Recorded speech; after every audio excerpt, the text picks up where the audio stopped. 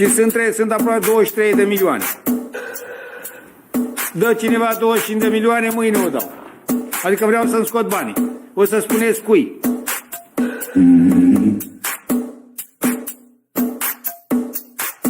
Trebuie riscat. Câteva 2-3 milioane, nu știu.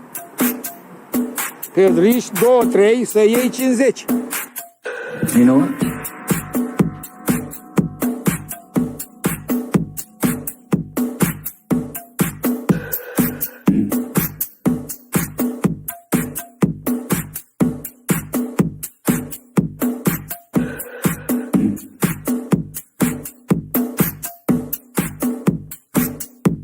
Eu am trecut pe multe bombe, gloanțe, mitraliere, toate am trecut, bombe atomice, le-am trecut și unde sunt viu. I'm not leaving.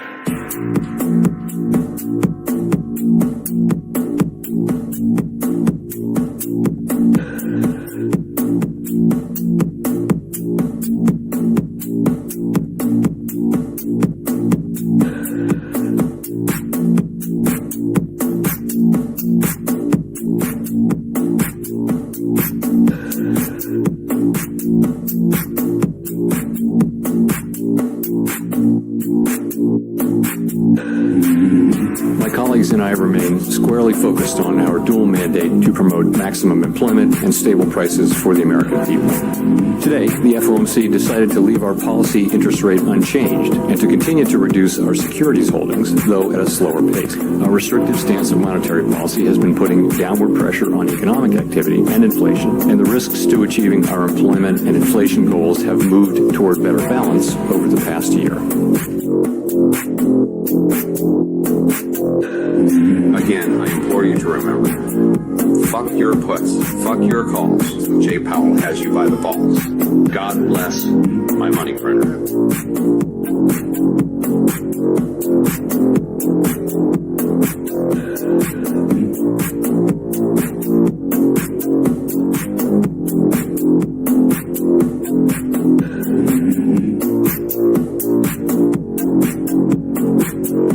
You know what?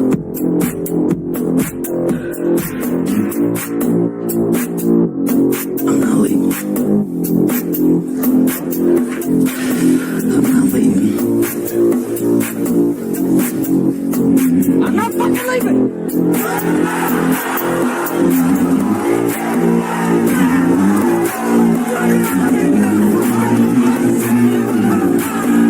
The show goes on! This is my home! They're gonna need a fucking wrecking ball to take me out! Going nowhere! They ain't going nowhere!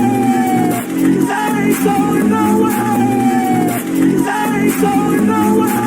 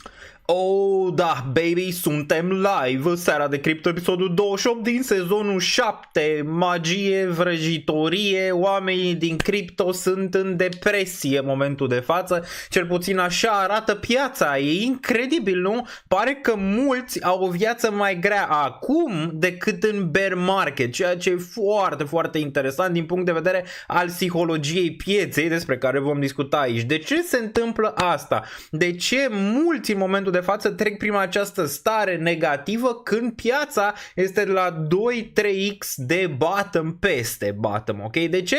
Majoritatea experimentează acest sentiment. Vom discuta astăzi, doar ce e important să înțelegeți că lucrurile nu sunt atât de grele sau atât de nasoale pe cât v-ați imagina voi în momentul ăsta, având în vedere unde am fost în 2022. Mulți au uitat, omul are memoria scurtă, nu a înțeles prin ce a trecut atunci în 2022 sau a uitat destul de rapid momentul ăla din 2022-2023 și acum se găsește în 2024 cu Bitcoin desigur atingând un nou maxim, Ethereum și el performând destul de bine din bottom, unele altcoin-uri performând și ele destul de bine din bottom, dar nu toate, că asta de fapt este problema, că mulți poate nu și-au făcut temele exact și au investit doar în unele altcoin-uri care n-au avut niciun fel de performanță și poate să așteptau la prea mult. Știi că despre asta este vorba. Când ai o așteptare foarte, foarte mare și așteptarea aia nu vine, atunci este foarte nasol pentru tine. De asta v-am zis, nu vă gândiți la targeturi chestii, ci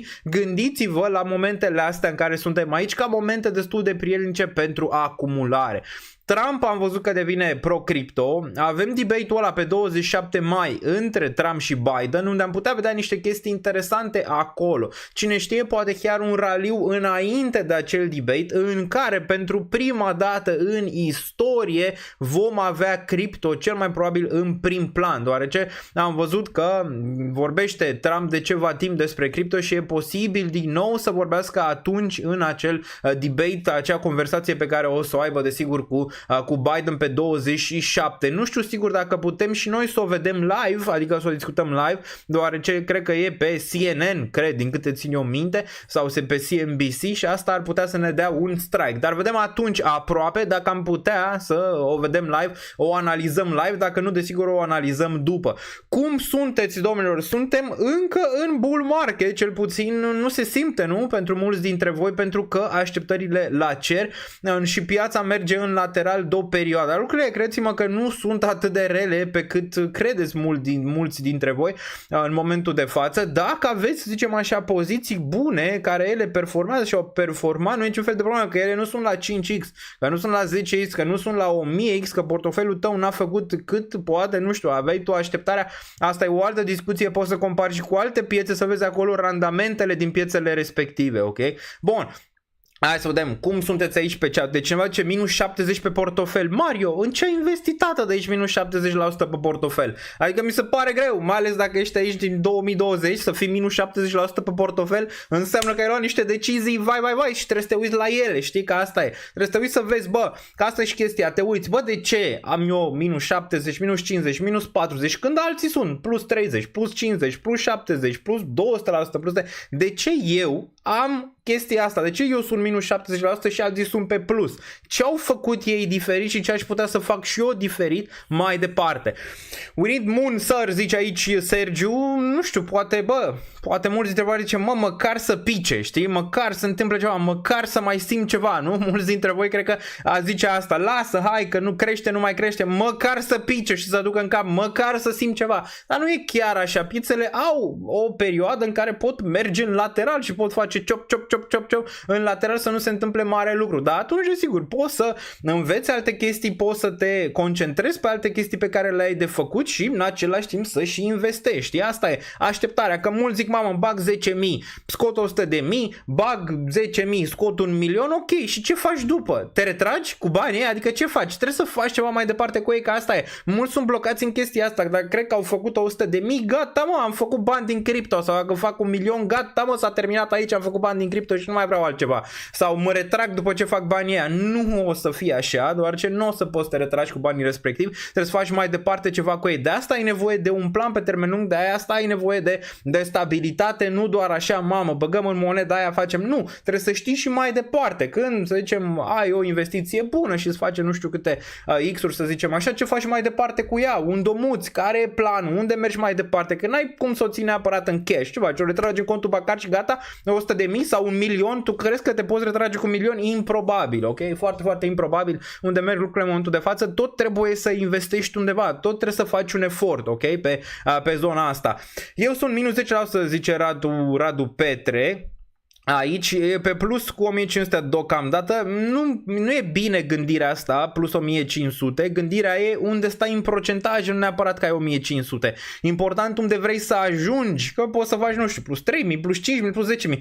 Te încălzește asta cu ceva? Ce faci mai departe? Faci 10.000, 20.000, 50.000, 100.000 din club. Bă, dar ce faci mai departe? Că mulți măcar s-au pus întrebarea asta. Mamă, bag 1.000, fac 10.000. Ce faci? Te duci într-o vacanță? Ce faci mai departe? Asta e, bă, e o monedă, Bitcoin, Ethereum, pe astea le ții pe termen lung sau pensie sau pe urmă muți lichidată în alte zone. Care-i planul, doamne? Care-i planul pentru voi? Deci încă piața stă în lateral încă 2 săptămâni, poate în iunie își revine, poate Bitcoin face all-time high, poate Ethereum să duce la 5.000 și ce faci mai departe? Poate alții le fac și la 5x, ce faci mai departe? Asta e, ok? Ce faci? Că asta e, mulți bag în cripto, mamă, scot bani din cripto. Ok, și mai departe? Ce faci? A? Ce faci mai departe? Bun. Fuziune ASI, da, vine fuziunea ASI, în sfârșit se întâmplă pe 13, sper să fie cu noroc pentru ASI. Mi se pare că ASI nu știu cât o să aibă, 6-7 miliarde cel mai probabil, fully diluted market cap. Asta e puțin, având în vedere că nu știu cât are Pepe în momentul de față. Are Pepe 10, 8, nici nu mai știu cât are. Cred că mai mult, cred că a ajuns Pepe la mult mai mult, cred că un 15 are sigur Pepe, din câte țin eu minte. Deci dacă Pepe are atât, îți dai seama că cel mai mare pe AI din cripto mi se pare încă undervalued la sumele asta, mai ales dacă pică. La fel și ETH, aici vedem 3764, a venit ETF-ul, nu s-a întâmplat nimic în momentul ăla. Am avut urcarea înainte, care să zicem că a fost priced in urcarea respectivă, a venit aprobarea de ETF parțială, deoarece nu s-a aprobat S1, s-a aprobat ETF-ul, dar acum trebuie să vină aprobat și pe S1. Pe S1 înseamnă că în momentul în care se aprobă și S1 începe, bam, tranzacționarea și atunci poate să cumpere toate fondurile, pensiile, toate astea, ok? Tot la fel ca pe Bitcoin. La Bitcoin a venit imediat, adică a doua zi și a început tranzacționarea a doua zi. La Ethereum poate să ține până la 4-5 luni, dar nu cred că o să vedem atât de lung. Eu zic că probabil într-o lună, 2 o să vedem deja începerea de tranzacționare și orice pune în tranzacționare pe cădere încă mi se pare undervalue pentru ETH și având în vedere ce sume probabil o să intre, chiar dacă intre jumate din capital sau chiar 20% din capitalul care a intrat în Bitcoin, având în vedere capitalizarea și având în vedere monedele disponibile ETH și în momentul de față, e cam la mintea cocoșului că asta la un moment dat pe termen lung va ajunge destul de sus. Bun, lăsați comentarii. Sunt din 2021 în cripto, am făcut un portofoliu un 2x, am mai lăsat 30%, restul imobiliare, poate nu este cea mai bună decizie, dar am preferat să fiu safe. Vezi, dacă ai preferat să fii safe, fie bine, adică nu zice nimeni, bă, bagă toți banii în cripto. Dacă faci ceva, poți să-i muși în alte zone sau poți să-i lași pentru pensie, Bitcoin, Ethereum și ce crezi tu, 1, 2, 3, 4, adică nu 11.000 de shitcoin-uri și bagi în toate și n-ai Bitcoin, n-ai Ethereum, că asta a fost și problema. Mulți n-au avut Bitcoin, n-au avut Ethereum, n-au avut Solana, au avut numai păcănele, să zicem așa, din ciclul precedent și alea n-au performat, că se întâmplă să nu performeze. Au performat un pic astea noi, un pic acolo, nu suficient, de exemplu, nu știu, TIA s-a dus din $20 în 20. Nu e suficient, nu? Pentru unii, că vor 50x doar ce au sume mai mici pe care le bagă și au așteptări mari. Nu merge mereu așa, adică asta poți să te aștepți într-un alt coin season, care ăla vine o dată la 3 ani sau vine o dată la 2 ani jumate și aștepți după el până poi marți, ok? Dar din nou, au fost câteva monede, dacă ai fi avut, să zicem, ideea de bază, au fost câteva care au performat foarte bine. De exemplu, Injective. A performat foarte bine în Injective de la început. Arweave, la fel, a performat foarte bine. Solana, nu mai zic, a performat prima. Pâine și Bitcoin a performat destul de bine. BNB-ul, care a stat solid rău de tot pe bear market și acum e undeva la 590, aproape de 600. Deci, dacă îți făceai un pic temele și aveai, să zicem, riscul mai calculat, erai bine. Dar dacă ai riscul ridicat, acum trebuie să ți-l asumi că alea n-au performat în care ai băgat. Adică se întâmplă. Nu e să zici că nu se poate întâmpla asta. Salutare comentat, dar nu e atât de rău. E vorba de așteptare pe care tu ți-o dai despre piață. Adică bagi în aia și ai o așteptare, ai un target de ăla, nu știu, bagi în TIA la 10 dolari, ai target la 200-300 imediat. Poate să se întâmple sau TIA poate să stea în lateral 6 luni de zile, 7 luni de zile, să facă un $50 maxim și apoi să nu mai performeze similar cum au performat ciclurile precedente sau tot așa. A? E vorba de așteptarea mișcarea pe care o ai, piața asta tot dat de la ciclu la ciclu, X-uri peste X-uri peste X-uri. Mai și chestia cu meme coin-urile, că ele au performat mai bine poate decât altele care, să zicem așa, sunt mai stabile. Se întâmplă câteodată asta, se întâmplă ca piața să fie, să zicem așa, imatură sau ilogică, se poate întâmpla. Sunt eu foarte, foarte deranjat de faptul că au performat meme coin-urile, nu sunt deloc. Am o mare expunere în ele, nu am. Sunt deranjat, nu sunt, bă, se performeze, lasă-le acolo, aia care au luat, să facă X-urile, niciun fel de problemă. Depinde ce idee ai, dacă riscul tău, să zicem, este mare, bagi meme coin-uri, aia poți să ducă la 0 sau poți să-ți facă 100x. Eu nu sunt investitor, nu sunt tipul ăla de investor, să fac gen 1000x sau 0, adică nu asta, odată ce ai făcut o sumă un pic mai mare, cred că poți să, nu știu, aloci un 0,5% poate în portofoliu sau 1% din portofoliu, dar nu poți să aloci toți banii tăi. Asta sunt mai mult gambling, să zicem așa, în sfera de glam. Poate să iasă, poate să nu iasă, știi, adică e da sau nu. Dacă vrei ceva, pe urmă poți să faci un portofoliu mai adecvat, în care poți să ai ce am avut eu până acum și au performat cât de decent, dar na, te aștepți la 50x sau 100x sau alte chestii, că nu prea ai cum să te aștepți de la asta, doar ce riscul e diferit. De asta poți să ai portofoliu de bază și portofoliu de risc, dacă chiar vrei să te joci, să zicem așa, cu aceste meme coin-uri care sunt bazate în mare parte pe hype. Ați văzut ce s-a întâmplat, zici că trăim în matrice. A venit, nu știu, era tipa aia, mereu uit cum o cheamă, care era și aproape de Trump, acum și-a făcut și ea meme coin, ok? Zici că suntem în matrice, are vreo 5 milioane de urmăritori, stai să intrăm pe Twitter să vedem, și a făcut meme coin pe Solana. Credeam că a fost hăcuită la un moment dat, ok? Asta am crezut, dar pare că nu, pare că chiar și-a făcut meme coin. Stai așa să vedem cum o cheamă, dacă știți voi pe chat, să-mi ziceți aici cum o cheamă, dacă nu, imediat o caut eu. O cheamă, nu mai știu cum o cheamă.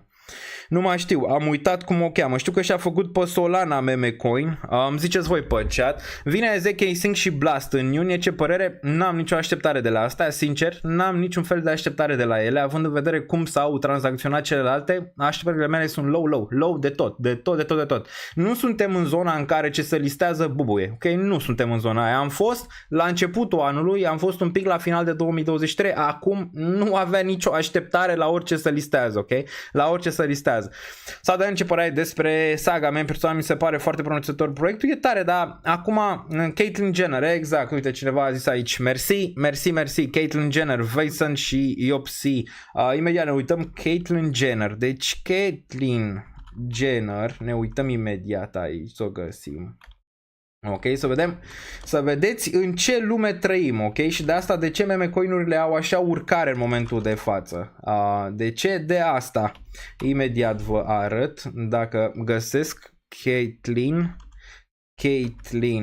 Bun, am găsit-o. Deci tipa asta pe care o vedem aici și-a făcut meme coin. Deci are 3,3 milioane de urmăritori. Olympian, Fox News Contributor, Fairness First Advocate, Motivational Speaker, bla bla bla. Era acolo lângă Trump, lângă zona asta politică și a făcut meme coin. Și uite, acum a devenit fix influencer de meme coin-uri, de asta care se listează pe pump.fan pe Solana. Deci asta, după cum vedem aici, te vorbește și de Donald Trump și de asta și vorbește de faptul că și-a făcut, uite, Jenner, Major Announcement for Crypto Fam. Deci a făcut, nu știu, cred că 100 de milioane, s-a dus din 0 în 100 de milioane și meme coin-ul pe care l-a făcut ea. Acum, cum crezi că se va termina? Păi nu bine, orice vedetă care a venit în spațiul ăsta, luați-le la rând pe toate, ce au făcut? Au scos doar lichiditate din spațiu. Și au făcut meme coin-uri, și au făcut NFT-uri, și au făcut, au scos lichiditate din spațiu, majoritatea s-au dus la 0 după un an de zile. Uitați-vă la trecut. Deci astea nu merg bine. Ele vin de obicei spre un top, să zicem așa, în piață, da, dar având în vedere unde ne aflăm în momentul de față, poate să marcheze un top pe meme coin-uri, acel super ciclu pe meme coin-uri, nu știu neapărat dacă se va mai întâmpla, având în vedere ce manie vedem în momentul de față cu toată lumea care își listează aceste monede. Melissa este aici, much love Melissa, tipa aia a fost tip, exact, da, pare că e, na, așa pare, nu știu, când am văzut-o într-un video sau ceva, vorbea cu voce de bărbat, deci, na, aia e, n-avem ce să facem, asta e că toată zici că trăim în matrice, vedem ce o mai urma, pare că nebunia să zicem așa ar putea fi încă la început, având în vedere că n-am văzut încă debate-ul dintre Trump și Biden care o să fie pe 27 și atunci din nou probabil o să creeze un hype, nu știu neapărat dacă pentru meme coin sau pentru altceva. Imediat analizăm și Bitcoin, analizăm și Ethereum, tot facem analiză destul de complexă și intrăm pe toate piețele să vedem ce s-a întâmplat. Ce s-a mai întâmplat? Mangox, exchange-ul ăla de cripto din 2011, da, cred că 2011, a fost hăcuit atunci și a pierdut peste 600.000 de Bitcoin în zona aia. Între timp a mai recuperat în Bitcoin-ul ăla și acum au mutat o sumă destul de mare de Bitcoin. Acum o zi, două, ceva de genul ăsta, au mutat o sumă mare de Bitcoin și piața s-a speriat. De asta și Bitcoin ați văzut că a avut o cădere imediat. După piața s-a speriat că gata, îi vor da banii înapoi celor care au avut banii atunci blocați. Și că a fost un proces și o parte din banii aia se vor da înapoi celor care au pierdut atunci în hack-ul ăla de pe exchange. Și mulți au zis gata, încep aceste refunduri către acei oameni care au pierdut banii de atunci. Numai că nu e chiar așa.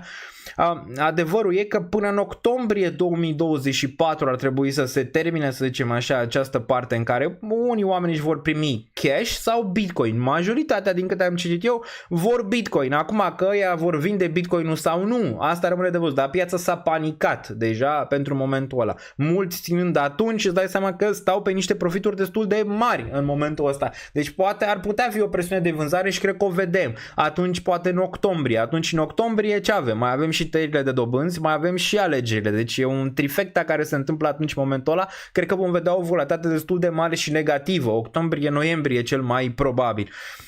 Bun, dar nimeni nu vorbește despre asta. Nimeni nu vorbește că pe 27 vom avea acest debate. Eu zic că până atunci am putea avea un raliu, poate pentru altcoinuri, pentru că avem acest eveniment în care pentru prima dată în istorie se va vorbi de cripto cel mai probabil.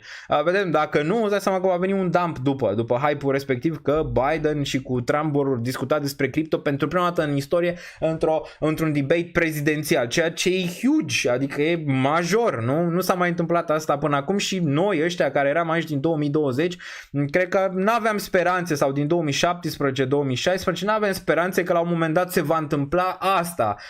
Cripto a devenit o chestie politică. De ce? Trump și-a dat seama în momentul ăsta că are vreo 50-60 de milioane de votanți posibili care au hate pe democrați și hate poate pe Biden și pe Gary Gensler pentru ce au făcut cu cripto. Și am zis, bă, dacă ăștia îi răspăștea, nu? Hai să ne iubească pe noi, nu? Ce putem zice ca să nu iubească pe noi ăștia 50 de milioane de votanți? Păi, cripto, dacă mă votați pe mine, facem cadrul legislativ, vă țin Bitcoin-ul departe de toți ăștia care vor să vi-l fure, nu facem CBDC-uri, chestii de genul ăsta. Plus a mai zis Trump că free Ross Ulbricht că le liberează. Deci Trump a dat tot ce are, bagă Trump acolo, orice, numai ca să câștige voturi. Acum nu știu dacă o să se țină de cuvânt sau nu. După cum îl știm pe Trump e cam 50-50, nu știm neapărat dacă se va ține de cuvânt. Dar ce și pe asta că liberează pe Ross Ulbricht. Cine este domnul Ross Ulbricht și de ce a plecat această mișcare pentru eliberarea lui? În 2010-2011 el avea un website care se numea Silk Road, care activa mai mult pe dark web. Ce făcea site-ul ăsta? Păi puteai să cumpări de pe el, nu știu, orice, de la iarbă, de la droguri, de la orice, până la un moment dat și arme. Ajunge să poți să cumperi și arme de pe site-ul respectiv. Desigur, când au aflat ce s-a întâmplat cei din guvern, l-au dat jos. Care era chestia? Erau printre primele website-uri care au acceptat Bitcoin ca modalitate de plată. Asta ca să fac așa o istorie, ok? Al lui Ross Ulbricht și al lui Silk Road. Asta undeva tot așa, prin 2011, prin zonele alea principale de atunci, 2011-2012, până când l-au închis.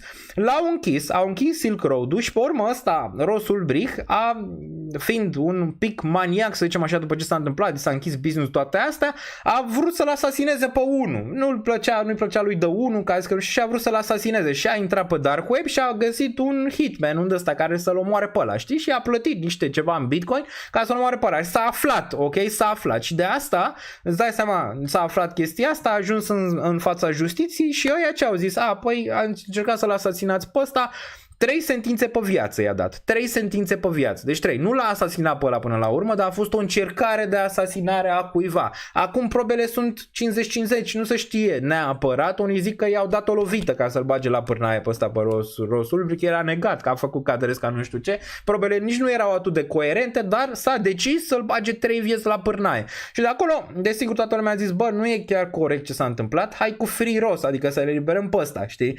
Și toată sfera de cripto ținea cu free Ross, până când a zis și ăsta Trump, bă, uite, Free Ross, gata, dacă vine o președintele, îl liberăm și pe ăsta îi facem, dregem, nu știu ce. Asta pentru a câștiga voturi, acum nu știu. Dar clar că are un advisor bun, are pe cineva lângă el acolo, spre deosebire de Biden, care nu prea are. Nu prea are, nu știu. O fi fisul ăla, Donald Trump Jr., o fi celălalt, sau cineva din campania lui, bă, le zice bine. Adică e unde trebuie. Trump e unde trebuie, pe probleme unde trebuie, exact unde democrații pierd, ok? Dar de asta cripto câștigă în momentul de față, deoarece vine campania electorală.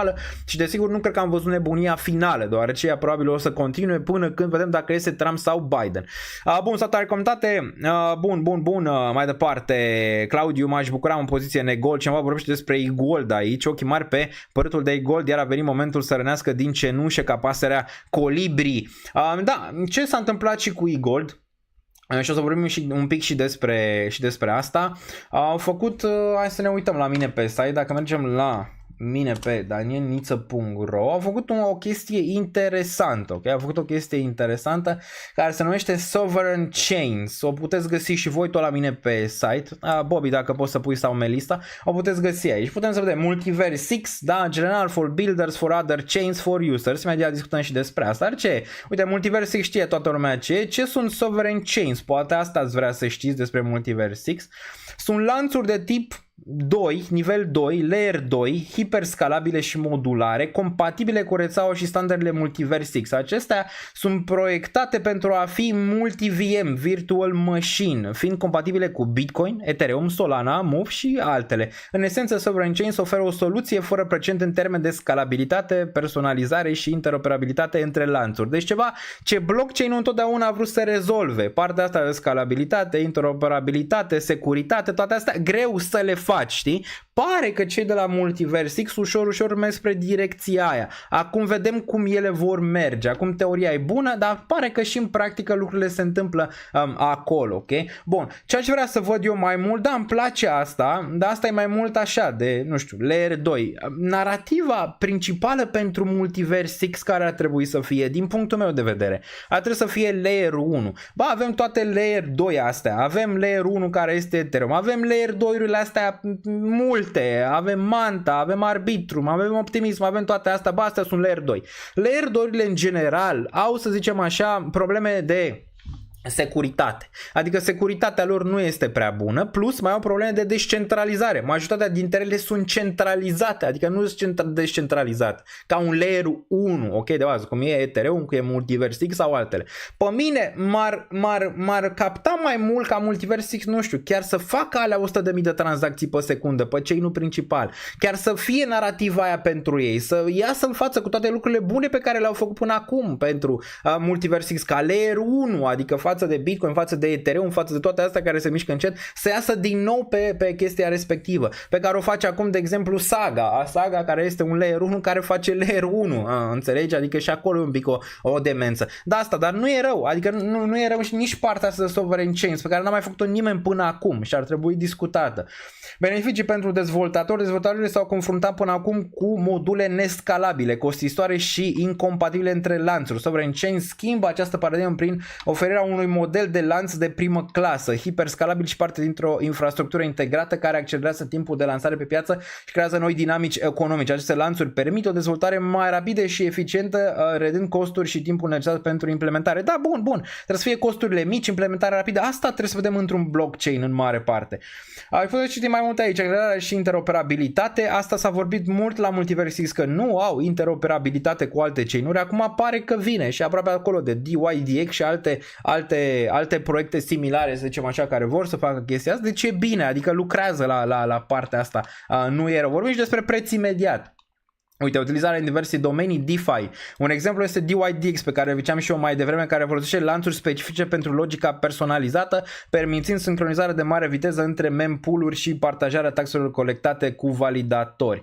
Puteți să știți și voi aici, gaming și realitate virtuală, toate astea pot veni aici. Sovereign Chains reprezintă o inovație majoră în domeniul blockchain, oferind dezvoltatorilor un set de instrumente avansate pentru a crea și inova, prin combinarea structurilor și accelerarea interoperabilității. Multiverse X deschide calea către nouă eră dezvoltare și colaborare între diverse sisteme de blockchain. Bun, da, asta da, dar nu știu dacă o să ajute foarte mult, să zicem așa, chain-ul principal, deoarece asta e mai mult de interoperabilitate. Ca și news, ca și tehnologie, e incredibil ce au făcut cei de la Multiversix. Da, e foarte, foarte tare și probabil multe alte chain-uri vor folosi asta mai târziu. Numai că Layer 1, cred că acolo e treaba. Uite-te la Solana, că astăzi mereu facem comparație între Solana și Multiversix. Solana e un Layer 1, dar asta câștiga până acum. E Layer 1, descentralizare, toate meme coin-urile, bă, s-au listat acolo. Majoritatea au făcut cazinouri, au făcut, bă, e pe Layer 1, știi că e pe descentralizare. Așa pe Layer 2, na, e un pic mai ciudățel. E un pic mai ciudățel din perspectiva de securitate, din perspectiva de descentralizare și multe alte chestii. Măcar e o mișcare acolo. Acum prețul, de ce nu mișcă? Te gândeai, mamă, a venit cu această chestie, wow, tare, prețul nu mișcă. De ce?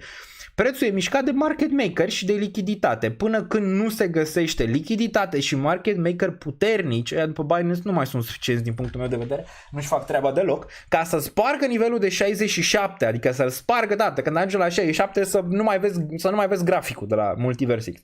Că până nu găsește acolo să spargă, uite pe toate exchange-urile, acolo sunt wall-urile, acolo sunt wall-urile masive. De cine spuse, habar n-am, dar sunt wall-uri masive în regiunea aia de 67. Până când nu găsește lichiditate să spargă regiunea respectivă, pot să facă orice, înțelegi? Dar din nou măcar e bine, se mai duce vorba, poate ieși și în extern cu treaba asta și atunci se face roșii de lichiditate. Deci e un punct bun, să zicem așa, pentru ei cu care ar trebui să marșeze mai mult, adică ar trebui să iasă în față mai mult și cu alte chestii pe care le fac pe Layer 1, asta, trebuie să marșeze și pe asta, eu asta aș face.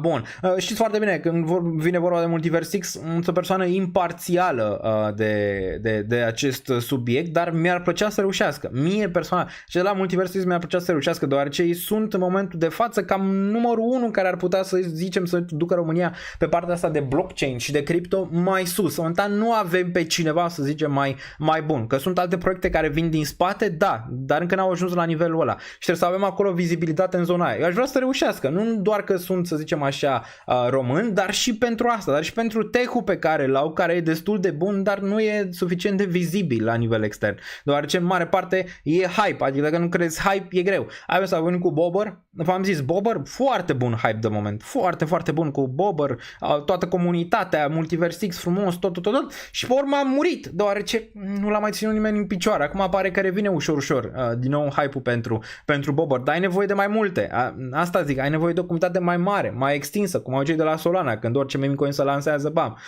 face imediat, vine Caitlyn Jenner, lansează, vine ăla, lansează. E și greu să lansezi pe Multiversix, uite, pe Solana, că asta și vrea, aș vrea, pe Multiversix, cred că ar exploda, ar fi 11.000 de meme coin-uri care ar duce, să zicem așa, mai departe mesajul pe care l-a început Bobber. Dar e greu, nu e atât de ușor. Eu, pentru mine, când vreau să fac un meme coin, un click. Pe Solana se poate? Se poate, domnule. Pump.fan îți ia aproximativ 5 secunde. Deci 5 secunde, intru pe pam.fan, pun acolo toate alea, câte monede vreau să fie, click, s-a făcut moneda. Atât. Nu trebuie mai mult de atât. Pe Multiversix, trebuie să stai. Unde o fac? Nu știu. Voi știți cum să faceți? Nu știu. Utilizatorul de bază. Dacă tu vrei în momentul ăsta să faci un meme coin pe Multiversix, știi? Lasă-mă cea. Știi să-l faci? Știi să intri acolo să-l faci? Nu zic alte monede, să zicem așa, mai greu de executat. Un simplu meme coin. Știi să-l faci? Și NFT-urile mi se par complicate. Eu zic așa din ce am experimentat. Mi se par complicate. Faci un NFT cum? Intri acolo, până apeși, trebuie să faci colecție, nici poți să faci un NFT simplu, puteai la un moment dat, acum nu mai poți. E un pic mai greu, știi? Asta e. Există tool și pe MVX care, vezi, nu e vizibil. Care e ăla? Care e tool-ul? Care e tool-ul? Unde e? Unde e tool-ul? Adică 5 secunde mi-a să fac un meme coin? 5? Unde e? Știu pam.fan, ăla am aflat de el, celălalt nu. Care e? Care e? Zim care e, că îl dăm aici pe live ca să fie, zim care e. Care e tool-ul similar cu pam.fan pe care l-are, uite, vă arăt aici pam.fan pe care l-are Solana. Bun. Pump.fan. Hai să vedem. Deci ăsta, eu am aflat de el. Pe Multiversix n-am aflat. Din X-Portal. Cum din X-Portal? De unde? Din ce zonă? Aici, uite, punk.fan. Intri aici, intri pe site-ul ăsta, apeși 2 click-uri, s-a terminat. L-ai făcut. L-ai făcut, ăla e. Bun, îi zic pentru utilizatorul de bază, nu pentru cineva care, să zicem, știe. Utilizatorul de bază, vine tanti din deal. Tanti din deal, când intre pe Multiversix, știe să apese, uite cum a intrat asta, Genet, a apăsat 2 click-uri, a auzit de pam.fan și a făcut monedă. Se poate asta? Știe tante din deal să o facă? Sau cum? Păi zi-mi exact unde e. Meme Versix în Hub X Portal. Da, dar unde e aici? Trebuie să intri pe site până îl găsești, până aia. Vezi, nu e vizibil. Bă, trebuie să fie vizibil. Cum faci? Uite, Bobor ar putea să facă asta. Să zică, bă, cum? Vrei să-ți faci meme coin? Asta ăștia sunt pași. 1, 2, 3. 3 clicuri, 5 secunde, l-ai executat și dai drumul la treabă. Știi asta? Cum fac ăștia de la Solana. Bun. Poți face acum live. Nu fac acum un meme coin din 2 clicuri și pe X-Portal, Daniel. Păi cum exact? Păi văd, da, ok, din 2 clicuri. Zi-mi exact cum. Intru acolo, bag acolo. Aici știu direct, uite, la pam.fan, intru pe pam.fan și imediat îți arată cum se face. Bun, păi și de ce n-ați făcut până acum? Că văd doar câteva meme coin-uri. Dați drumul la ele atunci dacă e atât de ușor de făcut fiecare. Ar putea veni un altcoin season pe aplicație. Ok, am înțeles pe aplicație, dar unde? E mai simplu pe MVX. Mie nu mi s-a părut. E foarte vizibil în X-Portal. Eu n-am văzut, ok? Eu n-am văzut asta. Ar putea cineva, să zicem, din comunitate să explice, din comunitatea Multiversix. Bă, cum faci un meme coin? Eu nu știu, uite, eu sunt utilizator de bază, să zicem. Că nu e așa, asta e altă idee, că știu și eu să intru în X-Portal să fac un meme. Adică așa, bă, tante din deal își face X-Portal. Unde intră? Până intră tante din deal, până zice, vreau să-mi fac și eu, tante din deal coin. Unde dau? Unde apăs? Unde fac? Ce vreau să zic eu e că nu e vizibilitatea suficient de mare, ok? Nu e vizibilitatea destul de mare pentru ca un utilizator de bază să afle, uite, ăsta Dorian Popa, bă, să afle Dorian Popa sau să afle oricine altcineva, uite frate, știu pe acest site dacă intru pe Multiversix sau în zona asta, intru în aplicație, așa, mă duc acolo, am apăsat 2 clicuri, eu doar pun monedele, numele, s-a dat, gata, tată, s-a dat, nu știu cât costă el, rămâne de văzut.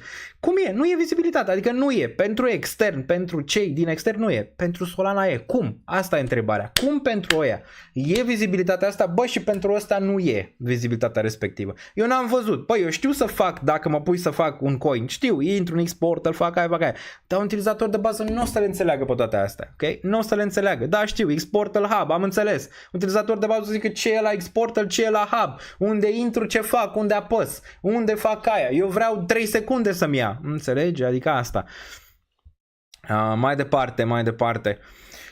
Deci când o să ajungem acolo, la nivelul ăla, în care o să fie atât de ușor să faci și NFT-uri, ai făcut o poză NFT-uri, bă, eu am încercat să fac NFT-uri, mi-a dat prima dată eroare, mi-a dat nu știu ce, bă, mi-a luat 45 de minute, din erori în erori, din alea, pe Multiversix, din chestii în chestii, că trebuie să faci prima dată colecție, să o plătești pe aia, că nu mai poți să faci simplu NFT-ul, că toate astea, adică, înțelegi, e chestia asta care ar putea fi simplificată, foarte simplificată, știi, bă, faci NFT, apeși 2 butoane, gata. Ai făcut NFT-ul. Nu mai trebuie să faci altceva. Nu trebuie să faci o colecție. Bă, 2 clicuri, gata. Monedă. Uite aici.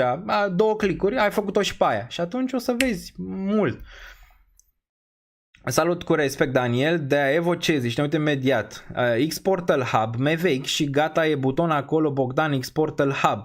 Simplu de făcut, Rug Pulse pe Solana. Da, sunt și Rug Pulse, dar aduce și, să zicem, utilitate pe ecosistem. Da, înțeleg cum se face un meme coin, că nu sunt aici de ieri, de azi. Eu ziceam pentru un utilizator de bază. Uite, arată-i, fă exercițiul ăsta. Fă exercițiul ăsta cu un prieten care n-are niciun fel de treabă cu cripto sau cu oricine altceva. Eu l-am făcut. Bă, n-au avut nici, s-au blocat la punctul 2, unde intru, nu pot, dă eroare, chestii de asta, adică m-am lovit la fiecare pas, adică le-am testat. Dacă vreți să le testați ca lumea, testați-le cu cineva din afara cripto, cineva care, bă, n-are niciun fel de treabă cu cripto, niciun fel de treabă, știe de Revolut, știe de asta, n-are niciun fel de treabă cu cripto. Testați-le acolo, că pentru noi pare ușor, știi? Că asta e chestia, pentru noi, mamă, eu știu că X-Portal, mamă, intru, fac aia, mi-a dat eroare, de ce a dat eroare, de ce a făcut aia. Vreau să explice mai mult. Hai să vedem dacă ar putea fi o campanie de asta făcută de Multiversix. Cum fac un meme coin? Cum fac o de asta? Cât de simplu e să-l fac? Apăs 2 clicuri și mai mulți oameni să postează și atunci o să vezi că ai interacțiune mai mare și fiecare o să-și facă, nu știu, meme coinul lui. O să-și facă din meme coinurile alea 15.000 care să fac 2 legitime, 5 legitime, 10 legitime, restul la 0 și alte chestii și atunci oamenii o să vrea să interacționeze mai mult cu rețeaua. Bun. Dar în același timp, de ce ar fi ok ca oricine să poată să facă foarte ușor meme coin? Dă-mi neapărat meme coin, orice monedă. Eu cred că o să ajungem în zona în care fiecare o să-și facă un coin al lui personal. Că alea nu o să ajungă departe, asta rămâne de văzut. Dar fiecare, cred că la un moment dat o să aibă, să zicem, mai ales comunitățile, o să aibă, nu știu, moneda lor, o să aibă NFT-ul lor, o să aibă toate chestiile astea, ok? Dar și ăia, dacă vrei să-l iei pe ăia din Web 2, pe Dorian, pe Shelly, pe ăștia, bă, ăștia nu înțeleg, crede-mă, nu înțeleg, adică nu înțeleg treaba, nu mai zic de țancă sau nu știu ce, bă, mă uitam, era mai devreme așa, o paranteză și imediat intrăm pe treabă. Deci am râs de nu mai puteam. Deci mă uitam pe TikTok, nu vă recomand, toată mă mai prind și îmi dau 2 palme, dar stăm pe canapea, făcusem un antrenament, că m-am apucat iar de sală și eram un pic rupt și mă uitam pe TikTok și îl văd un video de la țancă, bă, am murit, deci pur și simplu am murit, deci era el deschidea ușa cu degetul. Făcea o reclamă la ceva care deschidea ușa cu degetul, un mecanism de ăsta. Deci că hai să vă arăt eu, nu știu, casa viitoare, deschidea ușa cu degetul. Păi asta nu e mare lucru, pe amprentă, știi, extraordinar. Deschide ușa cu degetul, pe urmă intră în casă și acolo a murit și vă povestesc imediat de ce. Deci acolo a murit când a intrat în casă, zice, hai să vă arăt ceva ce nu s-a mai văzut până acum, domnilor, și zice așa, Alexa, turn off the, fix așa, turn off și pe urmă a zis turn on the light. Deci a aflat și el după vreo 10 ani că există acest mecanism să se stingă lumina. Ce crezi că s-a întâmplat la mine în casă? Bă, s-a stins lumina. S-a stins, de fapt s-a aprins lumina, că el a zis turn on the light. S-a aprins lumina, deoarece am și eu același mecanism și zic, mamă. Deci am crăpat de râs, aproximativ, cred că 2 minute am râs de nu mai puteam. Deci nu mai puteam. Și pe urmă așteptam până la final să zică din nou țancă, bă, turn off the light. Știi, Alexa, turn off the light. Și asta a zis-o, și a zis la final, hai să vă mai arăt ceva și mai tare. Și Alexa, turn off the light. Și s-a stins lumina, știi, și la mine, dar și pe TikTok, dar și la, știi, și la mine. Deci, incredibil. Acum îți dai seama când țancă o să afle că există panouri solare pe electricitate care vine din panouri solare. Mamă, e next level. Dar asta zic, pentru ei să-i zici intră în hub, exportă-l hub, acolo pui, nu știu, un click, un website cu un click. Există un pump.fun, există ceva de genul ăsta. Știu că există în app în export, că l-am văzut.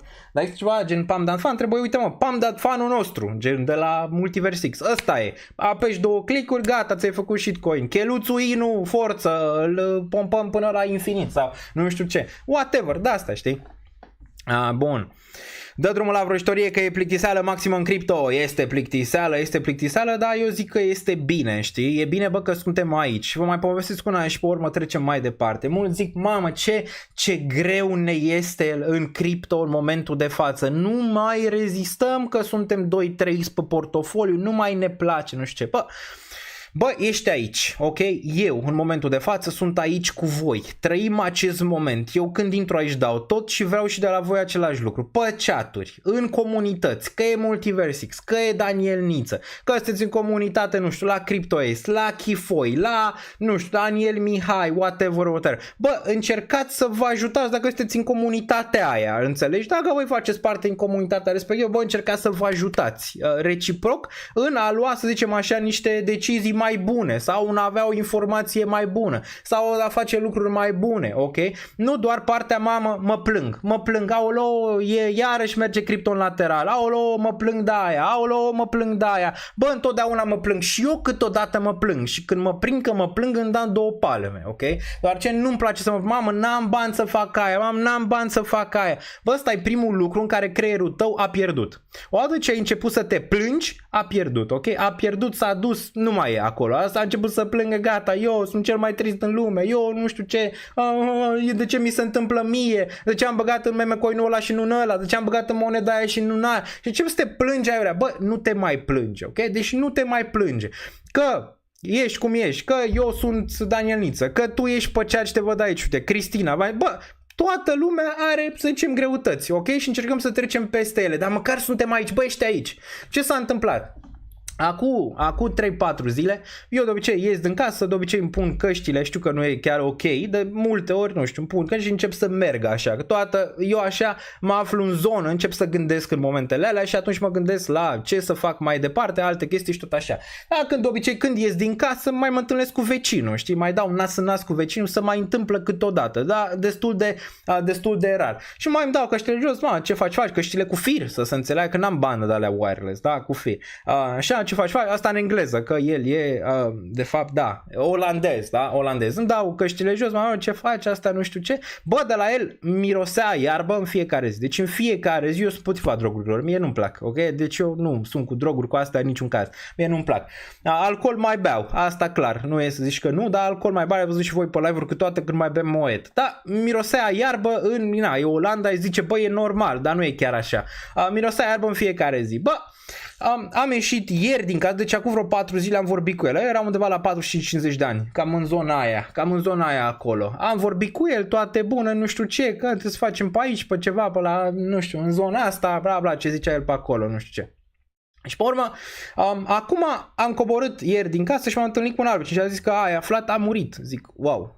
A fost o lovitură, a fost pur și simplu o lovitură, dar și un reminder din nou, adică a fost din nou un reminder că bă, orice ți s-ar întâmpla nu e atât de rău, adică nu e atât de rău, încă ești aici, încă privești acest live, încă suntem aici, încă ai posibilitatea să schimbi lucrurile de acum încolo, chiar dacă ele sunt nasoale, chiar dacă ele sunt bune, ok?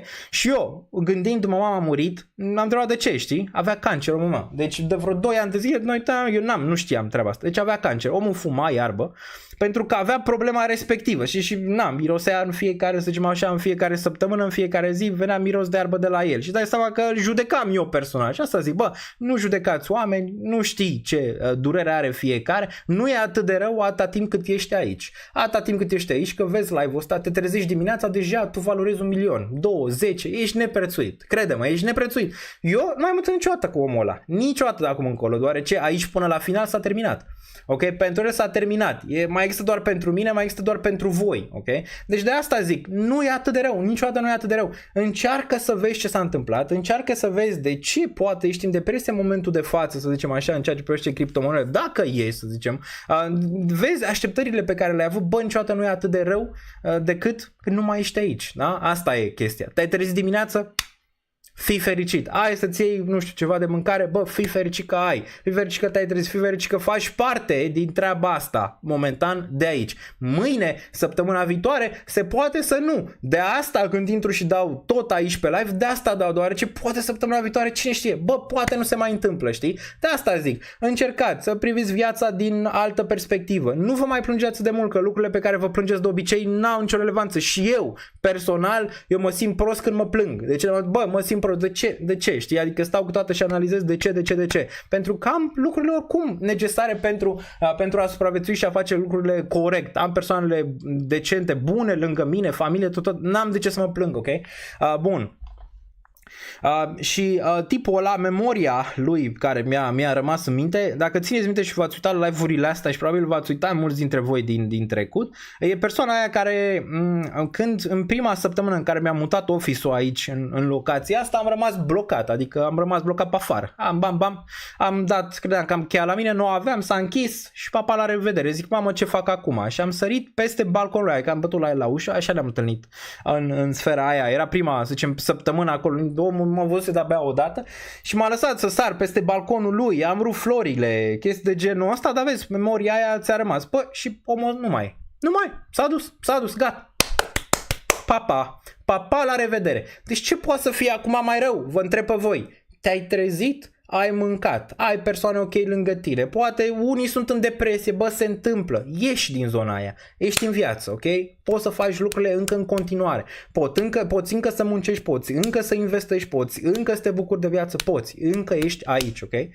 Lasă asta cu plictiseala, nu știu ce, astea trec, ok? Astea trec, dacă ai planul, dacă ai toate astea, lucrurile merg înainte ca de fiecare dată. Bun. Bun.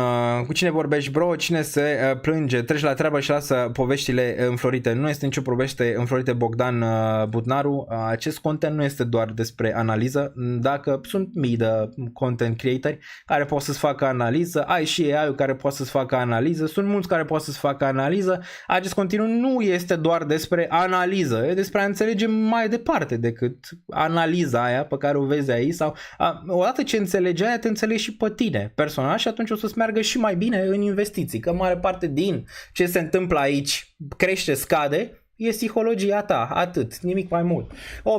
80% cam așa. Bun, foarte bine gândit, dar așa e, mulți nu înțeleg și nici eu câteodată, adică sunt prins în toate chestiile astea, bă, se întâmplă aia negativ, bă, se întâmplă aia pozitiv, bă, la urma urmei sunt aici, ok?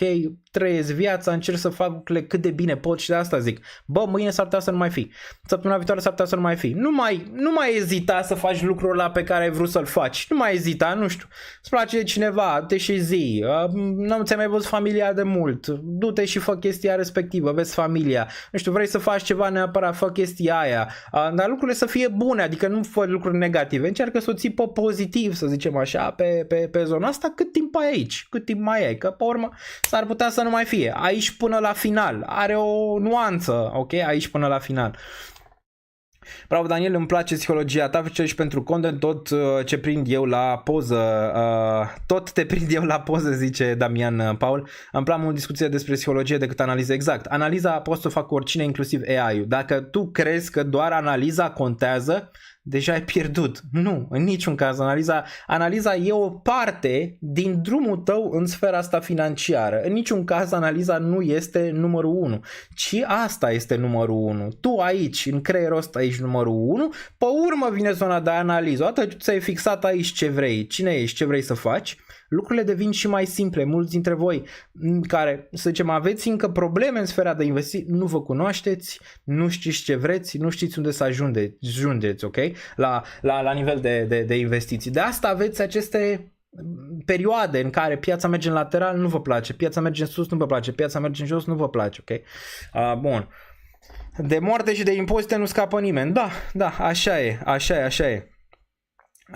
Bun. Am vândut o mică parte din profiturile de pe FED. Lăsați comentarii acum, aproximativ 5 minute și intrăm pe subiect, intrăm pe grafice și intrăm pe tot ce s-a întâmplat până acum. Mai vine vreun airdrop de pe TIA? Sperăm, eu încă fac staking pe TIA în zona aia. Sau Daniel, apreciez mai mult discuția despre psihologie, mai ales că doar partea asta o poți controla, nu piața. Exact, tu poți controla doar psihologia și cât poți pierde, să zicem așa, la nivelul ăsta, ok, și de trading, dar și de investiții. Altceva tu nu poți să controlezi, că mai sunt unii care zic, bă, știu unde merge prețul exact sau astea sunt mai mult de rici, în niciun caz ceva care tu ai vrea să rămâi, că cineva știe unde merge prețul, nu știe nimeni. E vorba de cum îți așterni tu partea asta de investiții mai mult decât unde crezi tu că se face prețul. Și de-abia apoi începi să analizezi lucrurile în care investești, că ar trebui să le înțelegi pe alea în care investești de multe ori. Bravo, Dani, apreciez și genul ăsta de content care se discute și de altceva, ca să mai relaxeze treaba, că este timp și de analize. Exact, este timp și de analize, n-am plecat de aici, live-urile astea sunt lungi, eu înțeleg că sunt lungi, aveți și timestamp după, nu trebuie să stați pe ele neapărat, aveți timestamp mâine, puteți să vă uitați, dacă voi vreți doar strict analiză, o puteți găsi destul de simplu printr-un click mâine. Dar vă apreciez pe fiecare în parte care rămâneți aici, care înțelegeți mai mult decât, să zicem așa, baza, înțelegeți esența a partea asta de investiții, dar și partea psihologică din investiții, vă apreciez pe fiecare în parte și mulți dintre voi ați înțeles mai mult decât majoritatea, de asta ați rămas aici atâta timp. Bun, nu uitați să rupeți butonul de like pentru efortul Daniel, dacă vă place îl aveți în jos, butonul de like și vi-l arăt și eu imediat. Nu intrați în piață ca căpcăunii doar pe o monedă. Exact, sau dacă intrați pe o monedă, măcar să aveți așa o analiză a ei, o perioadă mai lungă până când apăsați butonul la de buy pe moneda respectivă. Nu că ați auzit de la Xulescu și Xuleasca. Încercați să analizați mai mult dacă doar o singură monedă sau două, păi aia îți dai seama că dacă aia nu performează și tu ai așteptări la cer, îți dai seama ce o să-ți facă din punctul ăsta de vedere al gândirii, că tu aștepți și te vii dezamăgit. Mă, cum e spațiul ăsta de cripto sau spațiul de investiții în general? Vreți? Vi-l desenez dacă vreți, adică e pe desen. E ca o relație, e ca o căsătorie, să zicem așa, eu așa o văd, la nivelul ăla, ok? Poate să meargă bine, poate să nu meargă bine la nivelul respectiv. De asta poate nu e bine să te căsătorești, să zicem așa, cu multe altcoin-uri dacă, sau chiar cu investiții în general, dacă nu le înțelegi bine, ok? Nu e, știi cum e, ai o relație de 2 ani sau 1 an sau ceva, zici, bă, merge bine sau 3 ani, merge bine. Hai să trecem și la următoarea parte. Ce fac mulți? Au întâlnit-o pe Cardano, s-au măritat cu ea în luna 2. Și s-a terminat, îți dai seama, Cardano pe urmă l-a părăsit și chestii de genul ăsta și n-a mai făcut nimic, după ce i-a dat inelul, s-a dus, papa, la revedere, n-a mai făcut nimic, n-a mai făcut curățenie, n-a mai făcut mâncare, n-a mai făcut nimic, tu plătești tot și nu faci nimic, știi? Cam asta, hai să încercăm aici o analiză un pic intrăm în Paint ca de fiecare dată, Paint așa pentru boomer și să vedem, deci cam așa arată, deci să zicem tu ești ăsta, nu? Facem așa, bam, nu mă pricep la desen, vă zic de pe acum, ați văzut meme coin-urile alea Bowden sau astea, similar și eu, deci ăsta, să zicem ăsta, nu știu, îl facem Daniel Niță sau Gigel sau cum vrei tu, uite cât de fericit e, aici, bam, mai facem așa un corp, putem să mai facem așa, nu știu, bam, facem 2 picioare aici, 2 mâini în zona asta, zici că este, facem așa, bam, bam, bam, bam, bam, bam, bam, bam și zicem aici, nu știu, Gigel să zicem, Gigel, uite cât de fericit este Gigel aici, vezi, bam, este fericit, toate bune și frumoase. Acum, Gigel e așa de fericit, să zicem că are 20-22 de ani, în sfera asta îl facem la 20-22 de ani sau 25 în regiunea asta, e fericit, nu are niciun fel de grijă. Pe urmă, Gigel, desigur o vede aici, o desenăm așa frumos, bam, bam, bam, bam, bam, bam, bam, bam, bam, bam, bam, cuplete așa frumos, bam, o vede aici pe Cardano, da, facem așa, bam, Cardano frumos, aici, mâini, chestii, trestii, uite, floricică, o vede pe Cardano aici și zice, mama, gata, pasta o iau, Cardano la $2 în regiunea asta de aici, uite ce frumoasă e, are silicoane, îi punem silicoane aici, nu mă faci sexist că nu sunt, îi punem silicoane în regiunea asta de aici, ok?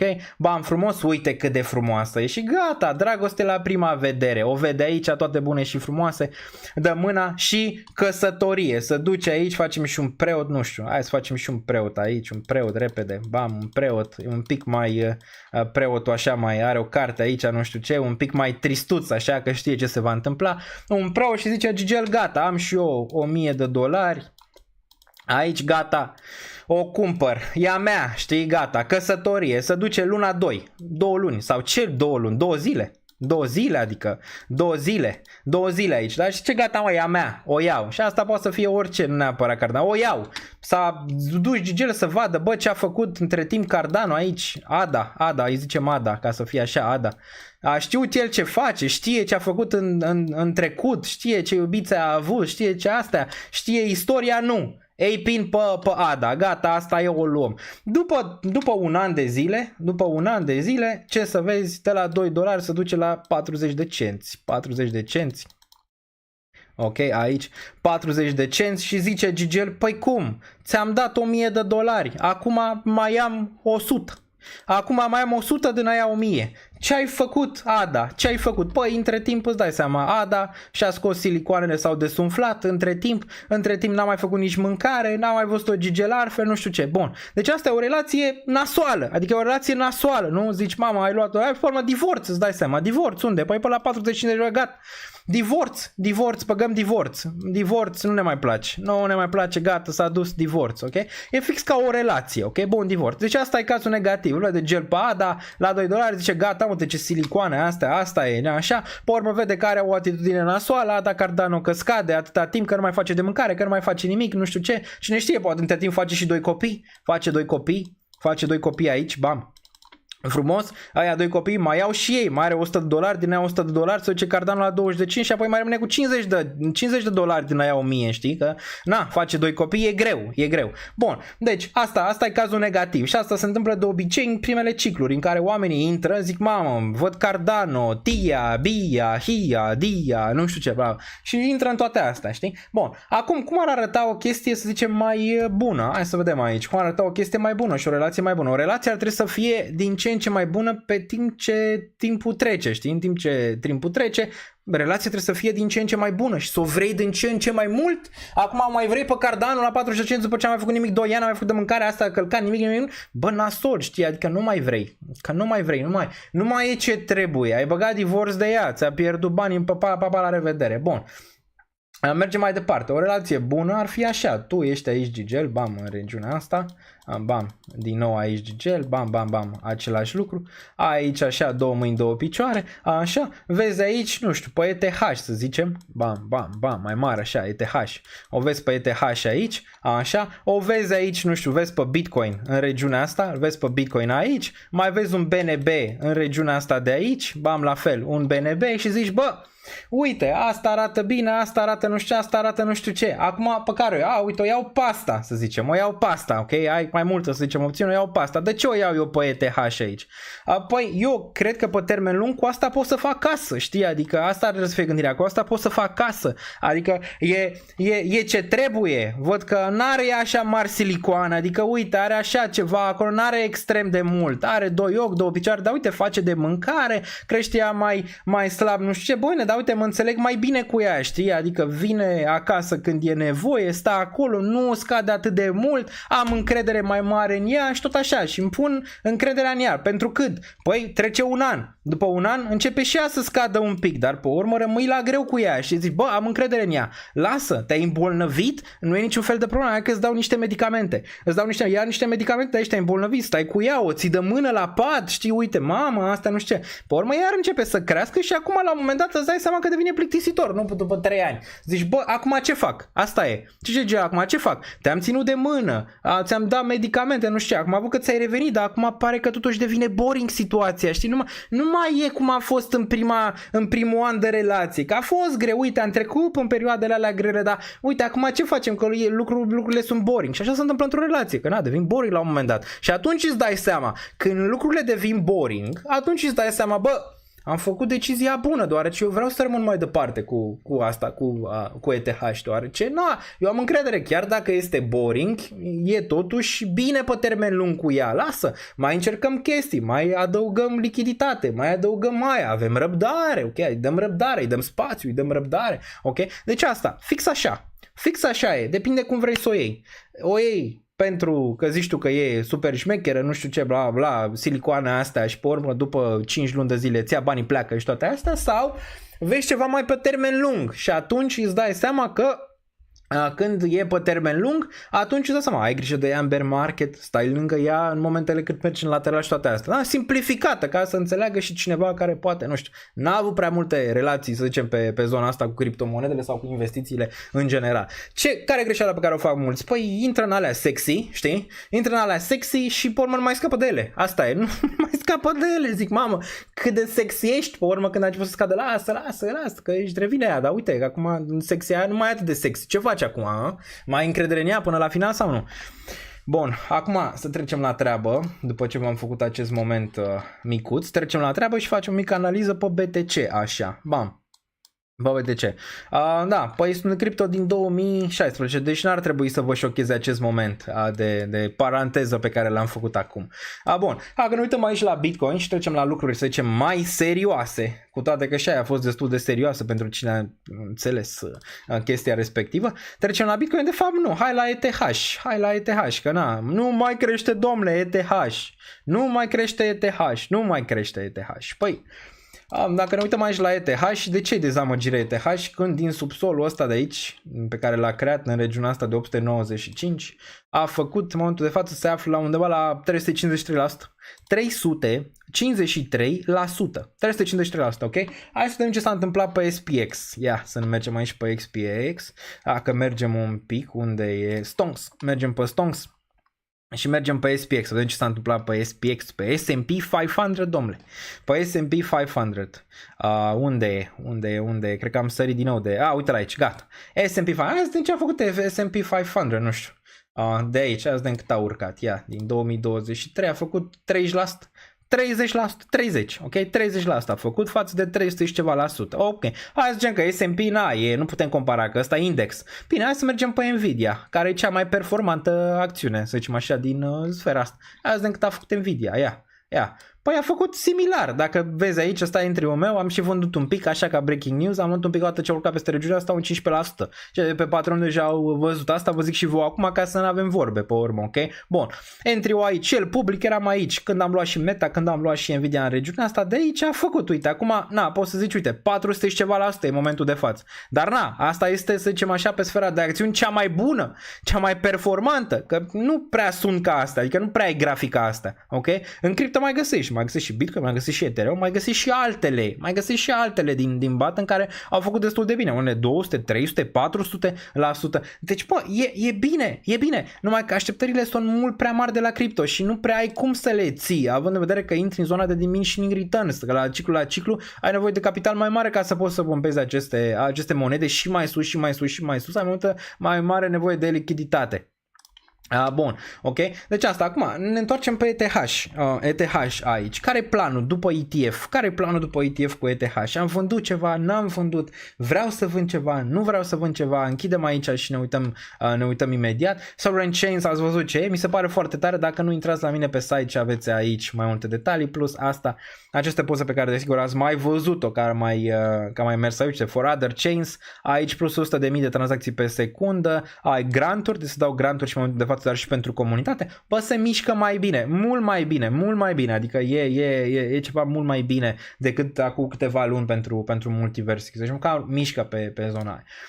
Tornând la ETH 3766, e începutul pentru ETH sau e finalul pentru ETH? Din punctul meu de vedere ar putea fi începutul aici, după această aprobare a ETF-ului, care încă nu e completă, ea va veni. E începutul. Mă, dacă e începutul, dacă asta pică înapoi în regiunea asta de jos 3000, voi mai cumpăra sau nu? Da. Voi cumpăra, deoarece dacă ne întoarcem aici, ok, asta este ETH, na, pentru mine este wife material, aia e. Dacă eu așa o gândesc și este wife material, adică soție și nu neapărat amantă, care ar mai putea fi altele pe aici, nu știu, o Celestia, un Warcoin, altele din sfera asta, mă, dacă pentru mine este soție și nu amantă, în momentul în care pică, păi pe mine mă interesează să o țin de mână, știi, adică o țin de mână, intru aici și o țin de mână, nu mă interesează, nu mă interesează să ies din cripto mâine, peste 5 luni, peste 7 luni, peste 9 luni, peste un an, pentru mine e long term. E soție, aia e, da? Și dacă e soție, dacă pică din regiunea asta de aici, ar putea fi o oportunitate destul de masivă dacă s-ar întoarce din nou la 3000 sau sub 3000. Acum avem această teorie că se întoarce acolo? În niciun caz, ok? În niciun caz. Și hai să o analizăm, ștergem toate astea de aici, ok, o analizăm încă o dată și facem așa. Bun. Care ar fi regiunea în care te-ai gândi la nemurirea sufletului? Păi 3520, poți să zici tu 3500 simplu, week-ul ăsta de aici. Odată ce ETH pierde regiunea asta, dar abia atunci poți să te gândești că da, cel mai probabil se va întoarce înapoi în range-ul ăsta de jos. Până atunci, ce vezi pe graficul ăsta? Volum. Aici, în regiunea asta, nu există prea multe TH pe exchange în momentul de față, nu s-a aprobat încă S1 pentru a se tranzacționa ETF-ul respectiv, da, vor fi și ceva vânzători din partea Grayscale, similar cu ce s-a întâmplat cu Bitcoin, totuși cred că influxul va fi unul mai mare decât ce va vinde Grayscale atunci când se va aproba S1 pentru ETF. Toate astea duc în aceeași situație pe care am văzut-o pe Bitcoin cu un short squeeze la un moment dat pe supply.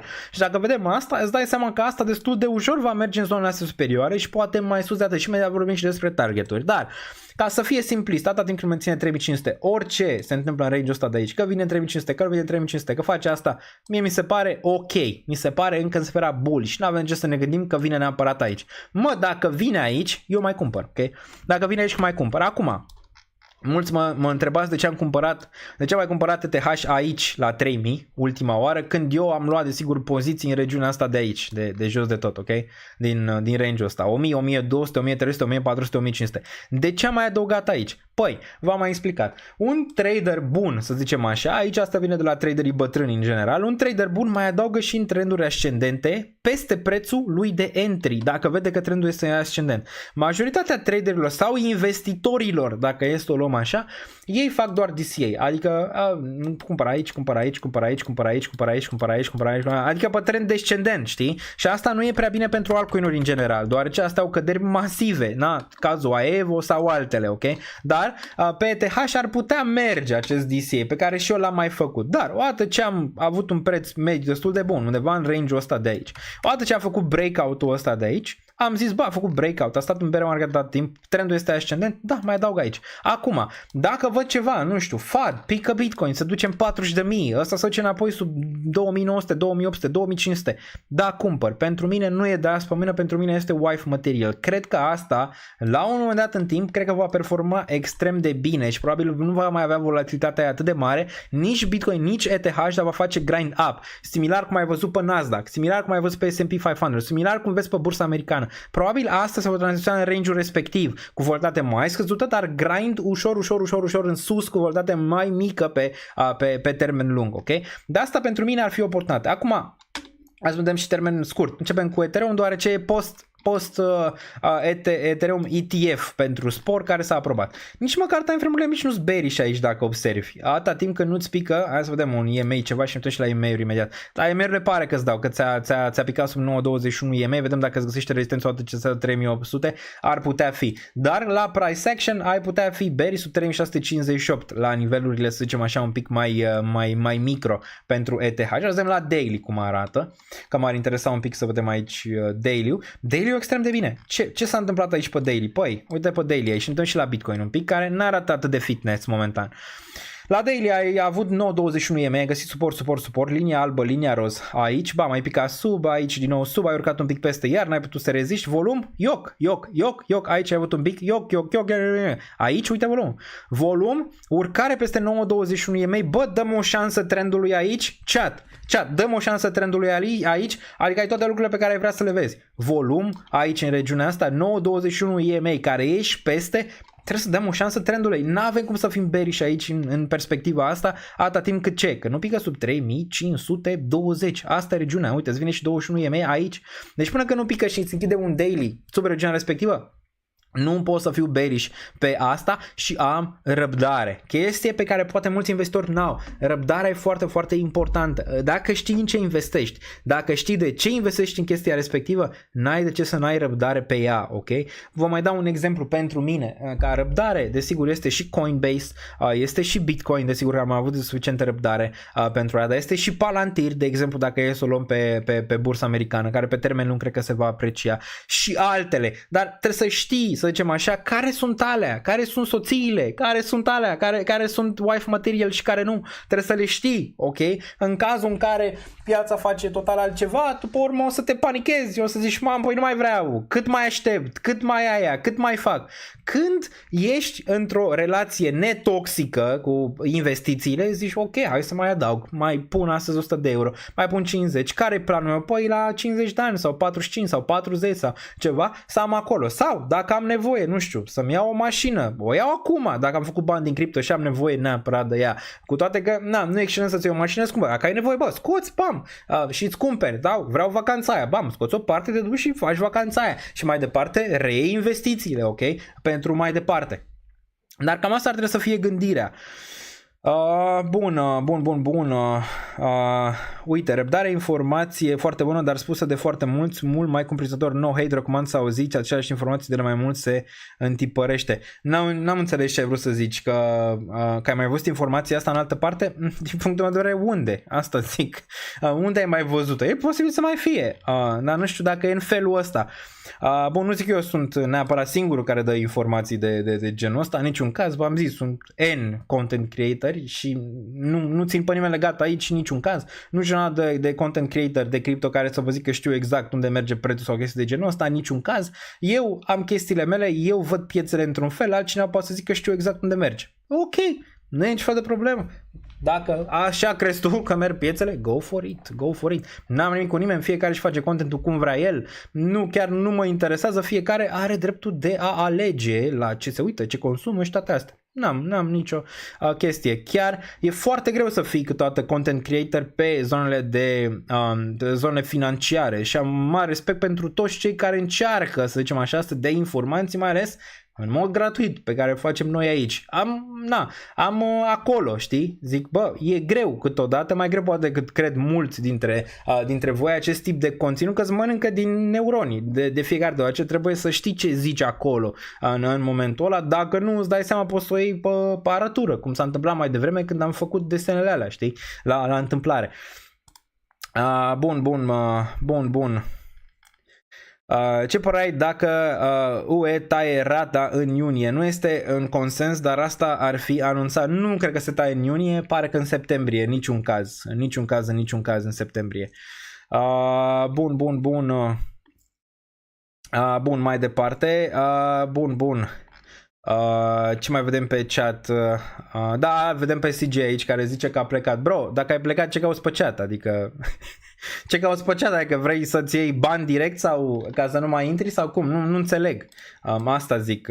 Bun, ai fost mult timp alături de noi și noi de tine. Da, conținutul e gratis, adică nu știu dacă ați observat. Dacă facem live-urile astea de 4 ore, conținutul este gratis. Dacă aș fi vrut să fac doar conținut care ar fi doar pe paid, 15-20 de minute, 3 minute, 5 minute și restul, tată, intrați să vă dau restul de conținut. Nu v-aș mai zice niciunde vând, niciunde cumpăr, nu mi-am așa asumat nimic și n-aș mai face nimic. A zice, bă, dacă vrei să vedeți unde e neapărat, exact, să zicem, de fiecare dată, că n-aș mai da nimic, bă, Bitcoin unde ai cumpărat, Daniel Niță? Intră să vezi unde am cumpărat, că nu mai stau, eu doar ți-am făcut analiza, atât. Dacă vrei să intri să vezi unde am cumpărat, intră. Nvidia, unde ai cumpărat, unde ai vândut. Dacă vrei să intri, intră să vezi unde am vândut, unde ai cumpărat, că nu mai stau să zic acum, adică, înțelegi, nu mai stau după tine și pentru mulți deranjează treaba asta, cred. Toate pozițiile mele sunt anunțate, întotdeauna am luat o poziție, fie că ea a mers bine, fie că nu, a fost acolo, că am zis că am cumpărat Bitcoin acolo, că am zis că am cumpărat Ethereum acolo, că am zis că am intrat în aia acolo, că am zis că am ieșit din aia acolo, bă, sunt toate, adică toate, dacă ai stat, n-ai cum să nu știi exact, dacă ai stat pe live, n-ai cum să nu știi exact ce dețin, unde am cumpărat și ce am făcut, n-ai cum, ok? Bun, mai departe, bun. Da, vă rog, dați-i bani lui CJ. Dați-i bani lui CJ pentru că da, nu ajută comunitatea cu absolut nimic, adică nimic. Bun. Mai rău își face singur, că stă pe live-uri. Ce mai acumulezi? În momentan nimic. Cel mai greu lucru câteodată cel mai greu lucru e să nu faci nimic, ok? Asta e. Momentan n-am mai făcut nimic. De la ultima acumulare pe ETH și în zona de 3000, nimic, stau și mă uit și analizez piața. Bun. Ce mai vedem pe ce? Am lăsat comentarii. Much love, Daniel, și aici până la final. Much love, ne întoarcem la analiză pe ETH. Pe ETH și aici ne întoarcem la analiză. 3758. Deci, destul de simplu. Atâta timp cât ăsta, să zicem așa, merge în lateral în regiunea asta de aici sau chiar testează regiunea asta, încă e ok. Ok, structural e în regulă. Problema vine un pic pe Bitcoin și imediat facem tranziția acolo facem tranziția imediat la partea de BTC. Dacă uităm aici la ETH, putem să vedem că vine la un suport, arată un pic mai bine și pe indicator decât arată, să zicem așa, decât arată Bitcoin, deoarece îți vine la zona asta de aici de SMA, cred că e 14, mereu uit, SMA 14, corect, și pare că vrea să facă bounce din regiunea asta de aici, ok, față de Bitcoin care deja nu arată extraordinar. Stocastic în zona de sus, nu prea bine, deoarece pare că vrea să piardă zona asta de control a taurilor. Putem să vedem și aici MACD care se pregătește din cross din zona superioară și volumul care e un pic în scădere. Am avut aici pump-ul ăsta pe ETF, dar pare că acum e un pic în scădere. Totuși bine, dacă facem tranziția un pic la Bitcoin și apoi ne întoarcem la ETH și ne uităm un pic să vedem ce e acolo. Aici, bun. Bun. Dacă ne uităm aici, BTC USD 67.286 pentru BTC, un pic mai nasol, deoarece vezi, îți vine în 21 EMA, dar n-arată de bine ca Ether. Ether e deja în regiunea asta aici, pare că încearcă să găsească suport un pic mai sus, deci un pic mai bine. Pare conduce un pic piața, să zicem așa în momentul de față. ETH față de Bitcoin. Dacă ne uităm și la RSI, același lucru, pare că ți-a pierdut SMA 14 și pare că ar vrea mai jos. Deci problema este Bitcoin. Pare că ceva Bitcoin Maxis, ați văzut ce a zis Saylor. Deci Saylor a zis că nu se va aproba niciodată. Mai țineți minte? Eram și analizam aici pe live. Deci eram aici pe live și analizam ce a zis Saylor, că domnule nu se va aproba niciodată ETF-ul pentru ETH și pentru încina așa de vor fi declarate securities. Țineți minte și v-am zis, aceste videouri sau aceste take-uri n-au fost niciodată bune, să zicem așa, pentru un final. În final n-au ajuns, n-au fost ok. Ceea ce s-a dat și aici, în momentul ăsta în care Saylor a zis chestia respectivă și n-a fost pe bune. Acum și Saylor a dat-o la întors, că da, e bine pentru spațiu cripto, pentru nu știu ce. Deci na, clar, ok? Ce înseamnă asta? De ce n-a vrut el? Pentru că fură, cum v-am zis, fură din lichiditatea pe care o are în momentul de față Bitcoin pe ETF, o să fure ETH din ea. Similar cum a făcut în 2015-2016, același lucru, când era doar Bitcoin, Litecoin și câteva, a venit ETH, a început să fure. Okay? A început să fure din lichiditatea Bitcoin. Apoi au venit și alte altcoin-uri care au început să fure din lichiditatea ETH, și nu mai zic Solana și altele care au venit până atunci. Dar asta e, piața nu poate să fie. Când piața cere ceva, se dă. Ați văzut BlackRock, cel mai bun ETF din istorie în primele 2 luni, istoric pentru ei. Nu puteau să zică, bă, ce urmează după Bitcoin, nu? Să gândeau și ei, ce urmează? Păi nu mai avem, uite, să domolește aici hype pe Bitcoin, ce urmează? Păi ETH, domnule, că vrea Barry, că vrea Mary, că vrea Larry, că contează ce vrea Larry, de fapt, că ăla conduce acolo, știi? Și ai văzut că s-a aprobat, fix din perspectiva asta. Bun, păi Saylor vrea să pompeze CRL. Exact, dar nu așa merge istoria. Dacă te uiți, nu așa merge istoria. Vom mai vedea alte ETF-uri. Țineți că s-a aprobat prima dată sau când era vorba că se aprobă primul ETF pe Bitcoin, v-am zis că ăla e doar calul troian. De fapt, unde vrea să ajungă BlackRock? La celelalte zone care mai au utilitate la nivel de finance. Că Bitcoin are, dar nu poți să faci, n-ai smart contracts, n-ai nimic pe el. Vor utilizate, n-ai yield pe Bitcoin. Adică ce yield ai? Pe ETH ai putea avea la un moment dat sau pe alte spații în care dacă le ții, poate să-ți dea un 5%, un 7% pe an și asta le plac ăstora din finanțele astea clasice, le plac astea, să primească ceva acolo, domnule. Bă, eu dacă țin 2 ani, ce primesc? Păi în fiecare an vă dă acolo 5% din staking sau 7% din staking. Deci, clar că mare parte pentru ETH și apoi o să urmeze probabil gaming, AI și altele. Adică nu cred că o să oprească aici. Nu cred că o să oprească la Bitcoin și ETH. Dar până când se aprobă și celelalte, Bitcoin și ETH probabil vor performa foarte, foarte bine. Dar vezi, Bitcoin imediat, cum și ETH s-a apropiat de zona de 4000 și ne întoarcem la targeturi pentru... Ok, ne întoarcem la targeturi pentru ETH. Cum s-a apropiat de zona aia, a făcut dump. Desigur, a venit acea știre că s-au mutat acei Bitcoin și tot așa, dar dinainte, când s-a apropiat de 4000, bam imediat. Când s-a apropiat de 4000, bam imediat. Ok, Bitcoin începea să scadă. Deci nu prea place cuiva acolo, nu place. Știi, și când Bitcoin scade, trage și toată piața în jos. S-a ținut mai bine ETH și imediat ne uităm, dar clar că din ce vedem mai s-a ținut mai bine. Bitcoin problema? Da, Bitcoin problema. Daily o arată execrabil aici, din perspectiva stocasului, execrabil. Avem selling pressure aici pe MACD destul de masiv și acum pare că vrea să facă cross din zona superioară. RSI-ul același lucru, pare că vrea mai jos în range-ul ăsta de aici și stocasticul la fel. Adică pare, din ce vedem aici, pare că Bitcoin se va duce mai jos. Cât de jos? Hai să vedem. Hai să vedem cât de jos. Aveam aici o analiză deja făcută, dacă mergem pe cripto și ne uităm la BTC aici, vedem ce targeturi am putea avea aici pentru BTC și ce n-ar trebui să spargă. Okay? Ce zonă n-ar trebui să spargă. Bun. Da, CJ, mie mi-ar fi rușine, adică la cât ai învățat de la mine, sincer, mi-ar fi o mare, mare rușine să vii pe chat aici să zici chestiile respective, în afară de mulțumesc Daniel Niță, ok? Mi-ar fi o mare, mare rușine. Bun, trecem mai departe, 67.539 aici. Bun, dacă ne uităm, targetul ăsta, undeva 71.351 a fost atins, targetul 2 și targetul 1 atinse, deci când eram în regiunea asta de aici, destul de clar că targeturile astea două au fost atinse, ambele de aici. Acum, n-a putut să țină, din păcate, n-a putut să țină pentru trend 68.500. Asta o zonă foarte, foarte importantă, 68.500 aici pentru n-a putut să o mențină. Acum mai avem una la fel de importantă, undeva la 67.4 și apoi zona critică este 64.578.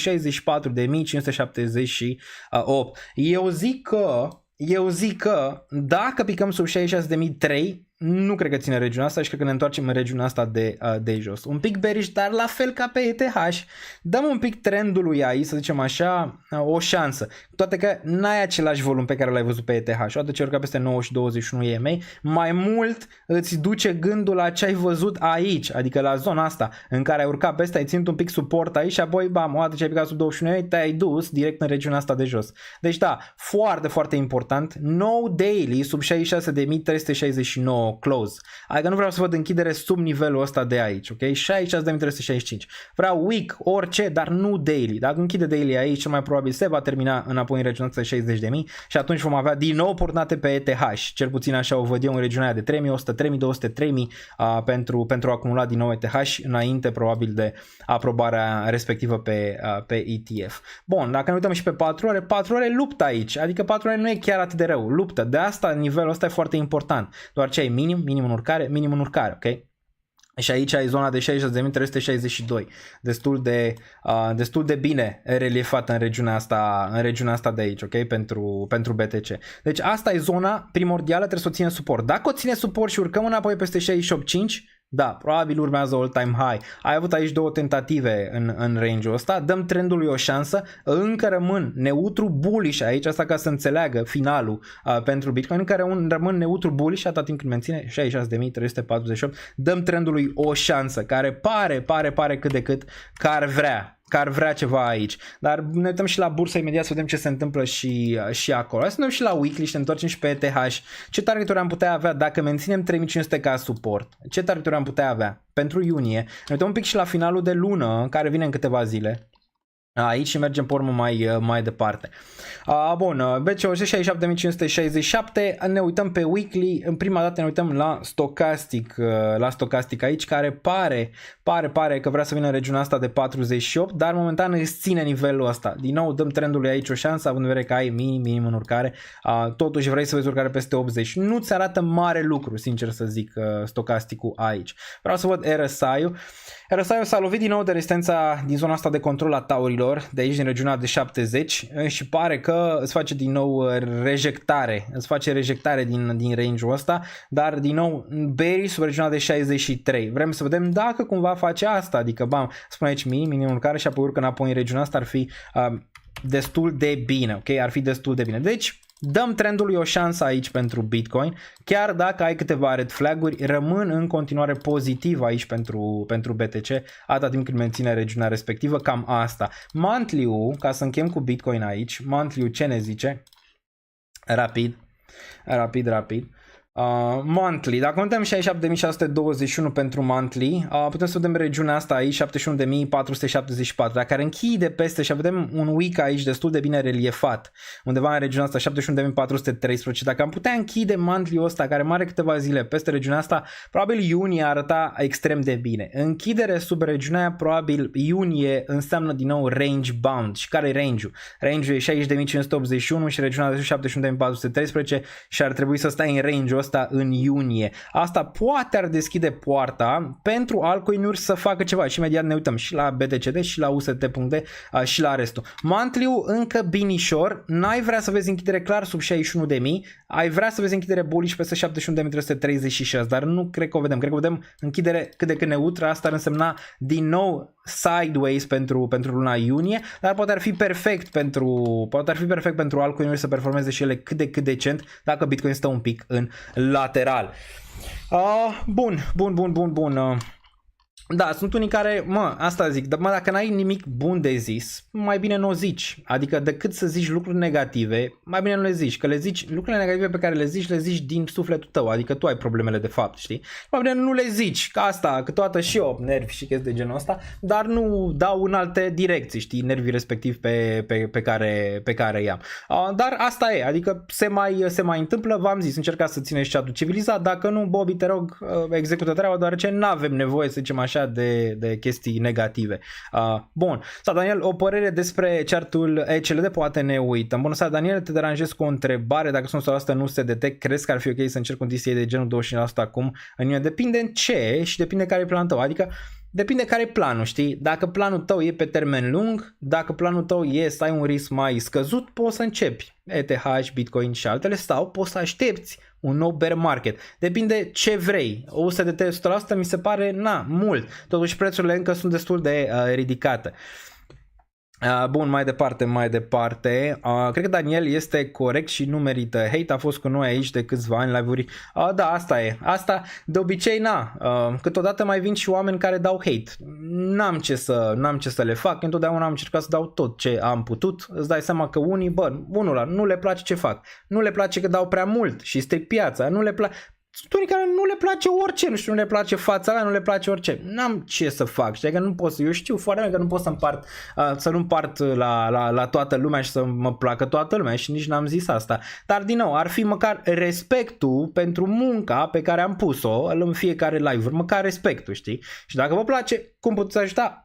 Buton de like îl găsiți mai jos și vi-l arăt imediat, ok? Bun, aici găsiți butonul de like, foarte, foarte frumos, bam, îl apăsați și se întâmplă magia. Bun. Ce pare Daniel de teoria cu supply shock pe BTC? E o teorie validă sau nu teoria cu supply shock pe BTC? Păi deja am văzut o parte, acum am putea avea supply shock pe Ether, ok?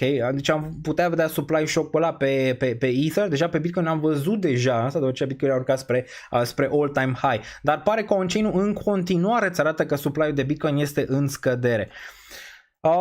Bun. Respect Daniel Niță, mersi Claudiu, apreciez, din nou, n-am nevoie de Daniel Niță e cel mai tare, cel mai bun, n-am nevoie de asta, am nevoie doar de oameni de calitate, ok, atât, și majoritatea, zice 99% sunt foarte, foarte de calitate în această comunitate.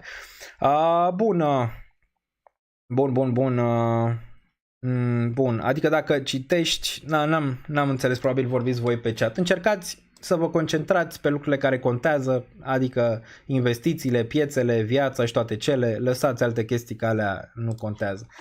Bun, 674, poate ducem la 1000 până la final, aș aprecia. Nu uitați că avem un sponsor pe canal, publicitatea de fiecare dată, sunt un om corect, este marcată, aveți aici XFI, un exchange pe care eu îl folosesc de cripto românesc, ok? Bun. Match of the MSC, Smoke Black, apreciez și hate-ul, ok, trebuie să înțelegeți ceva, omul vine, dă tot ce poate, dă tot ce are și vine cineva și îl înjură pe chat. Îți dai seama că omul ăla, dacă n-are un psihic puternic, îți dai seama că îl nenorocești, nu? Dacă n-ai un psihic puternic. Și se întâmplă. De asta când mai vedeți creatori de conținut, poate sună la început, poate ceva, cât să lăsați un comentariu, omul ăla poate să intre în depresie, omul ăla poate să se simtă nasol o perioadă, adică are și el sentimente, știi? Prin lucrurile alea pe care le face acolo, încercă să facă lucruri bune, știi? Mai bine, dacă dacă ai ceva de zis negativ, mai bine nu-l zici, ieși, închizi și nu te mai uiți niciodată, ok? Asta e singurul lucru pe care poți să-l faci, ok? Bun, și am zis că fac un video separat, să zic și lucrurile din background, adică câte se întâmplă, să zicem așa, în background până ajunge să vedeți live-ul ăsta și alte chestii care se întâmplă și alte chestii pe care le fac și alte lucruri. Poate așa, nu știu, o să aveți o chestie de apreciere poate mai mare, mai mică, habar n-am, nu contează. Bun. Da, nu contează, dar din nou problema de cel mai multe ori este la ei. Asta e. Apreciez toată munca ta. Eu mă gândesc și la alți creatori de conținut care posibil dacă sunt la început și pățesc chestii de genul ăsta, înseamnă că nu mai se apucă să facă content vreodată în viața lor. Bun, hate-ul, cum a zis și Erling Haaland, te face mai puternic și bun în ceea ce faci. Da, sau te face să intri în depresie sau te face să nu mai continui. Depinde cât de puternic ești. Sunt două tipuri de oameni. Cei care iau hate-ul cum e și cei care iau hate-ul și pe urmă, știi, intră în depresie, se sinucid și alte chestii din hate-ul respectiv. Deci, decât dacă n-ai să zici ceva de bine, mai bine nu mai zici, ok? Bun. Ce zici de Sol, Daniel? Ai target pentru? Da, ne uităm și la Sol imediat. Bun, deci Bitcoin s-a înțeles, da? Aici. Ne întoarcem și la ETH. ETH, care ar fi targetul? Care ar fi targetul pentru ETH? Și niciodată, adică eu sunt dispus să am și opinii negative sau un contradictoriu atât timp cât ele sunt civilizate și au o bază, adică eu nu-s genul ăla, mă cunoaște de atâta timp, nu-s genul ăla să fac chestii dacă ele n-ar fi întemeiate și n-aș ști despre ce este vorba. Nu-s genul ăla să dau în stânga și în dreapta dacă n-ar fi chiar o chestie ciudată. Bun, Ethereum, ETH aici, hai să ne uităm un pic, să schimb un pic, ne uităm pe Binance, care ar fi targetul aici. Okay. Weekly-ul arată fenomenal, adică uite cât de bine arată weekly-ul aici pentru ETH. O închidere pentru ETH peste nivelul de 3665 ar fi excelent aici, deoarece probabil o duce la continuare, da, spre all-time high. Cu toate că acum mulți zic, mamă, ETH ne așteptam să ducă să facă, încă bine, ok? Încă bine aici, atâta timp cât menține nivelul ăsta și închide așa weekly-ul, bine. De fapt monthly-ul, că suntem pe monthly aici, deci luna, atâta timp cât o închide peste regiunea asta, păi o candelă bună aici pentru ETH, după ce ai avut aici o candelă destul de negativă, care sunt 2951. Azi avem și weekly-ul, ok? Ce se întâmplă și săptămânal. Săptămânal un pic mai bearish, săptămânal ai vrea frumos, ai închidere peste 3888, ok? Sau la modul cât de decent să nu pii sub 3642. Asta e foarte important, nivelul ăsta e foarte important și hai să-l reliefăm aici încă o dată, ok? Nivelul ăsta e foarte important de weekly, să nu închizi o candelă acolo. Dacă totuși o închizi, apoi mai nivelul ăsta destul de bine delimitat undeva la 3281, care ar putea fi suport aici, și apoi 3100, care din nou asta mi s-ar părea o oportunitate destul de bună. Uite aici dildo de buy pe weekly care n-a ieșit. Adică eu nu vând ETH și alții nu vând ETH. Ok, deci încă se ține aici pumpul ăsta din regiunea asta. Bine, ca și target, în caz că reacumulăm aici și sunt probabilități destul de bună să reacumulăm regiunea asta, care ar fi targetul? Și hai să luăm un Fibonacci din regiunea asta de aici până în low. Dacă ne uităm un pic, avem regiunea de 4421 până în 4880, ok? Asta ar fi targeturile. În prima fază 4000, vedem aici 4439, avem 4613 și desigur all-time high-ul care e peste $4.800 în regiunea asta de aici, ok? În 4000 cât a fost? Ne uităm în trecut și imediat analizăm să vedem cât a fost all-time high-ul. All-time high a fost în 4000, pe Binance aici a fost un pic mai sus, 4900 și ceva. Dacă intră pe Coinbase a fost undeva la 4800 și un pic, ok? Deci nu, asta ar fi targeturile. Țineți că suntem pe Binance, pe Ethereum USD, nu pe USDT. Asta ar fi targeturile realiste aici în caz că reacumulăm regiunea asta pentru ETH. Momentan nu văd ETH, încă sunt bullish ca și traiectorie, atâta timp când menține 3500, sub 3500 din nou mă gândesc la acumulare. Mai acumulez? Răspunsul este nu. Nu aici, adică am acumulat suficient în regiunile respective, acum am răbdare și aștept. Bun. La ce ne mai uităm? La dominanță, da, înainte la UST.D și apoi facem dominanța imediat la market cap rapid. Bun, UST.D, dacă dăm la UST.D 453, încă bine, dar pare că face un mic grind up aici. Care era analiza dacă ne uităm un pic pe UST.D 453, dacă ne uităm aici? Bun, asta era 453, 456, atâta timp cât ține rezistența aici, ești încă în zona cât de cât pentru tauri. Okay? Asta e zona de control, să zicem, a taurilor cât de cât. Aici o să fie zona de control de bull a taurilor, dacă pică sub 383. Momentan pare că vrem să intrăm un pic în regiunea asta de bear de aici, după cum arată, îți arată minimul care pare că ar vrea să se ducă măcar cu un week în regiunea asta superioară de 473, poate cine știe 48, cel puțin așa arată momentan. Asta ar putea arăta ceva probleme în continuare pe piață, dar vrem să vedem asta, vrem să dăm închidere de 4 ori măcar peste 457 și atunci am putea testa regiunea asta superioară de aici. La macro încă bearish, ok? Pentru UST.D. Încă bearish aici, dacă nu uităm la macro, asta poate să fie similar cu ce ai văzut în cazurile astea, o redistribuție pentru ca ulterior să vezi mai jos aici pentru UST.D. Asta ne uităm și la weekly să vedem cum arată. Weekly e un pic mai amenințător, dar până când nu rea măcar un 4-8, încă nu e, să zicem așa, în zona aia de amenințare masivă aici pentru UST.D, dar îți încearcă un mic reversal, îți încearcă o reversare din regiunea asta de aici de 3-8. Îți încearcă, dar momentan n-ai nicio confirmare că gata, domnule, de aici urcă peste 5 și începem bear market. N-ai confirmare pentru așa ceva și nici n-are rost să ai o discuție realistă până când nu vezi regiunea respectivă. Dominanța altcoin se mai întâmplă vreodată sau nu se mai întâmplă? Asta e întrebarea de baraj. Bun, 5384 aici. Bun, deci altcoin season destul de simplu pentru altcoin season. Ok, destul de simplu pentru altcoin season aici, trebuie să pice măcar 53-52, regiunile astea două, până când nu vedem măcar că pică range-ul ăsta, n-are niciun fel de relevanță să te gândești neapărat la un potențial altcoin season. Ai ceva speranțe cât de cât acolo, da, uite cum arată daily-ul, adică daily-ul n-arată grozav de când s-a aprobat ETF-ul ăla pe ETH, de asta am zis că ar putea fi un prim semnal acolo pentru altcoin, dar vrem să vedem mai departe și de la ETH și ne uităm și pe ETH BTC imediat, le luăm pe toate la rând și le analizăm pe toate la rând. Bun, deci asta de aici, ok, avem 53, trebuie să vedem în primă fază măcar o închidere de mai multe candele de daily sub 53, 93, sub 54, pare că îți dă speranța aici, apoi vrei să vezi regiunea de 53% și atunci da, putem face speranțe de regiunea de altcoin season. Cred că ăsta, să zicem aici, ar putea reprezenta topul pentru dominanță.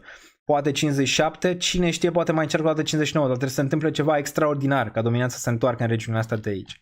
Ar putea fi, nu avem confirmare, dar arată din ce în ce mai bine pentru un potențial top în regiunea asta de aici pentru dominanță, ușor. Din nou, ca în cazurile precedente, se va întâmpla rapid, adică se va întâmpla 3-4 săptămâni. Vei vedea dominanța că se duce direct în regiunea asta de aici în caz că vine altcoin season, similar cu ce ai văzut aici. Nu o să poți să te poziționezi, dacă nu ești deja poziționat, o să fie din nou prea târziu. Și vedem ce performează, poate ETH, poate doar Solana, ETH, TIA și încă câteva sau 30-40% din piață, nu cred neapărat că va performa toată piața.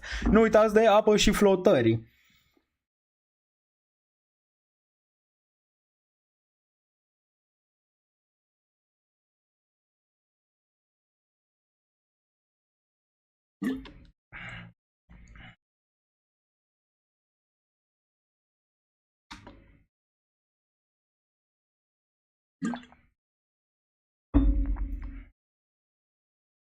Ok, nu uitați de apă și flotări. Nu știu dacă mai e Bobby pe chat. Bobby, dacă ești pe chat și vezi ceva de la oamenii de pe chat, te rog, ia ceva acțiune. Mai ales dacă discuția nu are niciun fel de relevanță. Bun. Deci asta pe dominanță. Ai ETH BTC,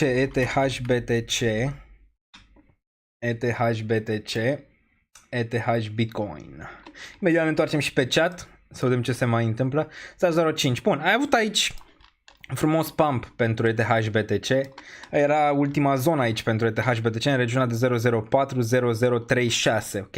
Regiunea asta de jos de aici. Asta era cam ultima zonă, să zicem așa, target de bear market. Dar de cele mai multe ori nu ți atinge regiunile astea ultimele, de asta am început deja poziționare cu Bitcoin în ETH de aici, ETH pe primul loc în portofoliu, v-am zis asta de acum vreo 2 luni de zile, momentan binișor, dar na, vrem mai mult. Acum pare că s-a dus în regiunea asta de 5-6, s-a terminat un pic hype-ul și ai putea vedea o corecție. Acum la corecție ce vreau să văd, să țină 5-2, neapărat trebuie să țină 5-2 aici și apoi mai sus și să spargă regiunea de 0.6 și apoi ne putem entuziasma, ok? Peste regiunea asta de aici, undeva la 0.6, ne putem entuziasma unde e rezistența de bull market pe care o vedem momentan. Ai și traseul ăsta de aici negativ un pic din zona asta de trend. Dacă ne uităm un pic aici, 6.1 ar putea fi zona în care am putea să ne facem speranțe până în regiunea de 8.6, ok? Bun.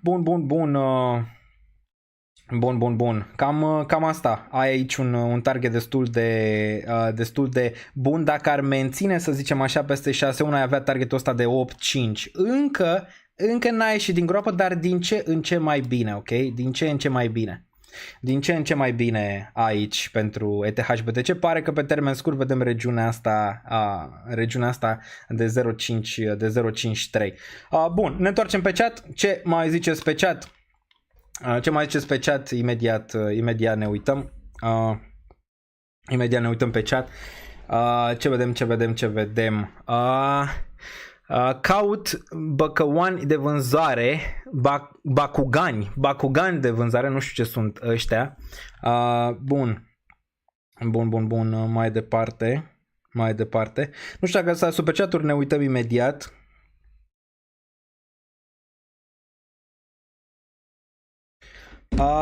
Bun. Forța Daniel Nița se știe, zice Smoke Black. E ok, prețul e ok de intrare pe Manta, ținând cont că tu ai un preț mai mare. Manta, prețul mediu undeva spre 2. Ăla e prețul pe Manta. Vedem ce se întâmplă când se întoarce spre regiunea respectivă pentru Manta. Dacă ai analizat proiectul și îți place, e pentru tine, știi? Ai făcut switch din BTC în ETH, da, cu 3 luni, acum 2-3 luni. Am undeva la 2, cred că 3%, trebuie să fac update-ul pe portofoliu, 2-3% în plus la ETH decât la BTC. Bun, Cyber, te rog, pe 13 avem ASI, da, vine pe 13 ASI, ne uităm un pic pe Twitter aici, imediat intrăm la ei să vedem ce au anunțat, care ar fi predicția de preț pentru ASI, imediat ne uităm. Imediat ne uităm. Artificial Super Intelligence Alliance, dacă ne uităm aici, au undeva la 26,9k de urmăritori, destul de puțin, dar probabil o să mai crească, de-abia și-au făcut pagina, cred că cu vreo lună, două. Noi vedem că au anunțat Save the Date, 13 iunie 2024, FCI cu Agic și cu Ocean, cel mai probabil aici o să facă acest merge. O să aibă o capitalizare cel mai probabil undeva în sfera de 6-7 miliarde, ceea ce mi se pare puțin. Dacă facem un overview și ne uităm un pic aici pe Bubbles, putem să vedem ce capitalizări, sau pe CoinMarketCap, ce capitalizări au ăștia din top 10 momentan de aici, dacă ne uităm. Ok, imediat. Bun, dacă ne uităm, avem Doju care are 23 de miliarde în capitalizare, ok, deci 23 de miliarde. Avem XRP-ul care nici nu știm ce face, adică undeva la 29 de miliarde. Avem Solana aici care da, are 77 de miliarde în capitalizare, BNB-ul care da destul de bine, Shiba Inu 16 miliarde pentru Shiba Inu, 23 de miliarde pentru Doge aici, Toncoin Binance ăsta 15 miliarde, Avalanche 14, Chainlink 10, ăsta probabil va urca și am văzut că a urcat în ultima perioadă, Polkadot 10 miliarde aici, deci avem câteva, să zice, uite, Litecoin 6 miliarde, care de ce le are, știi? Deci aici în sfera asta ar fi cel mai probabil, între Uniswap și Polygon ar putea fi între locul 19 și locul 18 aici și ASI. Eu zic că în 1-2 ani cel mai probabil ASI va fi undeva aici în top 5, eu așa o văd în regiunea asta. Acum top 5 are undeva la 77 de miliarde. Nu știu dacă ajunge neapărat în 77, dar eu cred că în 30-50 de miliarde la un top am putea vedea și ASI. Dacă mergem acum, că am făcut paralel asta cu ASI, mergem pe Fetch, ne uităm FET USD aici, rapid pe Fetch. Pe Fetch. Avem 2.22 aici pe Fetch, ok, momentul de față. Acum, e priced in sau nu? Pare că ar fi un pic priced in aici. Ești într-un triunghi ascendent cât de cât relevant aici. Avem 2.53 care pare destul de bine aici în momentul ăsta ca rezistență. Avem minim în urcare, minim în urcare aici, dar trendul nu arată extraordinar pe candela asta, după cum se observă. Dacă aș fi să call it, zice că posibil să retestăm un pic mai jos, gen 2 în regiunea asta de aici, în merge și de-abia apoi să facem un breakout. Încă rămân pozitiv, chiar dacă ăsta vine mai jos, e posibil să mai acumulez dacă vine în regiunile astea de aici, deoarece am deja din 55 de cenți Fetch și n-am vândut nimic, deoarece cred că are oportunitatea de mai sus. Listarea ei vreau să facă, dacă îți mai țineți minte, să fie undeva spre 2.8. Posibil să o vedem după ce vedem listarea pe ASI, să vedem că se duce spre regiunea de 2.8. N-aș fi șocat pentru Fetch aici, care e cel mai mare pe AI din sfera asta de cripto după ce face fuziunea respectivă. Dacă ne uităm la weekly pe Fetch, încă bine, un pic stagnant aici, dar asta poate să fie destul de frumos un bull flag pentru a vedea mai sus. Dacă ne uităm pe EMA-uri, similar cu ce am văzut la ETH, ține cât de cât regiunea asta de aici de 9 EMA, n-a picat sub 1.9, sub 1.9 poți să te gândești, sau sub 1.9 poți să te gândești că ăsta putea avea o retragere un pic mai largă spre regiunea de 1, unde aș mai vrea să cumpăr pentru Fetch. Dar bine, ok? Bine aici. Pare reacumulare pentru că am dat din nou drumul la motoare. Cel puțin așa o văd eu pentru Fetch. Hai să ne uităm să vedem ce se întâmplă aici pe piață, pe un Crypto Bubbles. Bun. Avem așa, avem Brett plus 24,2, avem Shiba undeva la 7,1, avem Pepe care a avut o urcare destul de frumoasă și era în regiunea de take profit, dacă mai țineți minte Pepele, a rulat destul de bine cât să ruleze, asta zic. Bonk Flocky pare că este lichidată din meme coin-uri momentan, nu știu dacă se menține sau nu, dar pare că este lichidată din meme coin-uri, mare parte din piață se așteaptă la un super ciclu pe meme coin-uri, nu știu dacă mai vine, țineți cont că mare parte din piață se aștepta la un altcoin season și n-a venit, a venit acest ciclu de meme coin-uri, acum piața se așteaptă la acest super ciclu de meme coin-uri și când piața se așteaptă la ceva, toată piața, posibil să nu vină și lichiditatea să zboare în alte direcții. Avem totuși Breto aici, care e și el un meme coin care se ține bine, Shiba, care ține și tacheta ridicată pentru meme coin-uri un pic, Allcoin-ul care urcă destul de bine undeva la 4,91, vedem, în iulie încep deblocările alea, o să iau o decizie și cu Allcoin și cu Peace cel mai probabil în portofoliu în perioada viitoare, dar Allcoin aștept să văd ce se întâmplă până în iulie, sper eu încă la o zonă de pump pe Allcoin până în momentul ăla de iulie de deblocare. De cele mai multe ori ai pump-uri în momente de genul ăsta. Bun. Mai departe, e-gold-ul aici mișcă și el un pic, 40-37, trebuie să reluăm măcar $44 pentru e-gold și l-analizăm imediat ca să putem fi cât de cât într-o sferă cât de cât bullish. WIF-ul aici undeva la 5,6 pentru Dog WIF, încă se ține destul de bine acest cățel cu pălărie de pe zona în 3,86. RB-ul minus 3,1, am avut hype-ul ăla inițial, ai urcat peste 1,12, 1,25, 1,3, aia e zona de rezistență, dacă vrei să ai targeturi și speranțe, trebuie să urce peste 1,25, 1,3. Aptos aici minus 4,2, Aptos din nou în regiunea de bottom, similar cu ce ai văzut la Polkadot, în aceeași oală din punctul meu de vedere, trebuie să le 10,2 ca suport, dar măcar ăsta a testat $20, măcar ăsta s-a dus în $20 față de Polkadot care n-a putut să urce peste zona aia. ETH o zi un pic slabă, i-a pus toată lumea cruce după ce a picat un pic, totuși se tranzacționa la $2.800-2.900 acum vreo 2 săptămâni, deci na, acum e 3.700, a urcat peste 25%, deci na, e bine în continuare. Injective aici, mi-am reluat poziția în $21, vândută în 38, încă stau bine pe Injective, următoarea zonă relevantă 14-15 ar fi cât de cât pentru ea dacă vă întrebați. Notcoin. Și a revenit un pic aici, totuși atât timp cât menține un cen ca rezistență încă bearish, dar pare că ușor aici, ușor asta de pe care s-au listat pe Binance găsești ceva lichiditate, probabil pompată de market makerii de pe Binance. Hai cu market maker ăștia și pe e-gold, nu? Asta zic.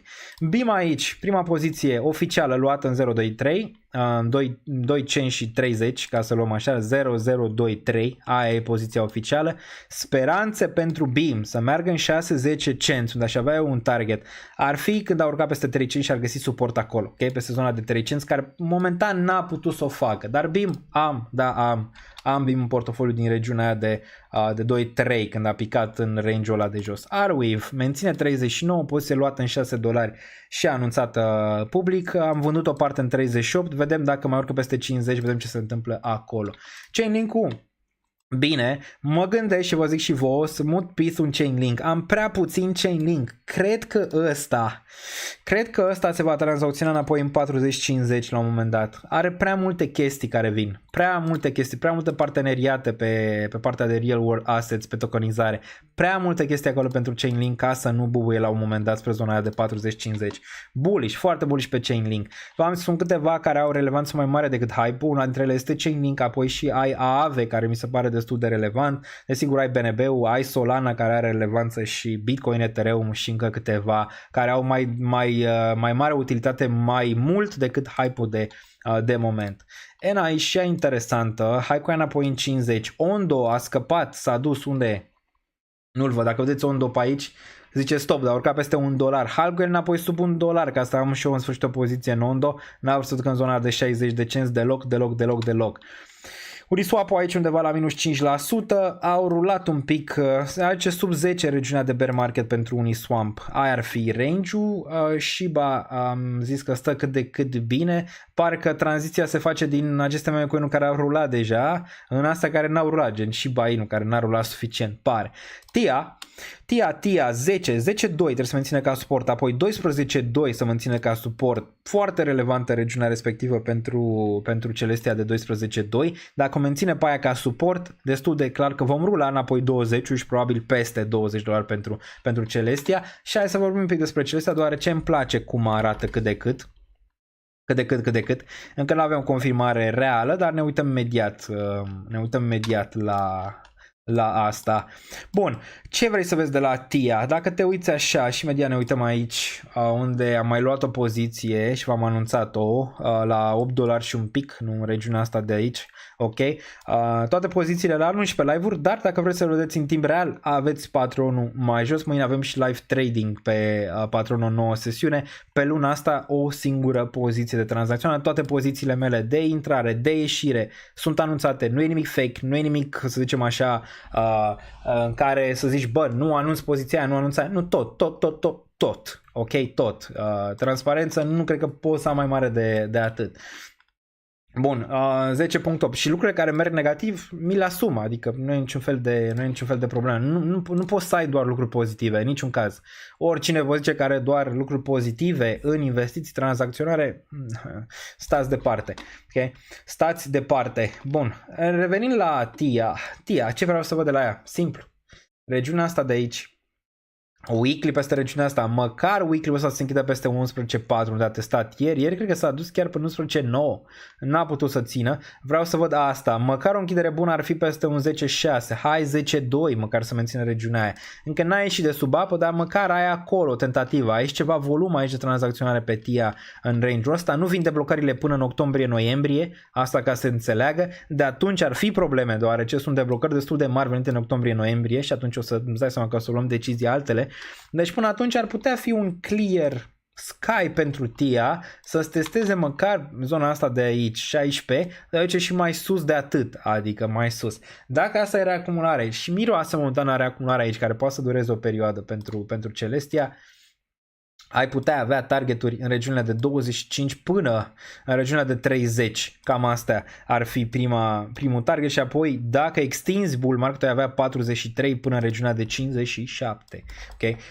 Pentru TIA. Momentan n-am vândut nimic din TIA, am și mai acumulat regiunea asta, am luat prima dată la 10, am mai luat și la 8, undeva 9, un preț mediu 8, 9 momentan pentru TIA. Dacă mai vine și mai pupăm zona 2, o să mai acumulez și aici, dacă nu, merg mai departe cu poziția respectivă pe care o am pentru TIA, dar bine momentan, dar n-am ieșit încă din groapă, măcar vreau să văd închidere peste 11.4 și apoi 12.2 pentru TIA, ca să pot să mă entuziasmez ca lumea pentru regiunile astea superioare, dar arată mai bine ca multe, ok, pe care le-am văzut până acum.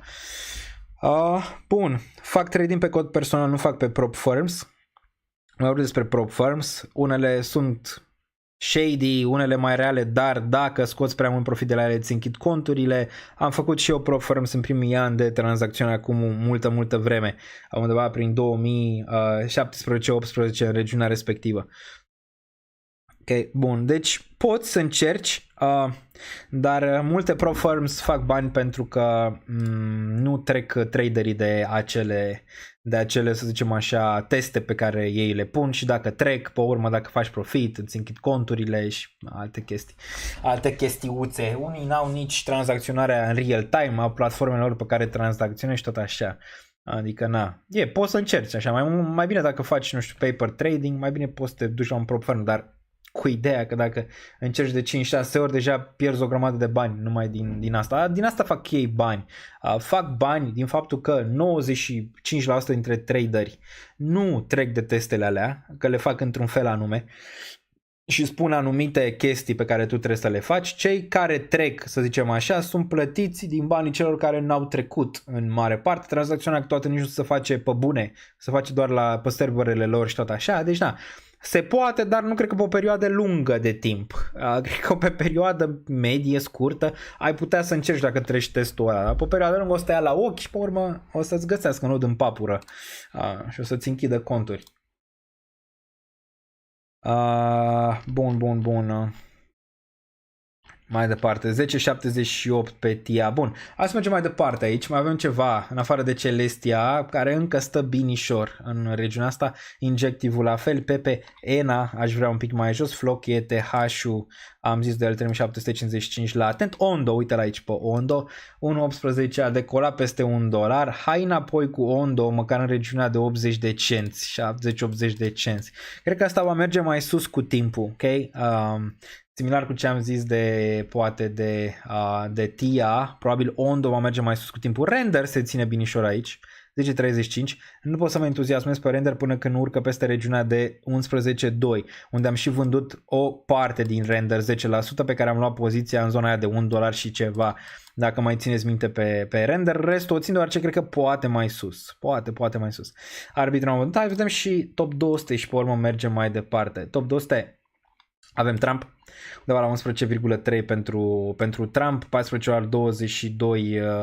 aici. Urcă Trump, acest meme coin, pentru că vine fix acel debate de care vorbeam la început. Dog, Mew, care se ține aici. Pare că meme coinurile din top 200 încă bine. Popcat, Mew, Dog și Trump bine aici. People nu atât de bine. Are Chemeo, pompează cât de cât acolo. Și cam atât. Bome un pic pe scădere, care și ăsta este un meme coin. Manta, găsea cineva de Manta 1,79. Ca să mă entuziasmez pe Manta ar trebui să fie peste regiunea de 1,85 închidere de weekly măcar, ca să mă entuziasmez la modul că se întâmplă ceva. Ok? Bun. Stați convins cu prop, zice Claudiu. Asta am zis și eu.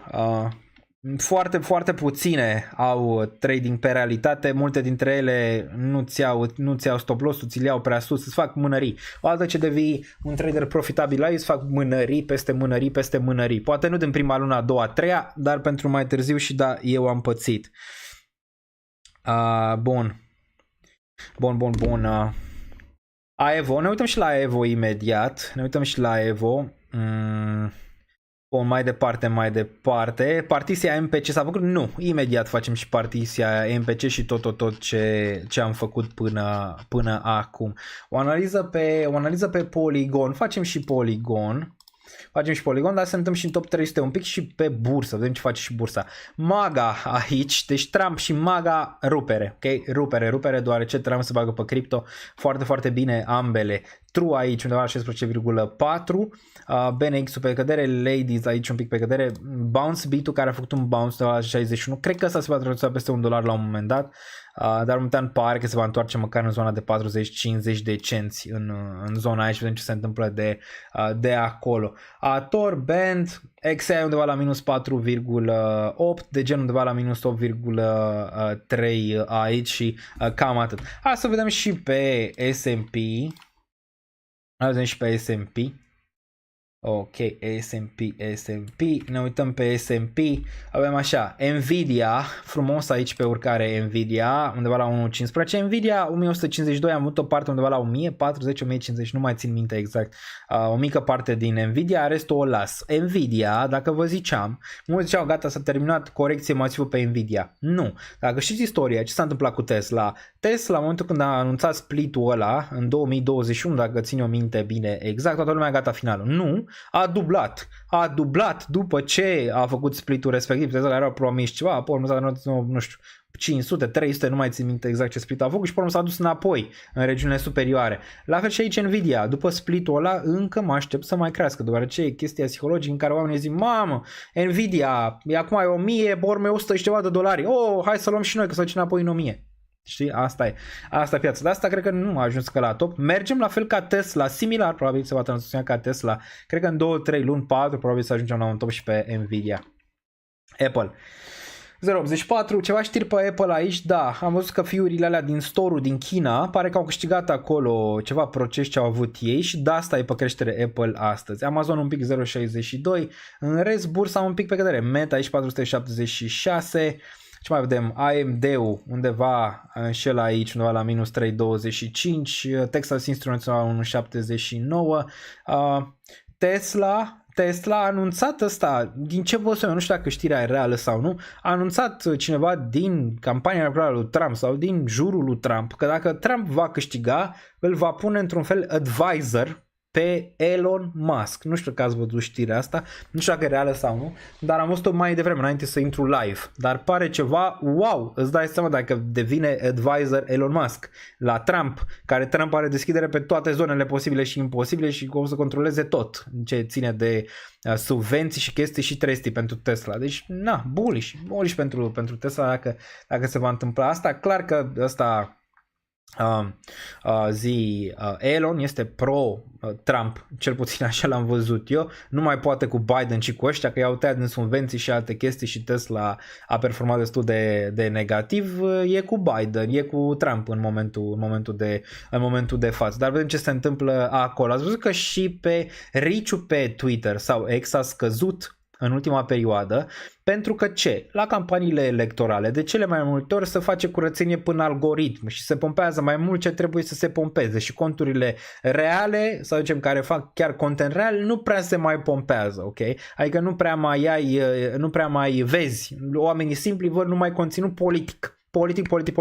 Și doar ăla merge. De asta probabil ați văzut că a scăzut destul de mult, mai ales pe Twitter, pe crypto Twitter foarte mult, deoarece nu prea mai e spațiu. Totul se duce, tot se coagulează acolo. Mai ales că ăsta, Elon Musk e pro Trump, îți dai seama unde se coagulează tot mecanismul pe partea asta de engagement, pe partea politică. Așa a fost în fiecare campanie electorală, engagementul pe altceva, rupere. Bun.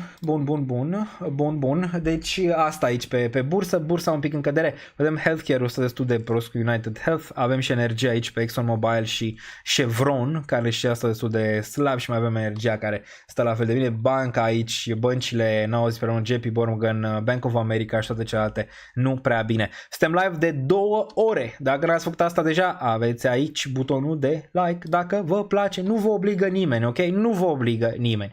Dacă înțelegeți eforturile care se fac aici pentru live-urile astea, pentru tot, singurul lucru pe care puteți să-l faceți este ăsta. Ok, apăsați butonul de like, pe voi nu vă costă nimic decât îl apăsați și contentul se duce mai sus, ok? Aveți toate link-urile în descriere dacă vreți aici. Aveți Patreon-ul, aveți danielniță.ro și avem merch nou. Dacă ne uităm pe site imediat, avem merch nou în care de fapt a mai fost și în trecut, imediat vă zic despre ce este vorba. Îl găsiți aici, aveți plata și în cripto, puteți să faceți plata și în cripto pentru merch-ul ăsta. Îl aveți aici, uite, anul cu Moon Baby și aici până la final înglobat în același tricou, le găsiți aici pe toate. Livrare și extern, aveți și reducere 10% cu Daniel 10, ok? Aveți în descriere, dar le puteți găsi voi aici, da? Ce mai puteți găsi aici, desigur, Xfiu, care este sponsorul acestui canal, NordVPN-ul, ok, aici, reducere cred că până la 60 ceva la 100 pe NordVPN dacă vă place, Bybit-ul la fel, dacă depuneți cred că 100, dar aveți grijă la leverage și la toate chestiile alea, trading-ul nu se învață atât de ușor precum credeți voi, aveți aici bonus la depunere, eToro dacă vreți să cumpărați ETF-uri, acțiuni, toate celelalte lucruri, Binance-ul desigur, la fel, reducere din fiuri, Trezor, Ledger și toate celelalte le găsiți aici în descriere și toate rețelele sociale le găsiți aici. Dacă primiți mesaj de la mine oriunde, 90 ceva la 100 nu sunt eu, sunt boți care încearcă să vă ia banii, deci de 2 ori, uitați-vă, de 15.000 de ori, nu dați banii voștri nimănui celor care vă bagă în seamă în privat să le dați bani, ok? Aceia sunt boți. Bun. Trecem la analize. Totuși 2 ore aici am vorbit, am discutat hard to hard ca de fiecare dată. Acum ne uităm să vedem și ce urcă și ce scade aici. Dacă ne uităm hard-ul, nu prea bine. Ne uităm și la hard, ne uităm și la e-gold, ok. Hard-ul trebuie să mențină neapărat nivelul de 00184. Dacă nu, fiecare își face planul cum vrea, dar sub nivelul ăsta de aici nu prea mai e nimic. Până în nivelul de 1.3, 1.4 și apoi nivelul ăsta de jos de aici undeva la 0.0869, ok? Pentru hard. Neapărat trebuie să mențină nivelul ăsta pentru ca trendul să rămână intact aici după ce ai făcut acumularea în regiunea asta, suport în range-ul ăsta, reacumularea aici și mai sus. Sub regiunea asta foarte greu să ții până în regiunea asta de aici de 0.0896, cred că orice presiune de cumpărare ai avea foarte greu aici. Vezi că nu mai e nici volum pe care îl aveai în regiunea asta, s-a cam secat un pic volumul. Aici o linie de trend care îți vine undeva în 1.1, 1.2, 1.3 și apoi mai e regiunea asta de aici, dar pare bearish, ok? Pare bearish. Vedem, cred că până la final de săptămână o să avem aici, dacă nu închide până la final de săptămână peste un 2, înapoi peste 2, destul de bearish, ok? Pentru hard, ca și grafic. Bun, Ondo, am vorbit de el aici. Ondo încă bine, dar totuși ar putea veni, cred că pe termen scurt, corecție, măcar până nivelul ăsta de 1.02. Nu mai am nici apă.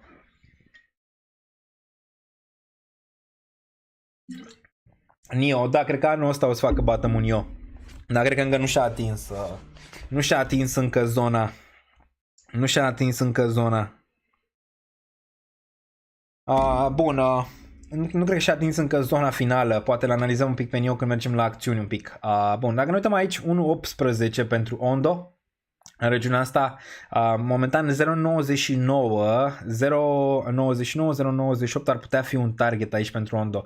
Bearish pe termen scurt. Pe termen mai median așa, m-ar interesa, da, sub zona de 0.908. Ar fi foarte, foarte interesantă regiunea asta de aici. Am fost greedy din nou. Range-ul ăsta n-am fost atent, n-am avut lichiditatea necesară. Asta era regiunea pentru Ondo. Cred că asta va merge mai sus. După cum arată graficul ăsta, pare că de-abia a început urcarea pentru Ondo aici. Targeturile le vedem după ce vedem pullback-ul. Vreau să văd pullback-ul, vreau să văd că ține regiunea asta de aici și apoi putem să vedem targetul. Deja ți-ai atins oricum targeturile pe care le aveam, dacă ne uităm pe zonele astea de aici, pe un pic pe mai micro, a atins deja pe Fibonacci aproape 1.32, adică 1.618 de aici, ok? Deci ți-a atins deja primele zone în care puteai să te gândești la sell dacă ai fi luat Ondo de aici. Acum, care ar fi regiunile cât de cât relevante pentru acumulare? Am zis alea 99, $1 un pic mai agresiv, dar hai să vedem așa de aici, dacă punem. Ar fi, da, 0.96, ar fi 0.86. M-ar interesa dacă aș vedea regiunea asta de aici pentru Ondo, deoarece cred că ăsta va merge mai sus pe termen median lung, probabil va atinge măcar un 3-4 la un moment dat în timp, ok? Și ai și volum aici destul de bun. Facem super chat-urile imediat. MPC, am vorbit că probabil suntem la un potențial top, din nou pe MPC. Aș mai vrea să dau pe MPC undeva la 0.29-0.24, care pare că e targetul și destul de simplu aici de analizat. DIM-ul, ne uităm și pe el un pic. Pe DIM a scos un pic capul, dar care a fost regiunea pe DIM? Aici, pe termen scurt, undeva la 2.9, 2.8, regiunea asta, măcar ți-a urcat peste ea, vrei să găsești suport aici, să urci peste un 3.5, apoi vedem ce se întâmplă după. Dar pare că pe termen scurt, măcar vrei să retestezi să vezi dacă ai aici suficienți buyeri, ai minim urcare și încă o dată aici, pentru ca mai ulterior să testezi un 3.5. Cred că putem vedea 3.5, mai sus, nu știu, rămâne de văzut pentru DIM. Ce mai e? Pe trendurile astea descendente ai mereu rezistență la 9 și 21 EMA. Aici urca peste, bam, rezistență. Aici urca peste, rezistență. Aici urca peste, nici măcar n-ai urcat peste, ai găsit din nou rezistență. Aici pare că îți dă măcar o speranță. Mai există o speranță. Ai volum. Ai urcat peste 9.21 EMA, poți să te gândești la un reversal, dar reversalul ăsta nu ți-l confirmă până când urcă peste 3.5. O dată ce urcă peste 3.5, care e targetul, țineți-vă bine, 4.8.6, ok? 4.8.6, astea două targeturi de aici. O dată ce îți confirmă asta, bam, regiunea asta de aici, orice pullback, cel mai probabil va fi unul de cumpărat până în regiunea asta superioară pentru DIM. Dar momentan are nevoie de retest, are nevoie să vadă piața că n-a fost doar un pump de moment aici pentru DIM, aici găsești din nou lichiditate și buyer și de-abia apoi da, dacă ăsta găsește bounce din nou aici, se duce spre 3.5, șanse mari ca să fost bottom-ul și să vezi reversal înapoi până în regiunea de 6.5. Nu știu neapărat dacă face mai mult de atât, ok, pentru DIM. Dar există măcar o speranță la capătul tunelului aici pentru DIM. Bun, hai să dacă am ratat ceva pe super chat-ul și ne întoarcem imediat. Bun. Aveți și X-Portal, ok? Aveți și X-Portal în caz că vreți să lăsați un super chat, nu trebuie neapărat. Le-am pus minim 25 de lei pentru a avea un live destul de coerent și analizat doar lucruri reale, bune ca lumea, dar dacă vreți să zicem așa să analizăm și ceva specific, trebuie să dați aia 25 de lei. Bun. Mergem mai departe, vedem de unde a început astăzi. Cred că de pe aici. Suntem în 29, bun. Salut, se poate analize pe AI. AI, ne uităm pe AI un pic. AI. Nu, cred că ăsta sau Sleepless AI. Cred că ăsta e. AI USD. Cred că ăsta, facem o scurtă analiză și pe el. Cred că ăsta e, că altceva nu cred că am putea vedea. Versus Tether. Bun. Ăsta mai bine poate decât altele, deoarece altele se tranzacționează undeva sub regiunea de 0.96 aici, ok, în regiunea asta. Un pic mai bine, dar până când urcă peste 1.3 nu poți să-ți faci speranțe neapărat. Acumularea pare că se face sub $1 aici pentru AI în range-ul ăsta. Vrei să-l vezi pe urcare pe regiunea asta. Ai ceva buyer, dar nu cred că poate momentan. că se va întoarce undeva spre regiunea de 0,97 pe termen scurt și vedem ce se întâmplă după. Cam asta îți arată și oscilatorii. Pare că a folosit multă energie aici. Cred că totuși mai bine decât restul, dar pe termen scurt poți să vezi ceva de genul ăsta. Reia regiunea de 1,28 și atunci te poți gândi aici. Mai bine decât ce am mai văzut până acum, nu știu. Dim, poate chiar și Manta, mai bine aici ăsta AI stă un pic mai bine decât ceilalți, are și ăsta aceeași inegalitate. Dacă pică, dacă mi-aș asuma riscul aici, ce aș face eu? Dacă mi-aș asuma riscul să acumulez regiunea asta 0,92, 0,96, aș tăia poziția dacă pica sub 0,72 sau dacă aș acumula un pic mai jos, regiunea de 0,85, aș tăia dacă ar pica sub regiunea asta, deoarece pe urmă nu mai are nimic. Okay? Nimic. Și dacă asta este maxim în scădere și pică regiunea asta, nu mai ai nimic aici. Nu vrei să fii backholder pe el. Mai bine tai poziția mai repede. Dar mai bine. Rarible. Ok, Rarible. Pe asta l-am mai auzit de multă vreme, Rarible. Bearish, target cel mai probabil undeva în 2.54, 2.3, dar totuși a avut o urcare aici demențială din regiunea asta de 0.91 de aici, a urcat, asta era zona take profit 4, mai avea o zonă take profit aici, în care aproape a atins și pe asta undeva în 6. Bearish. Ai avut aici volum frumos, dar bearish momentan, probabil, după cum arată graficul ăsta, se va întoarce minim spre regiunea asta de 1.97 de aici. Extra bearish ăsta.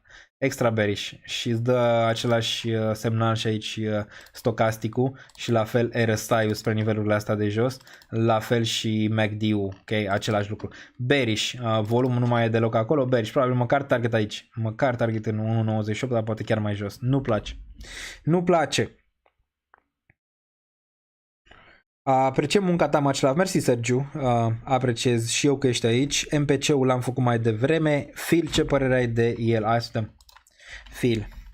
Până când nu vine altcoin season-ul, nu va face absolut, dar absolut nimic. La fel ca DOT, la fel ca ceilalți, dar partea bună e că arată așa. Adică ești într-un potențial bottom, minim în urcare, maxim în urcare. Ești un potențial bottom aici pentru asta. Când va da drumul la motoare, probabil la un moment dat îl vei vedea în 17 până în 27. Mai sus de atât, nu știu. Okay? Dar astea două zone, per probabilitate, ai o probabilitate bună ca la un moment dat în timp, chiar dacă vine și îți retestează regiunile astea de aici, de jos, ai o probabilitate bună ca la un moment dat să-ți vină să-ți testeze măcar un 17. Ok, aici. Acum planul tu poți să ți-l faci cum vrei de aici. Riscul e să pice sub 3 și să rămână aici la eternitate. Ăsta e riscul pe care ți-l asumi pe fil. Ok? Dar per probabilități ai o probabilitate bună ca să fie bottom-ul cu minim în urcare și ulterior, când piața și mai revine și lichiditatea revine, să vezi regiunea asta superioară. Și atât. Și apoi, după ce vine aici, să facă asta. Ok?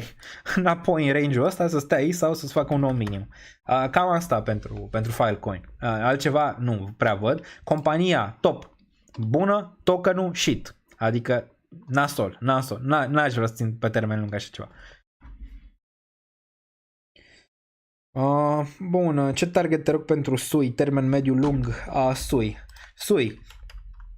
Tech bun, tokenomics slăbuț, dar am luat o poziție deja în SUI. Arată mai bine ca TIA? Nu, arată mai slab ca TIA aici. Ăsta, dacă ar fi să call it, ăsta probabil va atinge și zona 2. Undeva 0,77 până regiunea de 0,59. Bearish, ok? Bearish până când ce? Hai să ne uităm un pic aici care ar fi regiunile pentru SUI. Hai să ne uităm la alt SUI USD.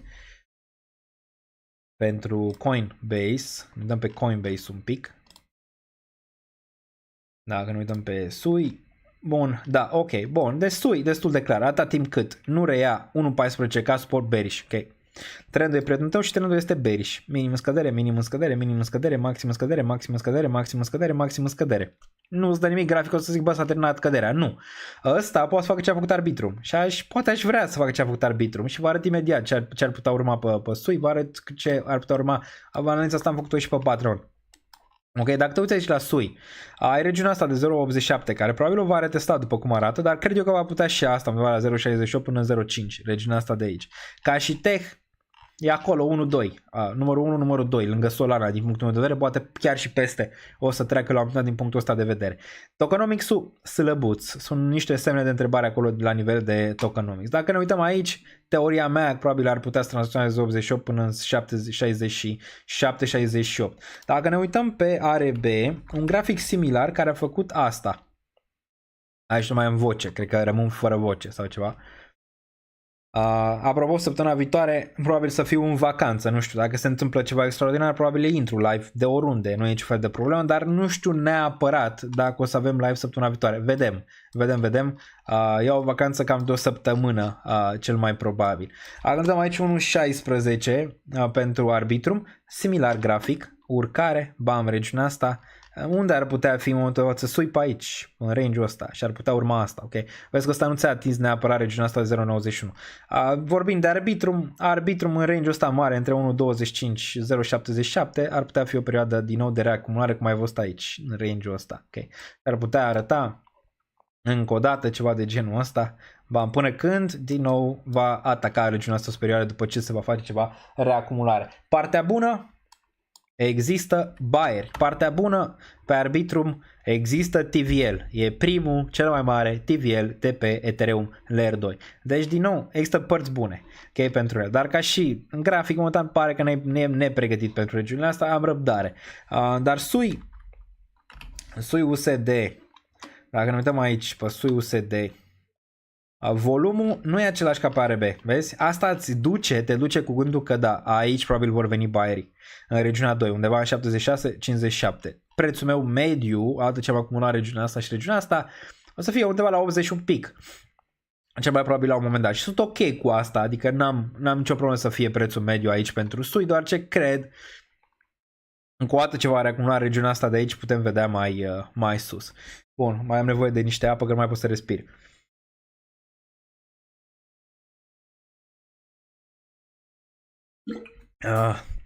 Dar el tensori, având în vedere analiza desenată, se poate întâmpla și asta. Se poate întâmpla orice.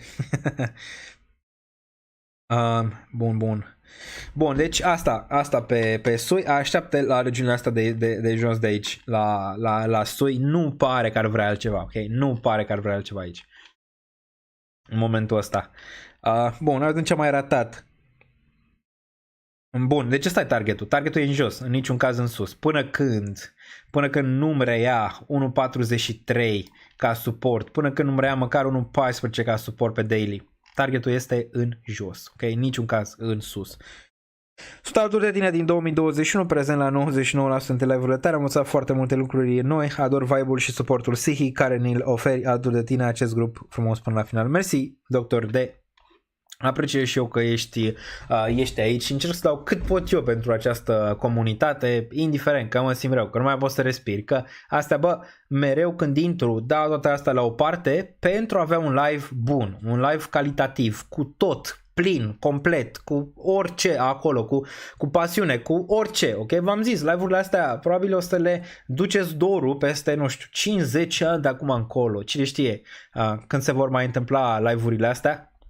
Eu zic până la final, dar nu se știe niciodată când e finalul. Dar în 10 ani de acum încolo, din punctul meu de vedere, eu cred că veți avea, să zicem așa, o lipsă pe live-uri de genul ăsta, neapărat ale mele. Live-uri de genul ăsta, cel puțin așa cred.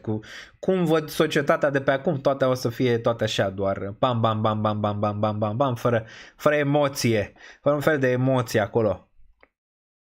Bun, nu uita de EGOL BTC, ne uităm. Acum facem EGOL BTC, imediat.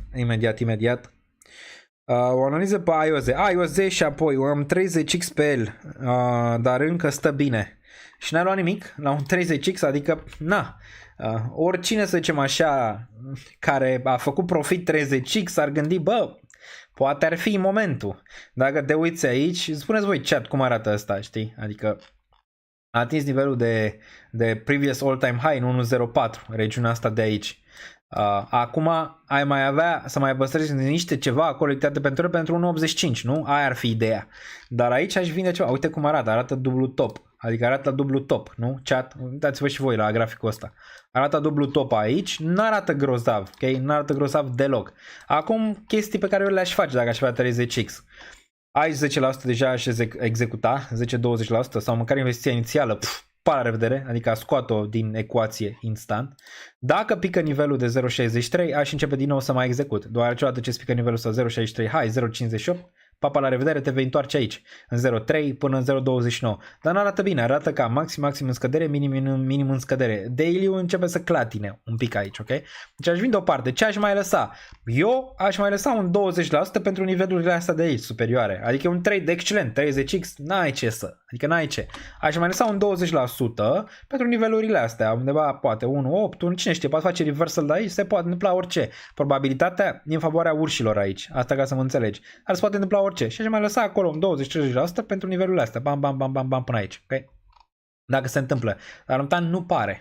Momentan nu pare. Pare mai mult și dacă ne uităm și pe weekly, pare mai mult aici, că vrea mai mult corecție. Suntem și la EMA-uri. Da, EMA-urile încă țin.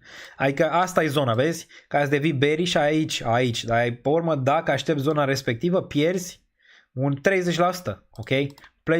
Pierzi 30% din potențialul pe care ai vrut să-l execuți un pic aici. Nu știu, 10-20%. Depinde foarte mult de caz.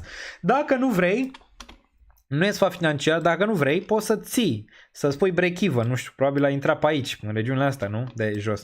Să spui break-even să lași mai departe, dar nu, n-aș. Privind istoricul criptomonedelor și acestor tipuri de criptomonede, n-aș. Când aș avea 30x, aș executa o parte bună, adică eu aș executa o parte bună și restul aș stau acolo, adică, dacă se duce, se duce, adică aia e, se duce mai sus, aia mai am 20-30%, mai vând și mai sus, dacă e nevoie, adică nu e problemă. Bun, dar asta, momentan arată bearish un pic aici ăsta. Arată bearish. Privind istoria criptomonedelor, aș lua profit. Bun, am zis e-gold. E-gold. Bun. Ok, deci CME has no plans to offer Solana futures. Avem aici un breaking news. Deci știți foarte bine că în prima fază, înainte să aprobă ETF-ul, se aprobă ETF-ul ăla de pe CME, pe futures. Se aprobă cel de pe futures înainte. Am avut Bitcoin, am avut TTH, singurele două care s-au aprobat. Acum pare că CME n-are niciun fel de gând să aprobe un ETF de futures pentru Solana. Asta înseamnă că cei care cred că urmează Solana pe ETF spot se înșală. Momentan, nu. Până când nu se aprobă ETF-ul ăla pe CME, nu. Când se aprobă ăla, chestiune de timp, vorbim despre ETF Solana, ce vrei tu. Dar momentan pare că nu. Pare că în ciclul ăsta vom avea doar Bitcoin și ETH pe aprobare de ETF. În ciclul ăsta de bull. În următorul rămâne de văzut ce mai rămâne din sfera de cripto și de-abia apoi vom avea și pentru alea ETF-uri. Bun, am zis e-gold. E-gold, prima dată e-gold USD.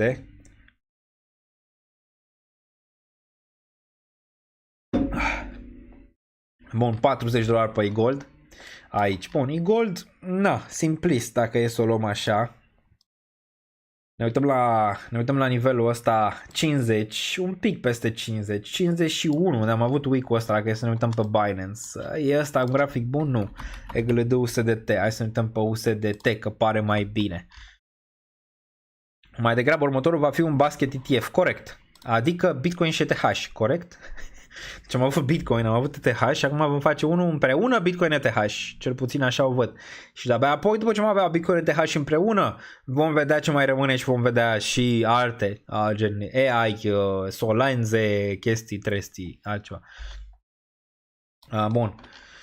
Deci e-gold aici, $40 pentru e-gold. Hai să facem analiza încă o dată, cu toate că o vedem aici că e deja făcută. Avem câteva zone. E așa de rău aici? Nu, dacă observi minim urcare, e lumea supărată pentru că nu performează față de altele care au performat. Te uiți la Solana care a fost pe aici, Solana s-a dus pe aici, chiar all-time high aproape, de fapt în regiunile astea superioare. Pe aici te uiți la e-gold care nu, se tranzacționează ca un Polkadot, așa, ca un Filecoin Polkadot în regiunea respectivă și nimic, ca o ADA Cardano, nimic, adică în sfera aia negativă pentru începutul ăsta sau mijlocul de bull market unde ne-am putea afla. Dar totuși, graficul îți arată altceva. ți arată minim în urcare și ți arată răbdare. Asta ți arată. Ai minim în urcare, ai avut trendul ăsta descendent, ceva acolo bine. Unde îți faci probleme? Păi îți faci probleme dacă pică sub 32, aici începi să-ți faci, să spui întrebări despre viață, și dacă pică sub 28, regiunile astea de aici, retestează low ăsta, atunci da, ar fi make it or break it aici pentru e-gold. Dar până atunci, ce a făcut momentan? A testat 200-le, hai să ne uităm un pic aici, să le punem pe toate, punem și 200 moving average, era deja, nu cred că e pe graficul ăsta, dar 200 vine undeva pe aici, a încercat să testeze 200 moving average, a găsit rejectare din regiunea respectivă, a urcat un pic peste 9.21 EMA, n-a găsit, acum vrem să dăm din nou peste măcar un 55 la nivel de weekly ca să ne putem face speranțe. La nivel de daily, încă bearish, destul de clar, până când nu reluăm măcar regiunea de 42-45, asta, aici poți să-ți faci speranță, ok, acumulare, ba, minim urcare, ai într-un fel aici un triunghi simetric, arată cam așa, pentru e-gold, arată cam așa, da? Vrei să vezi urcare din regiunea asta undeva 42-45 și apoi ai terminat pe 55, peste 55, yes baby, yes, în sfârșit, s-a găsit lichiditate, atacăm din nou regiunea de 64-69, care e o regiune 68, care e o regiune importantă de aici de sus, de tot, și atunci o spargem pe asta, atunci poți să-ți faci targeturi, targetul 1, 116, de fapt da, aici, undeva la 114, 133, aici, ok, 131 și apoi 193 și vedem după. Eu cred că încă putem testa targeturile astea pentru e-gold, adică e încă în sfera aia, are nevoie de lichiditate, are nevoie de ceva să ducă pe, fie pe teoria de L1, fie pe teoria asta pe care au avut acum, cu sovereign chains, fie pe ceva, să ducă pe o teorie anume, ca piața să înțeleagă narativele, piața de obicei înțelege narativele simple, nu cele complicate, și atunci putem vorbi și despre asta. Există ceva aici, buyer există, uite, un pic aici, un pic, dar nu suficient, ok? Dar încă bine să zicem așa, la un macro bottom, aici bine, răbdare, dacă ai investit în e-gold și doar în e-gold, nu este o monedă, să zicem așa, care poți să te aștepți la o performanță în prima parte de bull, sau nici chiar la jumate, ci la final, ok? Un fel de Litecoin din ciclul precedent sau altele, uite la Litecoin aici, care a dat tonul la început, în bull marketul precedent, și apoi lag. Da? A dat tonul aici, pam, în regiunea asta, 74, lag un pic aici în regiunea și de-abia apoi ți-a făcut dublu top aici în regiunea asta, undeva în 2021. Cam ceva de genul ăsta.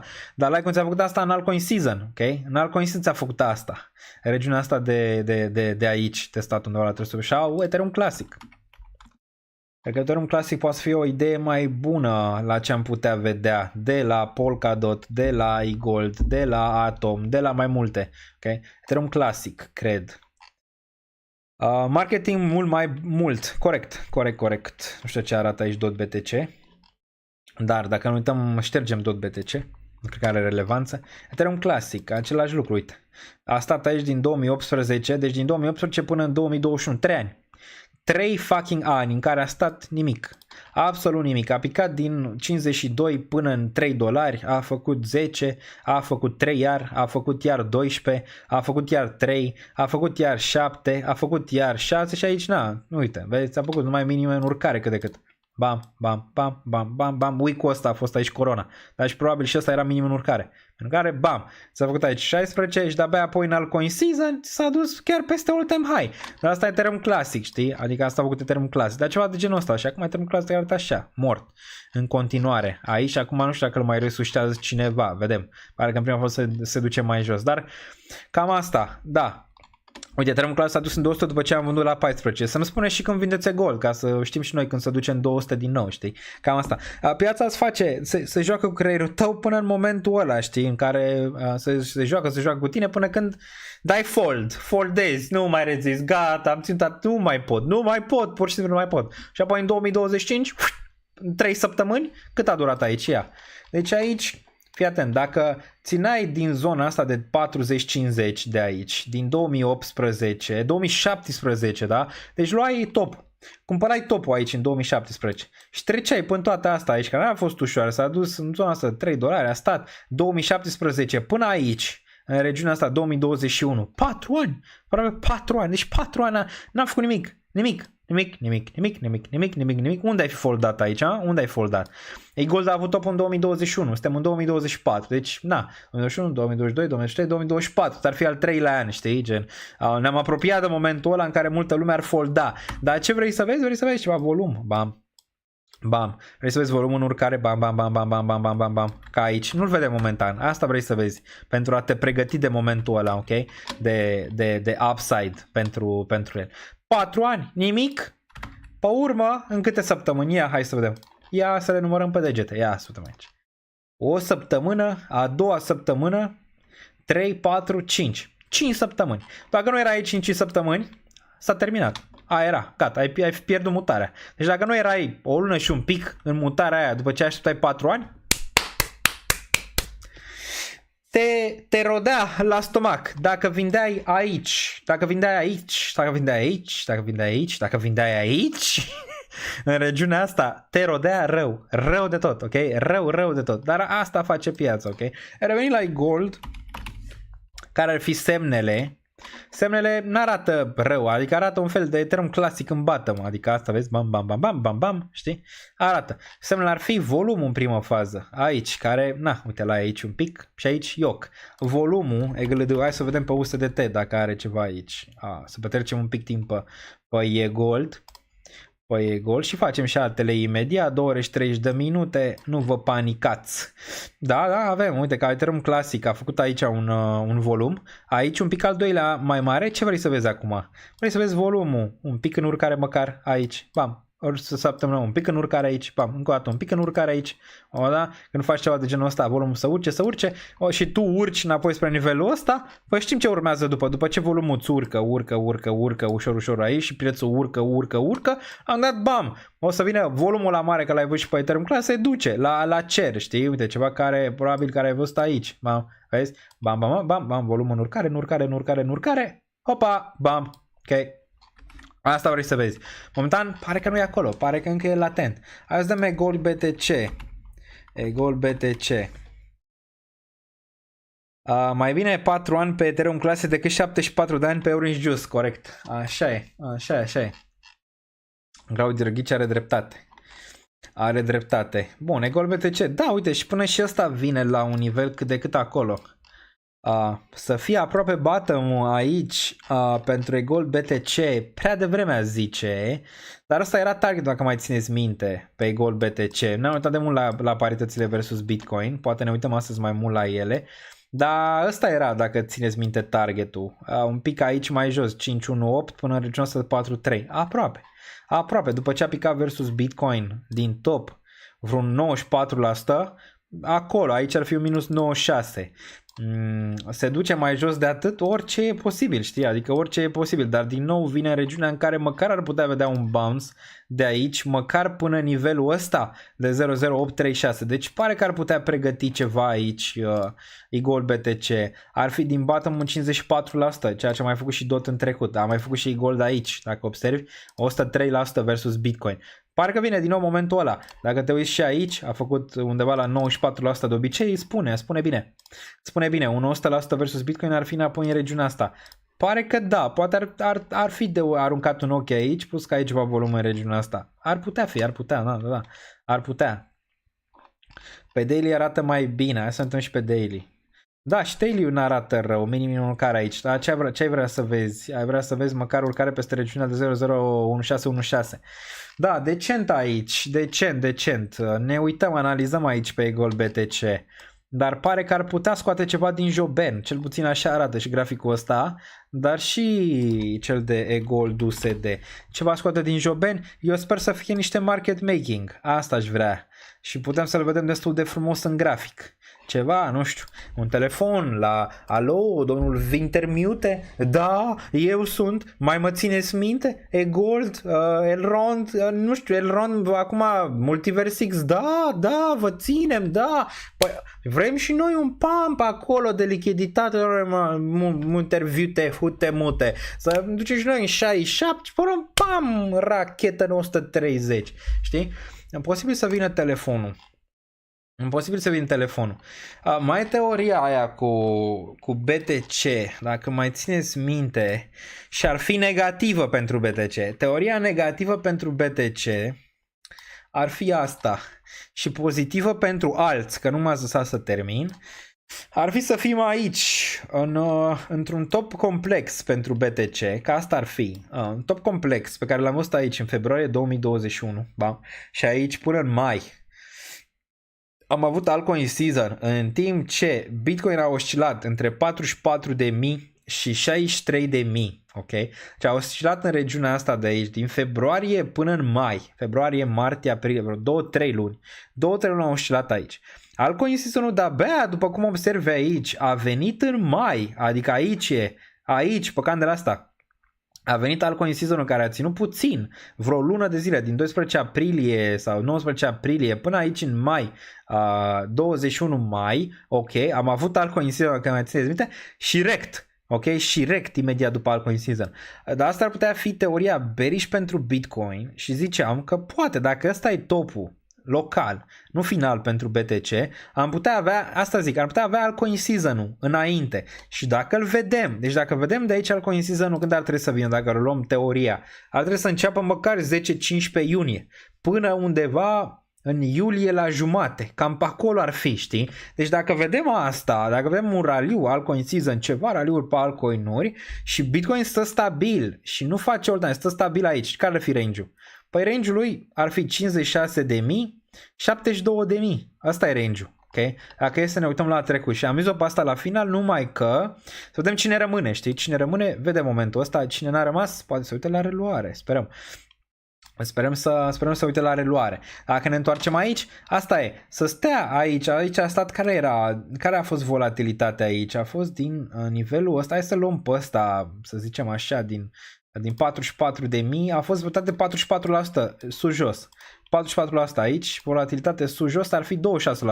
Mai puțin, a zice, mai puțin. Dar asta ar fi teoria. Dacă ăsta este topul local, altcoin season, de ce altcoin season? Pentru ca să ne pregătim de următoarea mutare pe Bitcoin după cădere. Face sens? De ce face sens? Din perspectiva lichidității și cum merge ea. Bitcoin nu mai are lichiditate acum să ducă regiunea asta superioare de aici. Ce face piața? Ce fac banii? Pompează altcoin-urile, creează lichiditate în regiunea de altcoin-uri, ca ulterior, când Bitcoin face asta, ok, când Bitcoin face asta și merge, nu știu, în regiunea asta de aici de 44, 48, 45, să zici că lumea gata s-a terminat din range-ul ăsta de aici, să ai lichiditate din altcoin-uri care din nou să treacă în Bitcoin pentru a-l putea duce în targetul ăla de 100.000. Că așa merge piața, ok? Deci ar putea fi aici un sens, n-am văzut prea multă lume vorbind despre asta, ar putea face un sens aici, dar ca să vedem asta, ar trebui să vedem un altcoin season. Ok? Și teoria îți spune că ar trebui să vină măcar până la jumatea lunii iunie, adică dacă începe vreo nebunie ceva, maxim până la finalul lunii iunie ar trebui să avem chestia asta.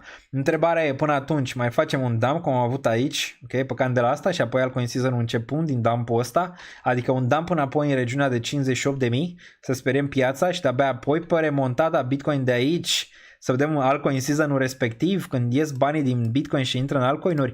Se poate și asta. Se poate și asta. Bun. Bun. Mai departe. Sau Daniel, crezi că o să schimbe automat FET în Revolut când începe fuziunea?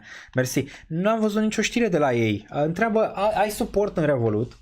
Deci ai suport la ei și zic, domnule, se face acest merge, îți trece monedele sau nu le trece? Le trec de la voi, le scot de la voi, le trec în altă parte sau nu? Vorbește la ei, n-am văzut, ei ar trebui să anunțe, îți dai seama ce la Revolut că se întâmplă treaba asta, dar dacă nu, din nou întreabă.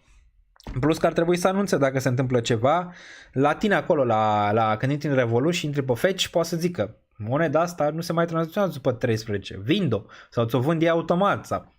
Chestii de genul ăsta, știi? Dacă nu vrei ceva, vorbește cu ei la suport. Ai suport, îți ia aproximativ 2-3 minute ca să dai de un agent la Revolut și poți să zică dacă e sau nu.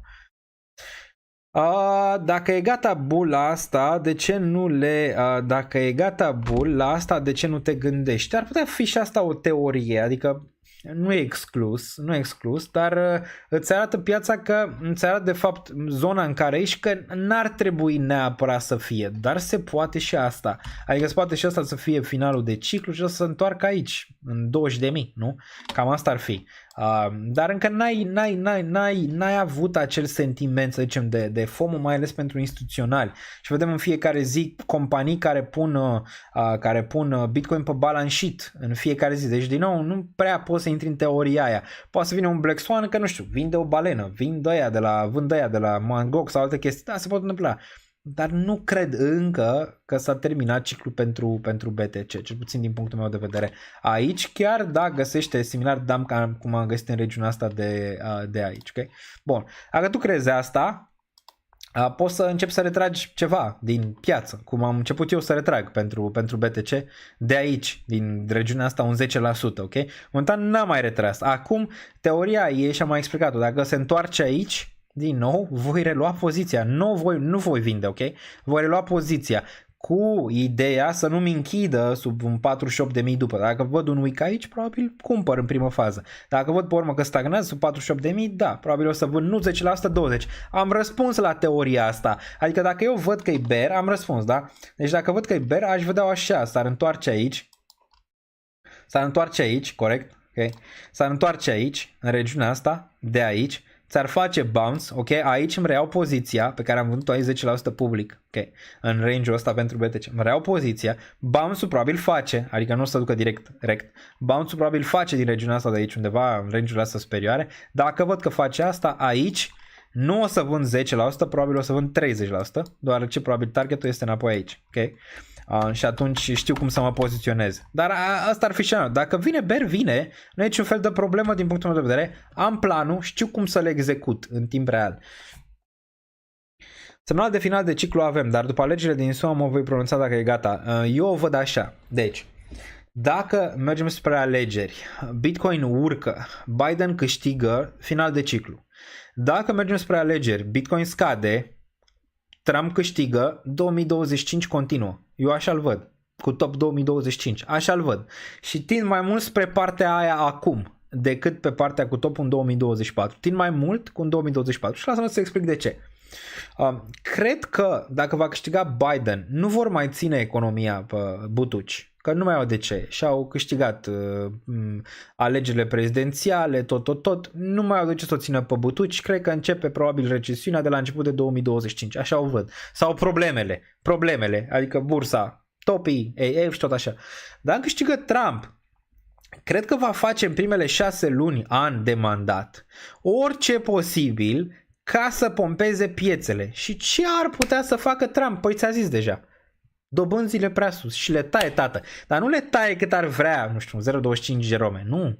Pune presiune pe ele să le tare 0,5. Să le ducă jos de tot, care aia va duce din nou la un influx mare de bani și e posibil să vezi pe influxul ăla mare de bani inițial să vezi un blow-off top în 2025, în primele 6, 7, 8 luni de mandat al lui Trump.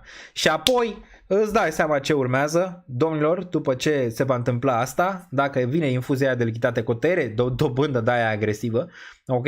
Dați seama ce va urma. Din nou un val masiv de, cel mai probabil, inflație, din nou o recesiune foarte mare după, ok? Chiar dacă nu vine inflația, poate vine din deflație, rămâne de văzut, dar dezechilibru economic e major. Trump ce ar mai putea face? Maxim 6 luni, un an, să ține pe butoaie. Până atunci, nu prea. Okay? După zona aia, nu văd să rămână. Depinde cine câștigă alegerile. E foarte important. Trump e și pro-cripto. Okay? Dacă câștigă Biden, stai seama să vor pune ăștia cu tot ceau pe cripto. Tot ceau. Așa se schimbă garda. Trump pro-cripto cât de cât, că nu mai poți sta înapoi. Deci da, bine. S-ar alinia cât de cât planetele. Cu dobânzile scăzute, care în prima fază dobânzile, da, vor avea un impact negativ. Probabil prima tăiere negativ, dar pe urmă când piața o să vadă cât de nebun e Trump și ce vrea să facă și cât infuzează lichiditate în economie, atunci probabil o să zică one last fucking pump până când se termină treaba. Dar așa o văd, dar dacă văd pump-ul ăla în 2025, da seama că o să fiu destul de out din piețe, dar depinde ce se întâmplă până în zona aia. E greu de... Timing-ul e foarte greu, de asta e bine să-și probabilități. Timing-ul e greu. Dacă câștigă Trump alegerile, se sparge balonul sub mandatul. Asta am zis și eu. Asta am zis și eu. Se sparge balonul rău. Da, rău. Da, rău. Dar eu cred că după primul an sau primele 6-7 luni. Eu așa o văd. Eu așa o văd. Un ultim pump. One last pump. Până când... Bun, oricum bursa cred că e deja în bull market de vreo 500 de zile, dacă nu mă înșel. Media cred că e undeva pe acolo, 500-510, am mai avut cazuri când a avut și 600. Deci se îndreaptă bursa spre nivelul ăla, a fost pompată și artificial și toate astea. Are nevoie de o chestie. Dacă vine Trump, știm foarte bine, Trump orice face. Orice, și asta ți-a dovedit acum cu cripto și cu ce a zis de rost. Orice o să facă, ca în primele 6 luni, an, să fie bubuială pe burse, ok? Dacă mai flutură BTC-ul din Mangok și FTX de 2-3 ori, dărâmă tot, dar nu sună deloc a manipulare. Ar fi oportunitate, v-am mai zis, nu-s panicat în legătură cu BTC, din data ce a intrat BlackRock și băieții, ei sunt market makerii. Cine e market maker-ul? Păi este Sailor, păi sunt companiile care își adaugă acum. Păi eu v-am mai zis cum merge, ok? Prima dată ai avut market maker ăștia, balenuțe, așa, care cumpărau ele și aveau ele din Bitcoin din 2011-2013, dar s-au mai dus. Pe urmă, ce ai avut? Companiile, nu? Companiile care acum sunt market maker. Pentru cine? Pentru BlackRock. Okay. E destul de simplu. Au market makerii lor care sunt companiile respective.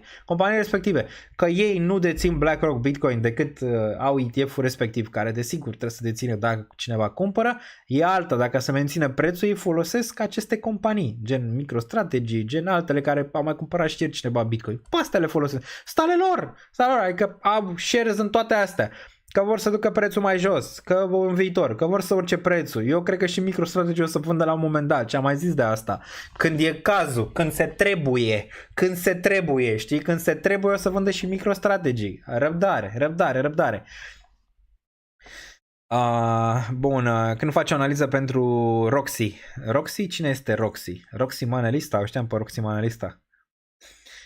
Trump ia jucările lui Gary. Da, rău, cred că îl dă afară. Și lui Jerome, dacă scârție ceva și nu taie cât vrea el și nu începe să bage la balance sheet, adică să îngroașe balance sheet-ul decât să-l micșoreze, probleme mari. Bun. Nat Exapirezo. Plus că dacă câștigă Trump, probabil să termină războiul din Ucraina. Deja ați văzut că ăsta Putin a dat ceva semnale că ar vrea să încheie acolo situația, dar dacă câștigă Trump, din punct de vedere, șanse bune. Deci ar fi o ultimă bubuială înainte de vreo 5 ani cel mai probabil de acumulare. De acumulare. Bun. Casper ce face? Mai scade? E un stablecoin. Era ultima oară pe la 2.8. Nu face nimic momentan prea bine. Îl dă afară și taie spencea specială lui Gary. Cred că să dă Gary afară dacă câștigă Trump. Singur. Adică nici nu mai trebuie. Bun, hai să ne mai uităm la analize, nu? Că de asta suntem aici. Ne uităm un pic la analize. Piața pare că bani scădere, bani urcare. Bitcoin menține aici cât de cât nivelul, dar vedem în ce situație ne aflăm. Dacă e ceva și avem un dan masiv, facem live de oriunde, intrăm live-uri de urgență. De asta e foarte important să apăsați clopoțelul când dați subscribe. Dacă nu aveți subscribe, să fiți în Discord, e gratis, să-l aveți jos în Discord acolo și încercați să vă ajutați între voi. Încercați să nu vă mai contrați pe voi chestii de genul ăsta, încercați să vă ajutați. Nimeni nu e perfect, toată lumea greșește, toată lumea înțelege poate câteodată greșit. Nu niciun fel de problemă. Încercați să vă ajutați între voi foarte, foarte mult, deoarece asta înseamnă o comunitate. Eu încerc cât pot eu. Ne uităm și pe You, imediat am spart un nivel important de suport aici. Hai să facem Eu am un portofoliu de risc, momentan n-am vă zic imediat planul pe You pe care l-am momentan după ce a spart nivelul ăla. Momentan pare aici o mică remontada, avem ceva volum care vine bine, dar n-am cum să fiu bullish pe el până când nu reia 6.5, 6.7. Entry-ul meu este la 6.2 în portofoliu de risc, o mică parte, doar ce e monedă de risc, trebuie să înțelegeți asta. ok? E make it or break it, ok? Cum sunt altcoinurile astea? Altcoinurile în general sunt ca acele startup-uri. Sunt startup-uri. Înțelegi? Când tu ai vrea să investești, bă, investești într-un startup. Ăsta e, cripto, la monedele de genul ăsta sau altcoinuri în general, e un startup. Bă, poate să întâmple 11.000 de chestii, ok? Pe startup-ul respectiv să nu reușească. Și la riscul pe care ți-l asumi tu, o mică parte din portofoliu. Acum te mai ești la el, asta e. Planul e ăsta. Dar nu mai adaug pe U, până când nu mai ajunge spre regiunea asta de aici de 2 cel mai probabil. Deoarece vreau să văd mai repede, aș adăuga dacă ar veni înapoi peste 6, 4, 6, 5 aici pe U, decât în regiunea asta, deoarece aici ești în no man's land. Ai toată zona asta de listare. Încă ești pe plus aici din listare, din 2 cenți, nu? Listarea asta, ești cât 2 cenți, 4, în 2 jumate. Încă ești în 2 jumate, tada, dacă e să o luăm așa, din 2 cenți, 2, 2, 2, ai aproape 5x, nu? Similar pentru ele. Ai și deblocări, ai și alte chestii care au mai impactat prețul, nu neapărat pentru U, că deblocările sunt mici pentru U, dar pentru tada a mai impactat prețul cât de cât, poate ne uităm după. Ok, dar aici mai repede aș adăuga regiunea asta cât aici. Aș mai adăuga aici ca să-mi scad prețul mediu pentru el, tot așa în portofoliu de risc, undeva regiunea asta de jos. Vedem, momentan pare că încearcă un reversal de aici, spre deosebire de Humans, arată mult mai bine momentan de aici. Care zonele pe time frame mic? Care ar fi? Ia să vedem. Există și ceva volum aici și de buy și de sell. Pare că în ultima perioadă mai mult de buy. Ar fi zonele pe time frame-uri mici. Greu să faci analize pe momente de genul ăsta, deoarece sunt prea noi, știi? N-au lichiditate, n-au mare lucru. Ar fi regiunea de 5-3. Peste 5-3 probabil racheta în regiunea asta de 6-2, 6-6, 6-8. Cam asta ar fi. Okay. Cam asta. Dar ar trebui să performeze ăsta măcar să-ți facă un nou all-time high. Pentru că e primul proiect de pe Humans, ok? E primul lor proiect. Dacă ăsta nu performează, pe urmă e greu. Orice ai scoate după, e greu. Adică trebuie să arăți, să zicem, investitorilor că, bă, ai avut primul proiect, a performat cât de decent. Da, a făcut X-urile astea la început, dar n-a fost doar un X la început, ok? Ți-a făcut undeva 15 cenți, peste 15 cenți din listare, din regiunea asta de aici. Vrei să arăți că ai avut zone de acumulare așa, ai avut un fel de rounding bottom aici și ai făcut din nou all-time high. Și atunci îți dai seama că următoarele proiecte pe care le listezi, inclusiv Humans, ar putea avea de câștigat. Dacă e să o luăm pe cazul Multiverse X, în care primele proiecte de pe Multiverse X au avut aceeași traiectorie și majoritatea s-au terminat așa. Adică nu vrei același randament, știi? Dar momentan încă așteptăm și dăm speranță, să zicem așa, pentru You aici și pentru ecosistemul Humans. Vedem în următoarele luni, ok, dacă poate să spargă regiunea asta. Eu zic că sunt șanse, aici. Bun, deci asta pe You, binișor aici. Pare că vrea regiunile astea superioare de sus pentru el. Bun, altceva. Ce mai vreți să facem pe chat? Dacă veți aici pe chat, uite Tadao, care și l-a avut un bounce astăzi, dar arată cam așa. Hai să uităm la Tadao. De când s-a listat pe KuCoin? Only down. Proiect bun, lichiditate, yoc, momentan. Yoc. Ok, bun. Asta. Care fi regiunea? Păi, ai prima regiune de aici pe care a atins-o deja și am vorbit de ea. Aici, dacă menține pe asta, ar fi fenomenal. Okay. Am menține regiunea asta de aici de 9 și ar face un bounce între 12 și 9 perioadă pentru un bottom, ar fi frumos. Dacă nu, regiunea asta de aici. Mi-am scos deja banii și am anunțat asta, profitul, să zicem așa, banii inițial pe care i-am investit din Tada și am anunțat asta în range-urile astea de aici. Acum, dacă ar mai fi să investesc în Tada, restul coinurilor le țin, ok? Dacă ar mai fi să investesc în Tada, să mai asum risc, ar fi nivelul ăsta, undeva la 5.3. Sau, dacă îmi dai, să zicem, nivelul ăsta, să zicem așa, acest potențial de rounding bottom. Okay. Dacă mi-arată că aici găsesc suport, dacă mi-arată că face asta și face minime în urcare în regiunea asta de aici, da, m-aș gândi pe urmă să-l rulez înapoi în 18 cenți, că asta ar fi un target și apoi regiunea de 24. Okay. Bun, dar dacă Multiverse X nu performează, greu orice de pe Multiverse X, mai ai Atomul, care nici el n-arată extraordinar. Okay. Uite aici, nici el n-arată fitness. Atâta timp cât Atomul nu țurcă peste regiunea de 1.41, targetul e realist, regiunea de 74-69. E cam asta pentru el. Alții a pierdut regiunea asta, bullish ar fi ce vezi aici, adică să-ți reia regiunea asta 1.76 sau măcar 1.41 și apoi putem vorbi că ăsta n-a fost dublu top și ne întoarcem în regiunile astea de aici sau chiar de aici, de jos. Dar ambele nu prea bine, ok? Da, nu prea bine. Aici nici Hatom, după cum arată structura. Uite pe weekly, ok? Uite cum arată weekly. Uite cum arată weekly aici pe Hatom. Nu prea bine, ok? Nu prea bine. Suferință. Bun, ce mai avem? Saga. Aici cineva Saga. Hai să uităm la Saga, dacă tot e aici. Și ne uităm să vedem dacă am mai arătat ceva. Super chat-ul e posibil. Crezi că o să se schimbe? Am răspuns la asta de la Costi My Bit. X-Portal, n-am mai primit un super chat pe X-Portal de multă vreme. Multă vreme. Bun. Cât mai aici la Saga. Aptos, poate întâlnim și pe Aptos. Mai stăm 2 ore și 54 de minute. Mai stăm. Băgăm. Că e momentul. Saga. Nu pot să zic că mai acumulez ceva pe Saga decât ce am farmat și ce am pus la staking. Nope, uite cum arată. Adică, uite cum arată aici Saga. Aș vrea să acumulez asta? Nu. Dacă ar fi să fie, vreau să văd unde se oprește, să-mi preze un bottom. E ăsta bottom pe care îl face Saga aici? Nu știu, pare minim în scădere, minim maxim în scădere. Aici s-a încercat ceva, dar n-a reușit. Deci și-au venit imediat sellerii. Deci nu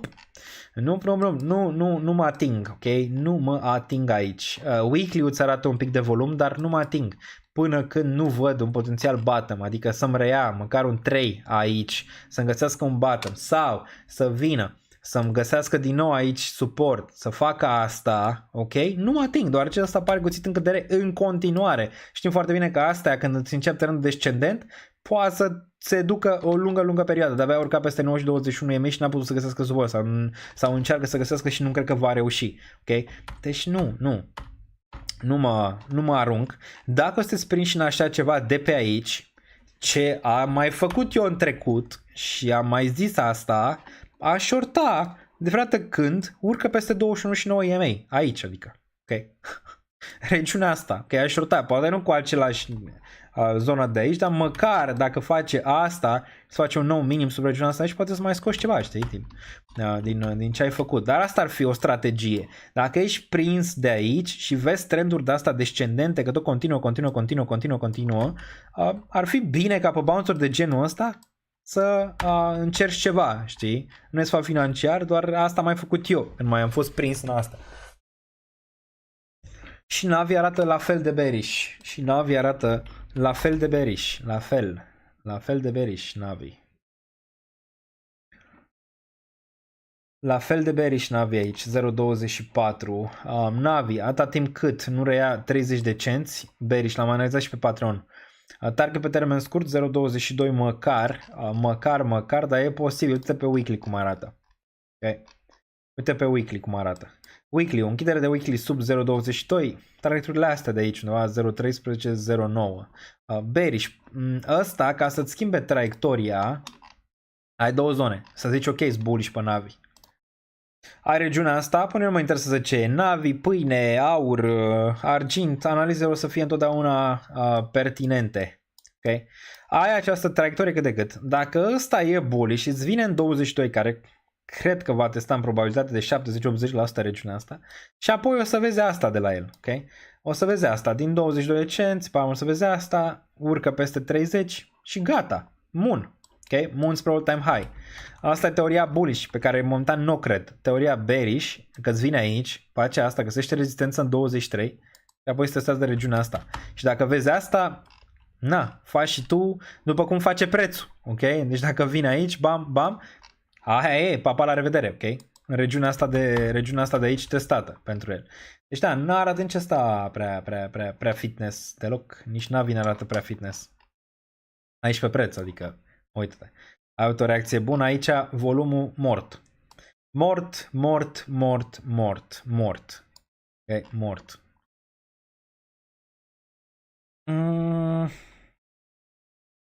La ce zice ne întoarcem zonele de orice din beri și cică? Depinde de monede. Depinde de monede. Unele sunt în bull, gen Solana, Bitcoin, Ethereum, BNB și altele, Fetch și altele. Altele poate să retesteze regiunea de beri. De asta e bine să ai, să zicem așa, o acumulare cât mai decentă, mai echilibrată, pentru a nu fi prins doar monedele alea care nimica, nu fac nimica. ENA USD. ENA. Bun, hai să dăm pe ENA. Nici ENA nu arată aici fitness, dacă ne uităm. Pare că va veni măcar în regiunea de 0.65. Eu încă aștept pe ENA, nu mă grăbesc, mai am lichiditate pentru cine întreabă dacă Daniel înță mai are lichiditate. Yes, mai am peste 20% lichiditate și vreau să o folosesc, adică nu am degeaba. Și vreau să folosesc, de exemplu, pe ENA. Dacă îmi dă oportunitatea ENA aici, 0.49, 0.45, yes, îmi place. Dacă îmi dă oportunitatea înapoi în 0.28, yes, îmi place. Aici toată lumea va plânge. Va plânge aici. Eu nu o să plâng, ci o să acumulez regiunile astea pe ENA. Aici mi se pare prea sus. Dacă ENA reacumulează să duce racheta de aici, nu mai acumulez. Și depinde de risc. Dacă ai un risc mai high, te gândești la regiunea asta de 0.74, te gândești la regiunea asta de 0.65, am mai explicat asta. Un risc mai median low, ai regiunea asta de aici pentru risc median, 0.45-0.49, nu e sfat financiar, și apoi regiunea de low, 0.28, risc low. Aici low, se întoarce de unde a plecat, adică dați seama că aici voi avea o reacție, dar ce reacție, știi? Mai e și teoria asta, depinde ce investitori ești. Bă, sunt unii care out din piață până când nu văd că ajunge de tot, până când nu văd că ajung astea aici, înapoi, știi, în regiunea asta. Sau când nu văd că asta e o minus 30% și atunci bagă lichiditate mare și pe bumps iar ies din lichiditatea respectivă. E și asta o chestie poate de analizat, dar asta e mai mult de swing decât, să zicem așa, de altceva.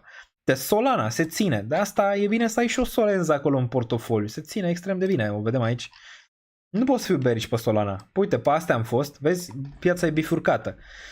Uite cât de bine arată Solana, adică asta ai avut așa, ai avut aici rezistență, ok? Ai urcat peste nivelul de 161-160 și acum găsești suport. N-am cum să fiu bearish aici pentru Solana, până când nu pică înapoi sub 160, atunci da, vorbim, dar până atunci găsește regiunea asta care a fost rezistență suport. N-am cum să fiu bearish pe Solana. Solana ține bine și uite cum arată uite la ea. Uite la pe weekly. Încă bine. N-am mai vândut nimic, dar mai vreau să vând Solana. Dacă face all time high. La all time high o să vând ceva Solana. Deci bine. Uite, asta arată bine. Bun, de Solana bine, în spectrul ăsta cât de cât. ULD-ul ne-am uitat un pic mai devreme și asta în spectru mai e bine, dar vrei să luezi peste 6.2 pentru ceva acolo acumulat. CTK-ul, acest shitcoin pompează de nicăieri, dar aici era o zonă relevantă pentru el, pentru CTK, 0.67, 0.78 pentru CTK, pompează de nicăieri, ăsta e shitcoin cu lichiditate. Asta o să vedeți din ce în ce mai mult probabil dacă mergem spre altcoin season. Shitcoin-uri fără lichiditate pompate 200% într-o singură zi, adică, uite Dodo, potențial button pentru Dodo, da, pare nebunește, dar uite-te cum arată, adică uite aici, ai și volum în bottom, adică înțelegi? Ai și volum în button pentru pasărea asta. Ar fi șocant să o vezi aici? Nu cred. Nu cred deloc.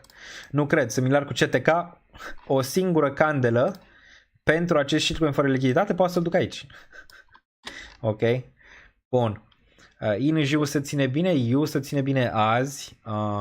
Bun, Solana Axelar, un sell aici puternic pentru Axelar în 0.27. Destul de puternic aici sell-ul. Momentan zona asta e 0.82 până în 0.61. Momentan nu m-am atins încă de Axelar, încă nu cred că a ieșit din groapă. Vreau să văd mai mult buy aici, să urce peste 1.26. Până atunci are ceva head and shoulders. Te speli cu el pe cap, e posibil să vezi undeva 0.59 la un moment dat pentru el. Bun. E goldul și el pe verde un pic acolo. Aevo este mort. Ia. Aevo. Ia să-l vedem dacă e mort sau îngropat. E momentan cât de cât mort. Aevo. Hai să vedem ce aș face pe Aevo dacă aș vrea să tranzacționez. Ar fi două zone, două chestii pe care aș putea să le fac. fie mi-aș asuma un DCA de aici, sub $1, și apoi încă vreo 4. Gen regiunea de 50 de cenți, regiunea de 35 de cenți, regiunea de 25 de cenți și regiunea de 18 cenți. Fie m-aș asuma asta, cu toate că nu cred că aș alege asta, fie vreau să văd bottom aici, în regiunea asta, urcare peste 1 și aici m-aș gândi mai repede să acumulez. Doar ce fake out, frumos, stopul sub nivelul ăsta, că nu vreau să mă mărit cu el, și apoi îl rulăm înapoi spre regiunea asta de aici. Pe asta aș rula-o mai bine decât pe DCA în 15.000 de zone pentru Aevo, din range-ul ăsta în care ți-a pierdut zona de interes de 1.03, ok? Dar asta, a venit Binance Labs, a zis că vrea ceva, pare că mișcă cât de cât aici, dar din istoria pe care o am pe grafice de genul ăsta, se termină așa, ok? Țineți-vă bine. Se termină așa. Dacă ăsta e bottom-ul, se termină așa. Bine aici, da? Hop! Ok. Îți retestează regiunea asta de aici, bam, și apoi îți face iar bam, și iar îți începe, și pe urmă, iar îți ține $1 ca suport. Și abia apoi îți face asta, ok? Din experiența din piețe pe care le-am cu monede de genul ăsta, cam asta vezi de obicei. Adică vezi un rulaj spre rezistență de la 1, vezi rectul încă o dată în regiunea asta de jos, de aici, doar ce poate cineva a cumpărat de aici, și abia apoi vezi reversal-ul până în regiunea asta de 1.718, care ar putea fi, sau poate chiar 2 la un moment dat, ok? Deci cam asta ai putea să te aștepți pentru Aevo. Cred că dacă urcă aici, probabil fake out, bof, înapoi în regiunea asta de jos și abia apoi așa-l văd, ăsta pare un wedge ceva aici, un rising wedge care nu-mi place, sau un canal ascendent ciudățel pentru el. Bun, altceva.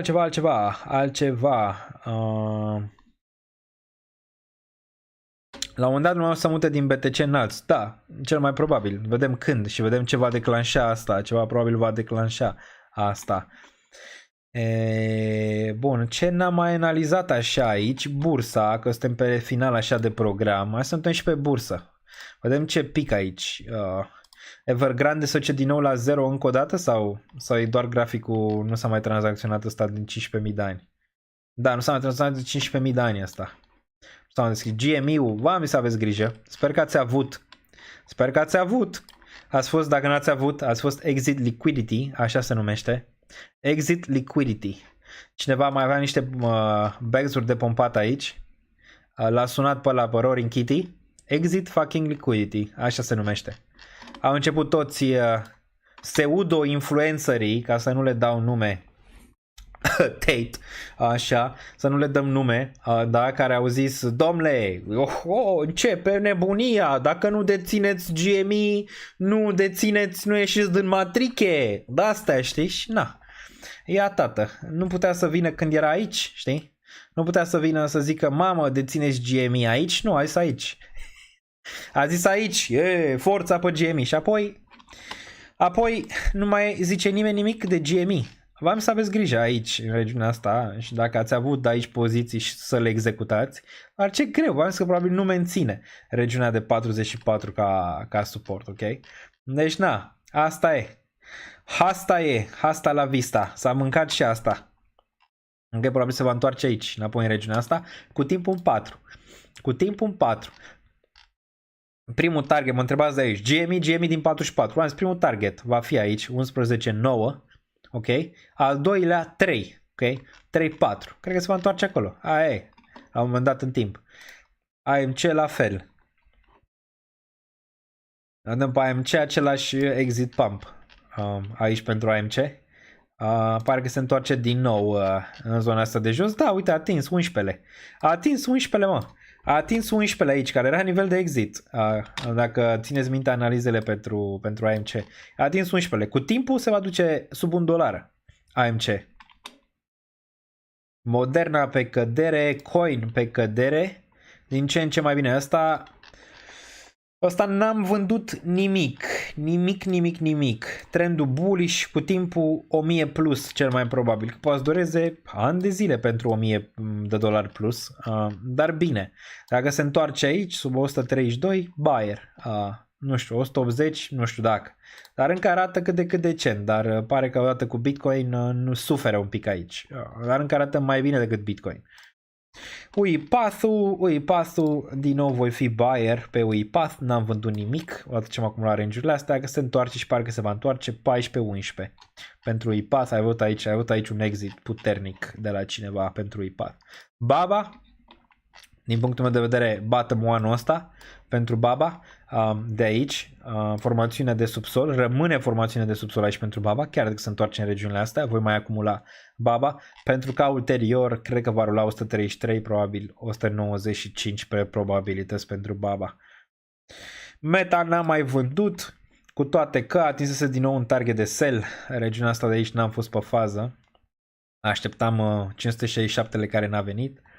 Un pic bearish, dar n-am mai făcut aceeași greșeală cu Nvidia. Nvidia încep să vândă aici, dar asta încă bine, adică ți-a închis gap-ul ăsta de aici sau ți-l închide, posibil să ruleze zona asta până la urmă. Aurul și el pe cădere astăzi. Arbitrum probabil va sta în zona de jos de acumulare o perioadă, cel puțin așa arată graficul, ne-am uitat mai devreme. Aurul pare că și el un pic sub presiune. Aici pare că se va întoarce înapoi în regiunea de 2287. Peter Schiff zice nasoale de Bitcoin, dar aurul nu e diferit, adică merge cu Bitcoin în aceea zonă. Mai nu se tranzacționează cu bursa americană. Bună, bursa face pe ea astăzi, minus 0,53, S&P 500. No bueno pe bursa astăzi, totuși menține un nivel important de suport, cea de la 5259, 5251, dacă ne uităm pe weekly un pic. Nu uităm și pe weekly. Da, weekly încă ok, un pic împionez, dar ok. Cineva a reliefat bine divergența asta bearish, care se va juca, și da, se va juca sub nivelul de 5247 până în nivelul măcar de 5157, clar. Nasdaq-ul nici el grozav, un pic mai bine decât S&P-ul, aceeași divergență bearish, da, aceeași divergență bearish aici. Același nivel, similar un pic, 18.449. Wow, avem un super chat pe X-Portal de 10.000 de lab. No idea what this is. Dar am primit ceva pachet. Cred că valorează 0 cel mai probabil. Nu? Dar ne uităm ne uităm imediat. Avem valoarea. Este $2.92. Nu e 0, mă. Nu e 0. Nu e 0. Nu e 0, e ceva. Bun. Nu știu dacă am vreun... Nu, e doar așa. E doar așa să dețin Bobber. Mi-ați trimis Bobber, am vândut Bobber. Nu, v-am zis că nu o să vând Bobber niciodată. Când am zicea că nu vinde niciodată, bă, nu vinde. Puteți să-mi trimiteți câți Bobber vreți voi. Puteți să fie un portofel de burn. Nu vând Bobber. Am primit o groază. Nu-l vând momentan. Gen o groază, nu știu, milioane de monede sau nu știu, ceva pe acolo. Nu neapărat în sume de bani. Bun. Mai departe. 18.778. Da, deci zona asta merge mai departe. Pentru RNB, Airbnb, B or Airbnb. Un pic de distribuție aici. Cu ceva selleri, nu place. Tesla, după acel anunț, pare că a pompat un pic. Da, nu e 0, corect, Claudiu, așa e. Pare bine aici Tesla, pare că vrea înapoi 200 și un pic. Pare bine, nu știu, poziția aia am zis că nu o vând, 250, aș vrea și mai jos aici pentru Tesla, dar rămâne de văzut. NIO, ok, vă de NIO, la fel ca și Baba, cred că va pune sub sol anul ăsta NIO. Vânzările au arătat bine, să știi. M-am uitat pe balance sheet pentru peste chestiile financiare. Not bad. Year over year chiar stau bine. Chiar stau bine cei de la NIO. Prețul încă nu extraordinar. Cred că anul ăsta ar putea vedea, să zicem așa, regiunile astea de jos. Potențial bottom, la fel ca Baba. Cred că acțiune chinezești care se tranzacționează pe bursa din SUA, cred că fac bottom-ul anul ăsta. Nvidia. Întoarcem graficul pentru Nvidia. Nu știu dacă mai are loc. Nvidia? Îl întoarcem invers, dar bullish în continuare. Bullish, chiar că am vândut un pic din el, bullish în continuare. Mai am de vândut. Mai dăm pachet la Nvidia, entry-ul extrem de bun. Mai dăm pachet la Nvidia, niciun fel de problemă. 10-year treasury. 46 pentru 10-year treasury? What? Ce se întâmplă aici pentru 10-year treasury? Wow! Ți-a făcut reversal aici. Ți-a făcut reversal. Odată ce a urcat peste 4.26, ți-a invalidat toată structura asta bearish de aici. Wow! Wow. 5-2 ar fi targetul. Nebunie curată. Ci că riscul, nu e în piață, nu e în obligațiuni momentan. Că dacă ar fi fost, oamenii s-ar fi înghesuit. Riscul e în piață în momentul de față. Cel puțin asta ți arată. Că nebunia nu s-a terminat încă, având în vedere 10-year treasury unde e. VIX-ul aici îți dă un pic ceva contradictoriu, îți dă o mică urcare din regiunea asta de low. DXY-ul pe care l-am omis un pic aici îți dă un mic pump. Formațiunea asta e una urâțică, așa nu știu să înțelegi la DXY în momentul de față. Dacă ne uităm aici, urâțică un pic, pare că îți încearcă un reversal măcar până în regiunea de 1.105 aici. DXY, un pic înfricoșitor pe DXY, mai ales acolo peste 105 momentan e acolo, în tatonare. Dar ciudățenie cu 10-year treasury. Cineva minte aici, aurul pică și bursa, DXY crește normal, obligațiunile urcă. What the F? Match la vivre de la Milan zice aici. Ce dormi era de un live. Bine ai venit, suntem live de 3 ore și 14 minute. Nvidia e scanele din ecran, dar și când va veni sell. Vezi, asta e bine să ai împărțirea și pe acțiuni. Vezi? Dacă ești doar în cripto, poate criptoele au latență în lateral jos. Nvidia sus, alte acțiuni sus, știi? Adică asta e bine să ai și dibble-nibble în alte zone. Cu toate că dacă e să o luăm așa, mare parte din ce am eu e în cripto, vreo 80%, 70-80% și mai am și 30% în acțiuni, știi? Mai am diversificat și pe acolo. Și în ETF-uri. Bun. Deci asta. Vorbim de ETF-uri, TLT-ul. Ok. TLT-ul o să fie exitul meu probabil spre recesiune și am mai zis-o pe asta. Aștept momentul, TLT-ul înapoi aici, în regiunea asta, 82-80, istoric, când atinge regiunile astea, se întâmplă nasoale, adică mai multe, ok? Mai multe. Vezi aici criza din 2008, TLT-ul era în 89, ce să vezi, dacă erai în TLT aici, IOTE, aveai 38% pe profit, nu minus 700 la 1000% pe profit, pe pierdere, sau pe aur dacă erai pe aur. Dacă era aici în 2020, 2018-2020, IOTE, ce s-a întâmplat aici? Bam, erai 59% pe plus, nu mai erai minus 11.000% pe minus, ok? Bun, când piețele merg bine, ăsta arată așa, dar după cum observi aici, piețele nu o să mai meargă bine o lungă perioadă pentru că TLT-ul e aici, la un low pe care nu l-am mai văzut din 2007, 2006, 2004, 2003 și desigur 2001-2002 de când se tranzacționează aici. Deci nu e într-o zonă bună. Semnele sunt acolo, dar eu zic că mai avem un spațiu micuț până când ăsta poate retestează regiunea asta, poate sta aici în lateral un pic până când vin greutățile și apoi asta. Deci, mă întreba cineva, vine recesiunea, Daniel, în ce te bagi? Ăsta este unul dintre instrumentele pe care ar trebui să le ai la îndemână. Apoi, mai sunt niște red flag-uri pe care eu le-am mai arătat aici. Se numesc commodities, dar nu neapărat aur și argint, ci mă refer la, de exemplu, grâu. Ok, grâu. Bun, grâu. Ai avut aici un mic pump, îți încearcă un bottom, dar și ăsta, cumulat ăsta, potențial bottom-ul ăsta de aici. 2025? Ar putea fi. Cumulat cu TLT-ul venind în zona aia, lucruri nasoale se întâmplă. Luați istoria 2019-2020, asta poate ne uităm pe altceva. Unul mai lung. Vedem aici ce s-a întâmplat în 2021-2022. Ia uite, pump aici în regiunea asta. Dacă ne uităm și aici, ok, asta îți arată with futures, îți arată pe mai lung așa, pe mai lung. Deci ai poziționări, există poziționări în caz de că crezi tu că vine o recesiune. Există poziționări, te poți uita din 73 aici, da, ce s-a întâmplat cu ăsta, dar cazul concret e 2000 aici, 2000, bam, batem în 2000 și apoi până în 2005-2007 ți-a urcat în regiunea asta până la criza financiară masivă, ok? Aici. La fel și aici, batem, bam, în 2022 când a ridicat Jerome la cer, aici, pe inflație, ai vrea în astea, știi? Pe crize, pe inflație ai vrea. Corn, același lucru, porumbu.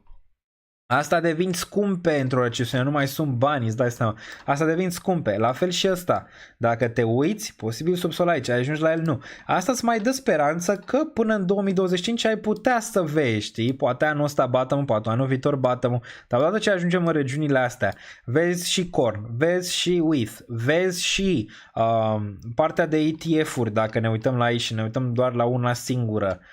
Ne uităm la TLT, vezi și TLT-ul înapoi aici, în regiunea asta de jos, ai deja prea multe chestii care te-ar pune pe gânduri, știi? Dar momentan încă n-avem, mai vezi și inversare între 9 și, între 10 și 2 pe obligațiuni pe yield-uri, aici, asta, mai vezi pe asta care e cea mai mare din istorie.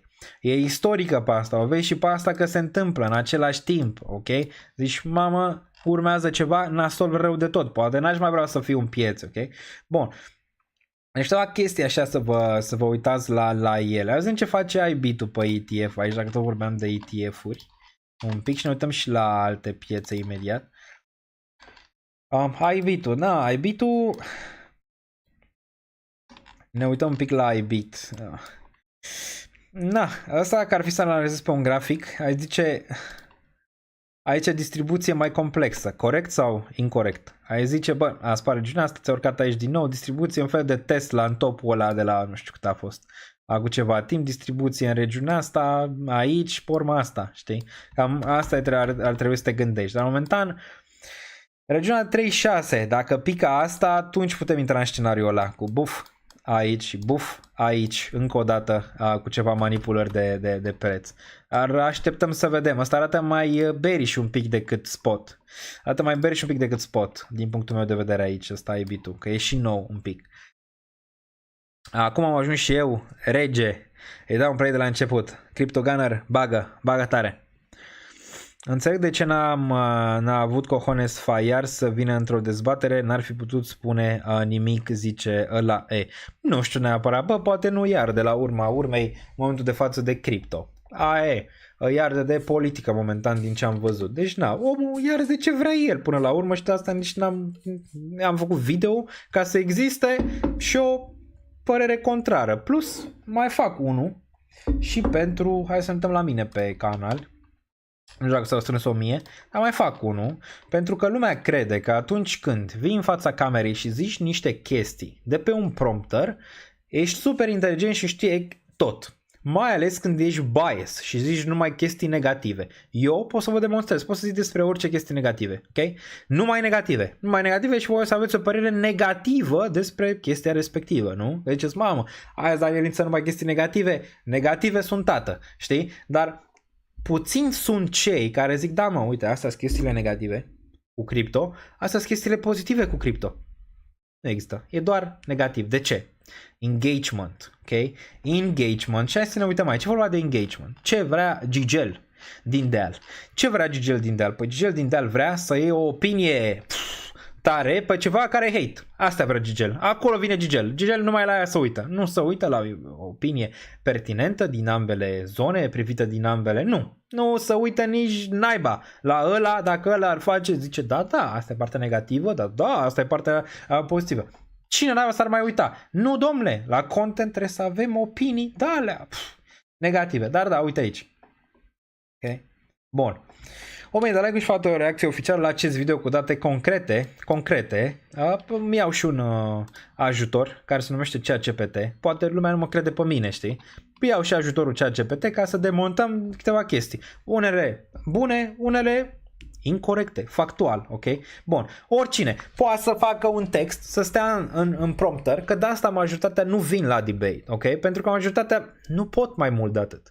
Adică nu pot. Lui trebuie să-i dai informația, trebuie să o zică într-un anumit fel, să faci 15.000 de caturi ca să ajungi la un video și tot așa, și când e vorba de un debate, nu poți să le scoți imediat. Că trebuie să stai, să le analizezi, să le nu știu ce, să-ți faci bias-ul tău și toate astea. Un debate să pierd, nu stau. Bun, am zis, oricând, la orice oră, debate și cu domnul de aici, și cu Cătălin Moise și cu Fire, amândoi în același timp, nu mă interesează cine face debate-ul respectiv, eu sunt acolo, la orice oră, ok? La orice oră, în orice moment, când se duce Bitcoin, nu știu, pică 50%, nu mă interesează, poate să, în orice moment, ok? Bun.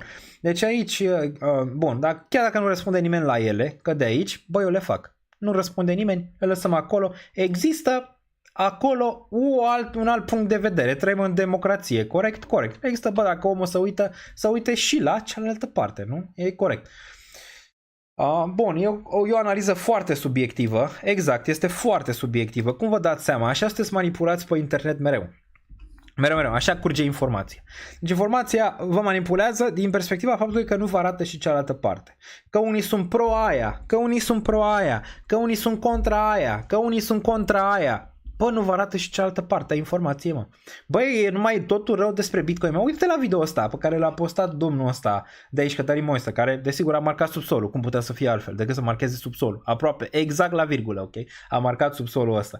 Dar uitați-vă acolo, bă, o chestie pozitivă n-a fost. Una, bă, să zică, hai că face un pic acolo, știi, bă, un pic, nu există nimic rău, nu există. Dar așa îți dai seama cum e manipulată lumea. Ok, în general, cu informație care cineva vine și zice, mamă, uite cât de inteligent e, că știe că îți vorbește după un prompter. Da, mă, foarte inteligent, foarte inteligent. Poți să-ți demontezi orice video sau orice chestie, poți să o fac în sfera negativă, numai în sfera negativă. Și cei care mă urmăresc pe mine să creadă că chestia e negativă, deoarece eu vorbesc doar negativ. Corect? Corect. Și n-are niciodată cealaltă parte.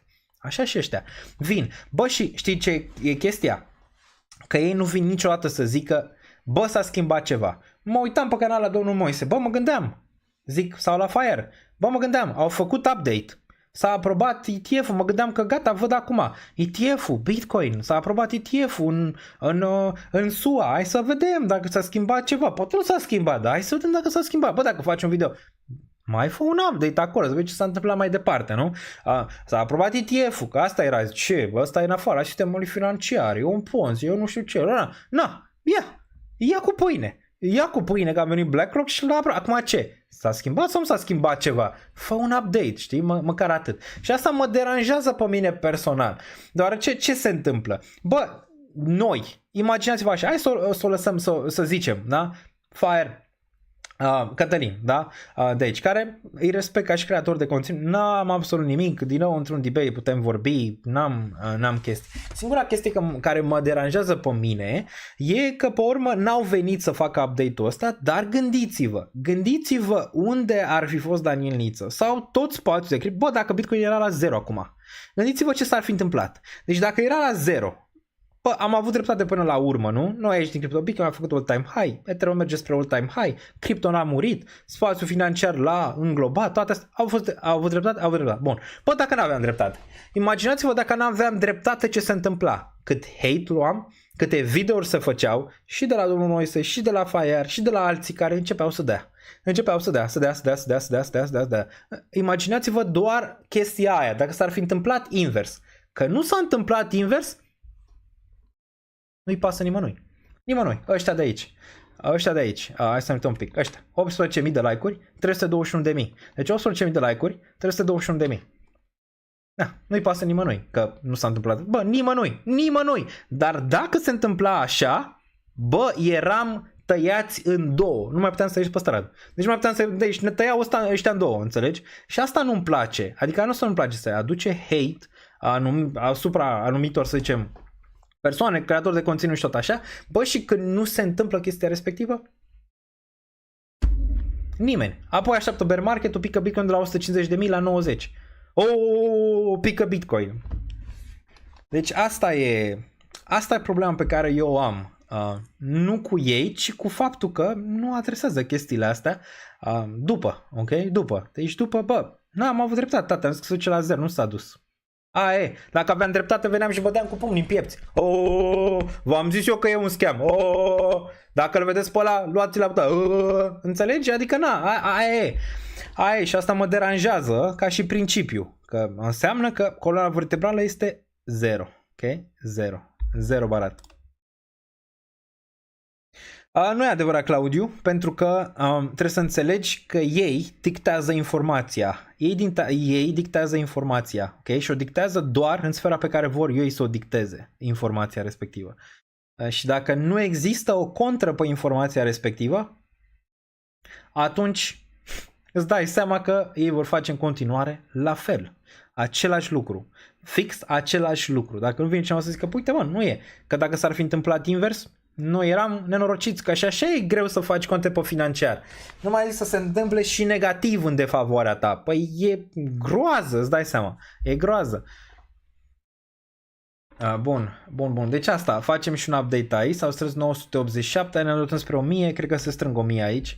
Facem update și aici, factual, să vedem care au fost lucrurile bune și de ce nu-mi place. Ok, de ce nu-mi place? Pentru că nu a zis din ambele puncte de vedere și unele lucruri sunt factual incorrecte. Ok?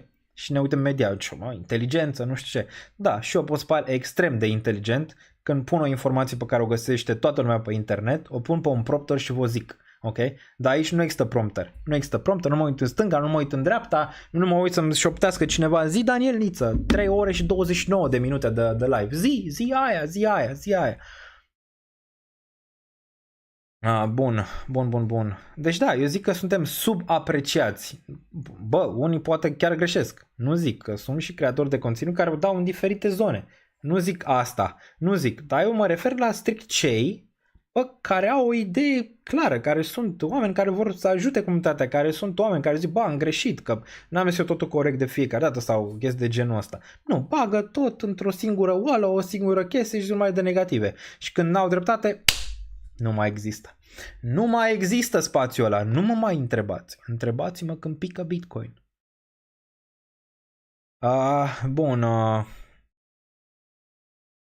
nu ai hater, deci nu existi, zice cineva. Calitate 0 la Fire și mulți youtuberi de genul. Nu, eu nu zic că e calitate 0. Au și calitate pe anumite zone. În unele zone duc, să zicem, conversația bună și influența pe care o duc bună. Poate și în sfera politică o duc cât de cât bine, și în alte zone cât de cât bine. Dar în alte sfere o duc prost, știi? Asta e. Și la un moment dat trebuie trași, să zicem, de mânică, că nu e chiar așa, știi? Adică, uite, știi? Dom'le, nu e chiar așa. Uite, acolo ați greșit. Uite acolo. Acolo ați greșit. N-ați văzut asta, n-ați văzut aia. Nu zic că e contentul lor egal cu 0, dar din nou trebuie să înțeleagă și partea cealaltă a lucrurilor, că content de genul ăsta e greu de făcut. Bun, mi-a fost greu să o conving pe sora mea spunându-i despre Moise că a greșit. Vreo 2 ore am vorbit la telefon pe subiectul ăsta și nu asigură că am convins-o. Da, păi e greu. De ce? Uite, de exemplu, voi vă uitați la mine. Pentru mulți ziceți, ce zice Daniel Niță este corect 100% mereu. Nu este adevărat. Și trebuie să treceți mereu prin gândirii voastre. Creatorul vostru de conținut, poate altul la care vă uitați, nu o să vă zică asta. Doar ce o să vrea să vă ducă mereu în zonele pe care vor ei, știi? Și dacă tu te uiți ca la Dumnezeu și să zici, la mine nu vă uit niciodată ca la Dumnezeu. Azi ne-am întâlnit, am dat mâna, am avut o conversație normală, n-am fost cu nasul pe sus, nu aia, nu acum, nu aia, știi? Nu vă dați seama ca la Dumnezeu, nu sunt, știi? Adică pot să greșesc și când greșesc și ceva mă trage de mână, eu recunosc că am greșit, tată. S-a greșit chestia respectivă. Dar mulți au această aură de Dumnezeu. Ei nu greșesc niciodată, ei nu fac nimic rău niciodată, ei n-au nicio opinie niciodată și cei care se uită la ei sunt în acea sferă. Păi cum poate să greșească? Că nu poate să greșească niciodată la chestia respectivă. Și atunci, cine e de fapt în sectă? Că asta e întrebarea. Asta e întrebarea. Și ei nu mai gândesc cu creierul lor. Adică gândesc doar cu creierul celui care spune informația. Așa e, așa se face și manipularea. Manipularea se face din perspectiva că zici jumate de adevăr, că nu zici și cealaltă parte a lucrurilor. Stă așa, manipularea se pot face din diferite zone. Bun. La domnul Chifoi îi răspundea, păi poate Chifoi putea să ia de ceva, știi? Anume, adică era în sfera lui. Era în sfera că Chifoi face conținut de genul ăla mainstream, știi? Și putea să ia să aibă, să zicem, un alt tip de conversație decât altfel. Bun.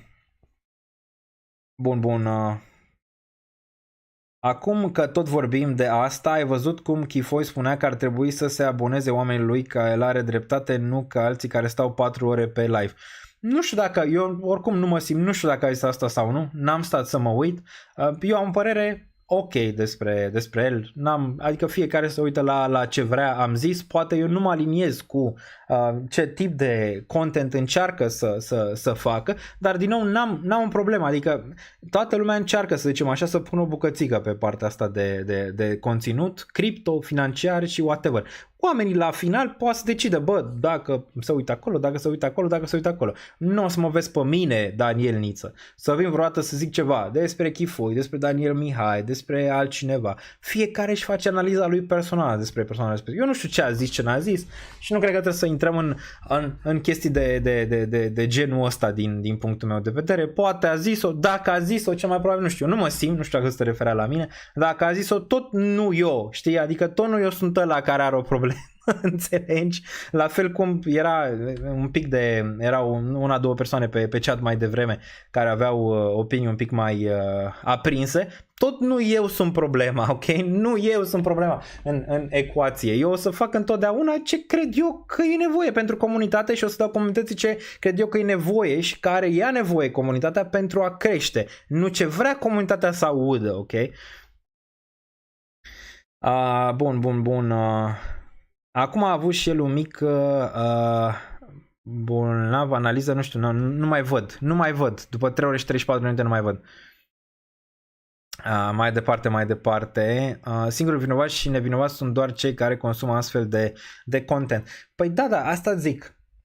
Dacă te referi la Fire și la Moise, ok, eu zic că și conținutul lor are o relevanță. Numai că când o dai în prea multe zone și n-ai niciun fel, dacă nu petreci ore în șir pe ecosistemul respectiv, nu poți să ai o idee pertinentă. Adică nu poți din punctul meu de vedere. Cum ar fi să mă duc eu, nu știu, să fac ce face Fire, fără să stau, nu știu, un an de zile să fac reacții la alte persoane. N-aș putea să mă descurc și să am o idee pertinentă despre chestia respectivă. Dacă tot mă duc, vin, fac chestii de-astea, știi? La fel și aici, dacă faci o analiză de pe Google despre asta și găsești mai lucruri negative și dai celor care se uită ce vor ei să audă, nu? Că majoritatea când cripto scădea, vreau să audă asta, nu? Și o să audă și în continuare în următorii 2 ani când poate cripto o să scadă din nou. Și asta e. Bun. Da, deci din nou, aici vreau că l-a certat. Da, v-am zis, n-am nicio problemă. Toată lumea care face, să zicem așa, conținut și încearcă chiar să ajute cu orice informație, bă, e binevenit, fiecare să uită la ce vrea. Nu o să mă spune Danieliță să zic ceva negativ despre un creator de conținut, unul real care pune muncă în chestia respectivă. Bun.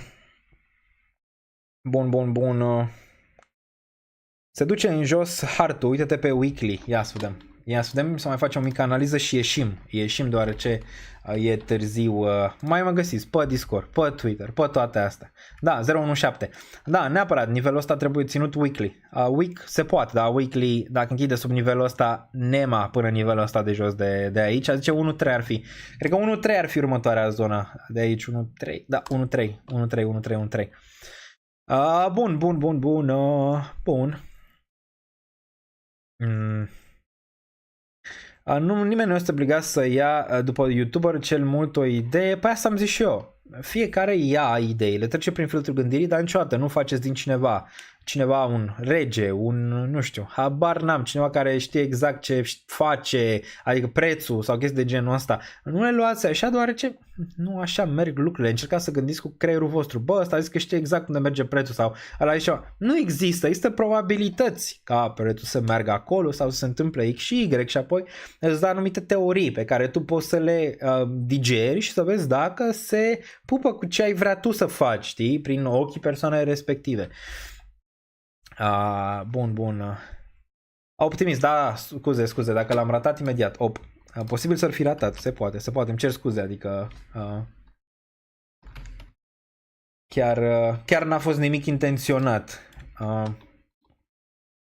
Bun. Mai departe, 2.51, dacă nu uităm aici la 2.51, da, Bearish probabil se va întoarce în regiunea asta de jos undeva la 2.08, ăsta ar fi bun la fel ca Arbitrum. Nu m-aș atinge de el aici, mi se pare prea sus. Aici, 1.43, 1.15, 0.76. Astea 3 zone pentru el, dar bearish în continuare. Bearish în continuare, ok? Am mai ratat ceva? Nu cred. Nu cred că am mai ratat nimic.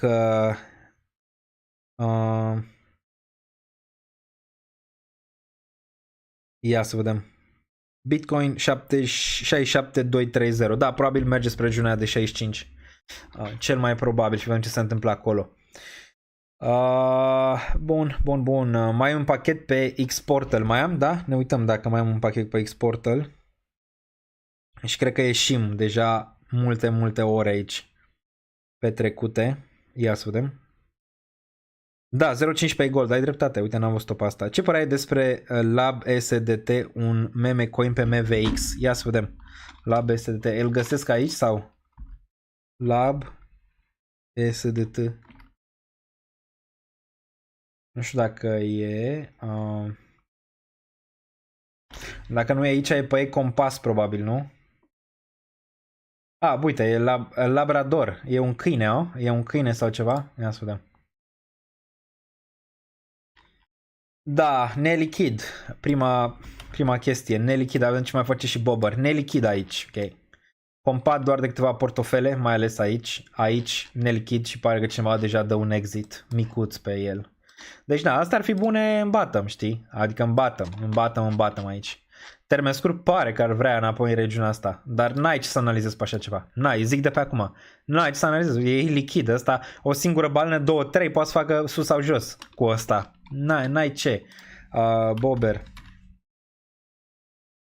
Da, instalează Brave și nu mai ai nicio reclamă pe YouTube. Cineva zice bine. Dacă ai reclame, n-am cum să le opresc. Indiferent că le opresc eu din YouTube, indiferent că nu, ele tot vor curge. N-am ce să le fac. Instalează Brave. Ok, browser. Nu-ți bearish pe toate alți. Dacă te-ai uitat la toate analizele, unele arată cât de cât decent. Gen, Ethereum încă ok, Solana încă ok, TIA cât de cât decent acolo, Fetch nu e rău. Adică sunt câteva decente, dar restul, pare că vor avea corecții în continuare. Poate spre low-uri, gen optimism, că ne-am uitat la el mai devreme. Bun, Bobber, ok, Bobber, ăsta e Bobber, se zice, bun, a avut un bounce de aici, din secțiunea asta, bun, frumos, până la 006, important e vedem dacă ține, știi, aici era frumos Bobber, în regiunea asta de jos, dar momentan pare, e ăsta reversă sau nu? Și vreau să văd închidere peste regiunea asta de aici de 0.059 ca să putem vedea ceva acțiune pentru Bobber. Totuși e cel mai important meme coin de pe ecosistem. Vedem. Dar asta ar fi un range mare între 0.045 și regiunea 0.014 și apoi ar mai fi al doilea. Vedem aici dacă cei care au avut aici pump-ul ăsta, market makerii, vor să iasă sau nu. Asta e întrebarea. Cum vezi, e trecerea unei cantități de BNB în MNT, amândouă checks, dar MNT smaller cap. N-aș trece tot. N-aș trece din ceva care a performat bine în ceva care e atât de smaller cap. Dar să nu uităm MNT USD un pic aici. Fear and Greed pare că e în scădere, nu? La 72. Dar piața stă pe loc. Da, poate mai multă frică e nevoie. MNT. Hai să ne uităm cum arată MNT la weekly. Asta mă interesează. Da, mai cu structură BNB-ul decât MNT. MNT probabil bearish, probabil va veni în regiunea de 0.82 în următoarea perioadă. Okay? N-aș neapărat trece din BNB MNT. Arată bearish aici. Probabil target undeva în regiunea de 0.77. BNB-ul probabil mai stabil va fi. Fear and Greed la 72, da, am răspuns la asta. Fear and Greed-ul puteți vedea și la mine pe site, plus multe alte știri, o să fie din ce în ce mai multe aici, le găsiți, 2 secunde să dăm un zoom out, le găsiți aici toate, în partea de trending, regiunea asta de sus, știri, oferte, chestii, tot găsiți aici. la secțiunea de știri, la secțiunea de oferte, evenimente, dacă se mai întâmplă ceva o să postez ce s-a întâmplat și la Pizza Day tot aici. Shop-ul găsiți aici, plus am început deja construcția la dashboard, dashboard-ul din site, adică trebuie să faci cont pe site, în care o să ai cam tot ce e nevoie pentru a avea un view perfect pentru tranzacționare, de la acțiuni, obligațiuni, tot ce găsești acum pe Bubble, ce găsești pe acțiuni, toate vor fi acolo. Cât timp va dura, vedem, dar probabil se va începe în curând și partea respectivă. Bun, mai e ceva aici? Nu, zice că e suficient pentru astăzi. Piața pică, Bitcoin pică destul de rău momentan, dar sunt și câteva altcoin-uri care pare că scot un pic capul acolo pe căderea asta. Uite, 67.3 pentru Gold-ul, care stă bine, e pe verde, ceea ce e bine. Ethereum 3751 aici.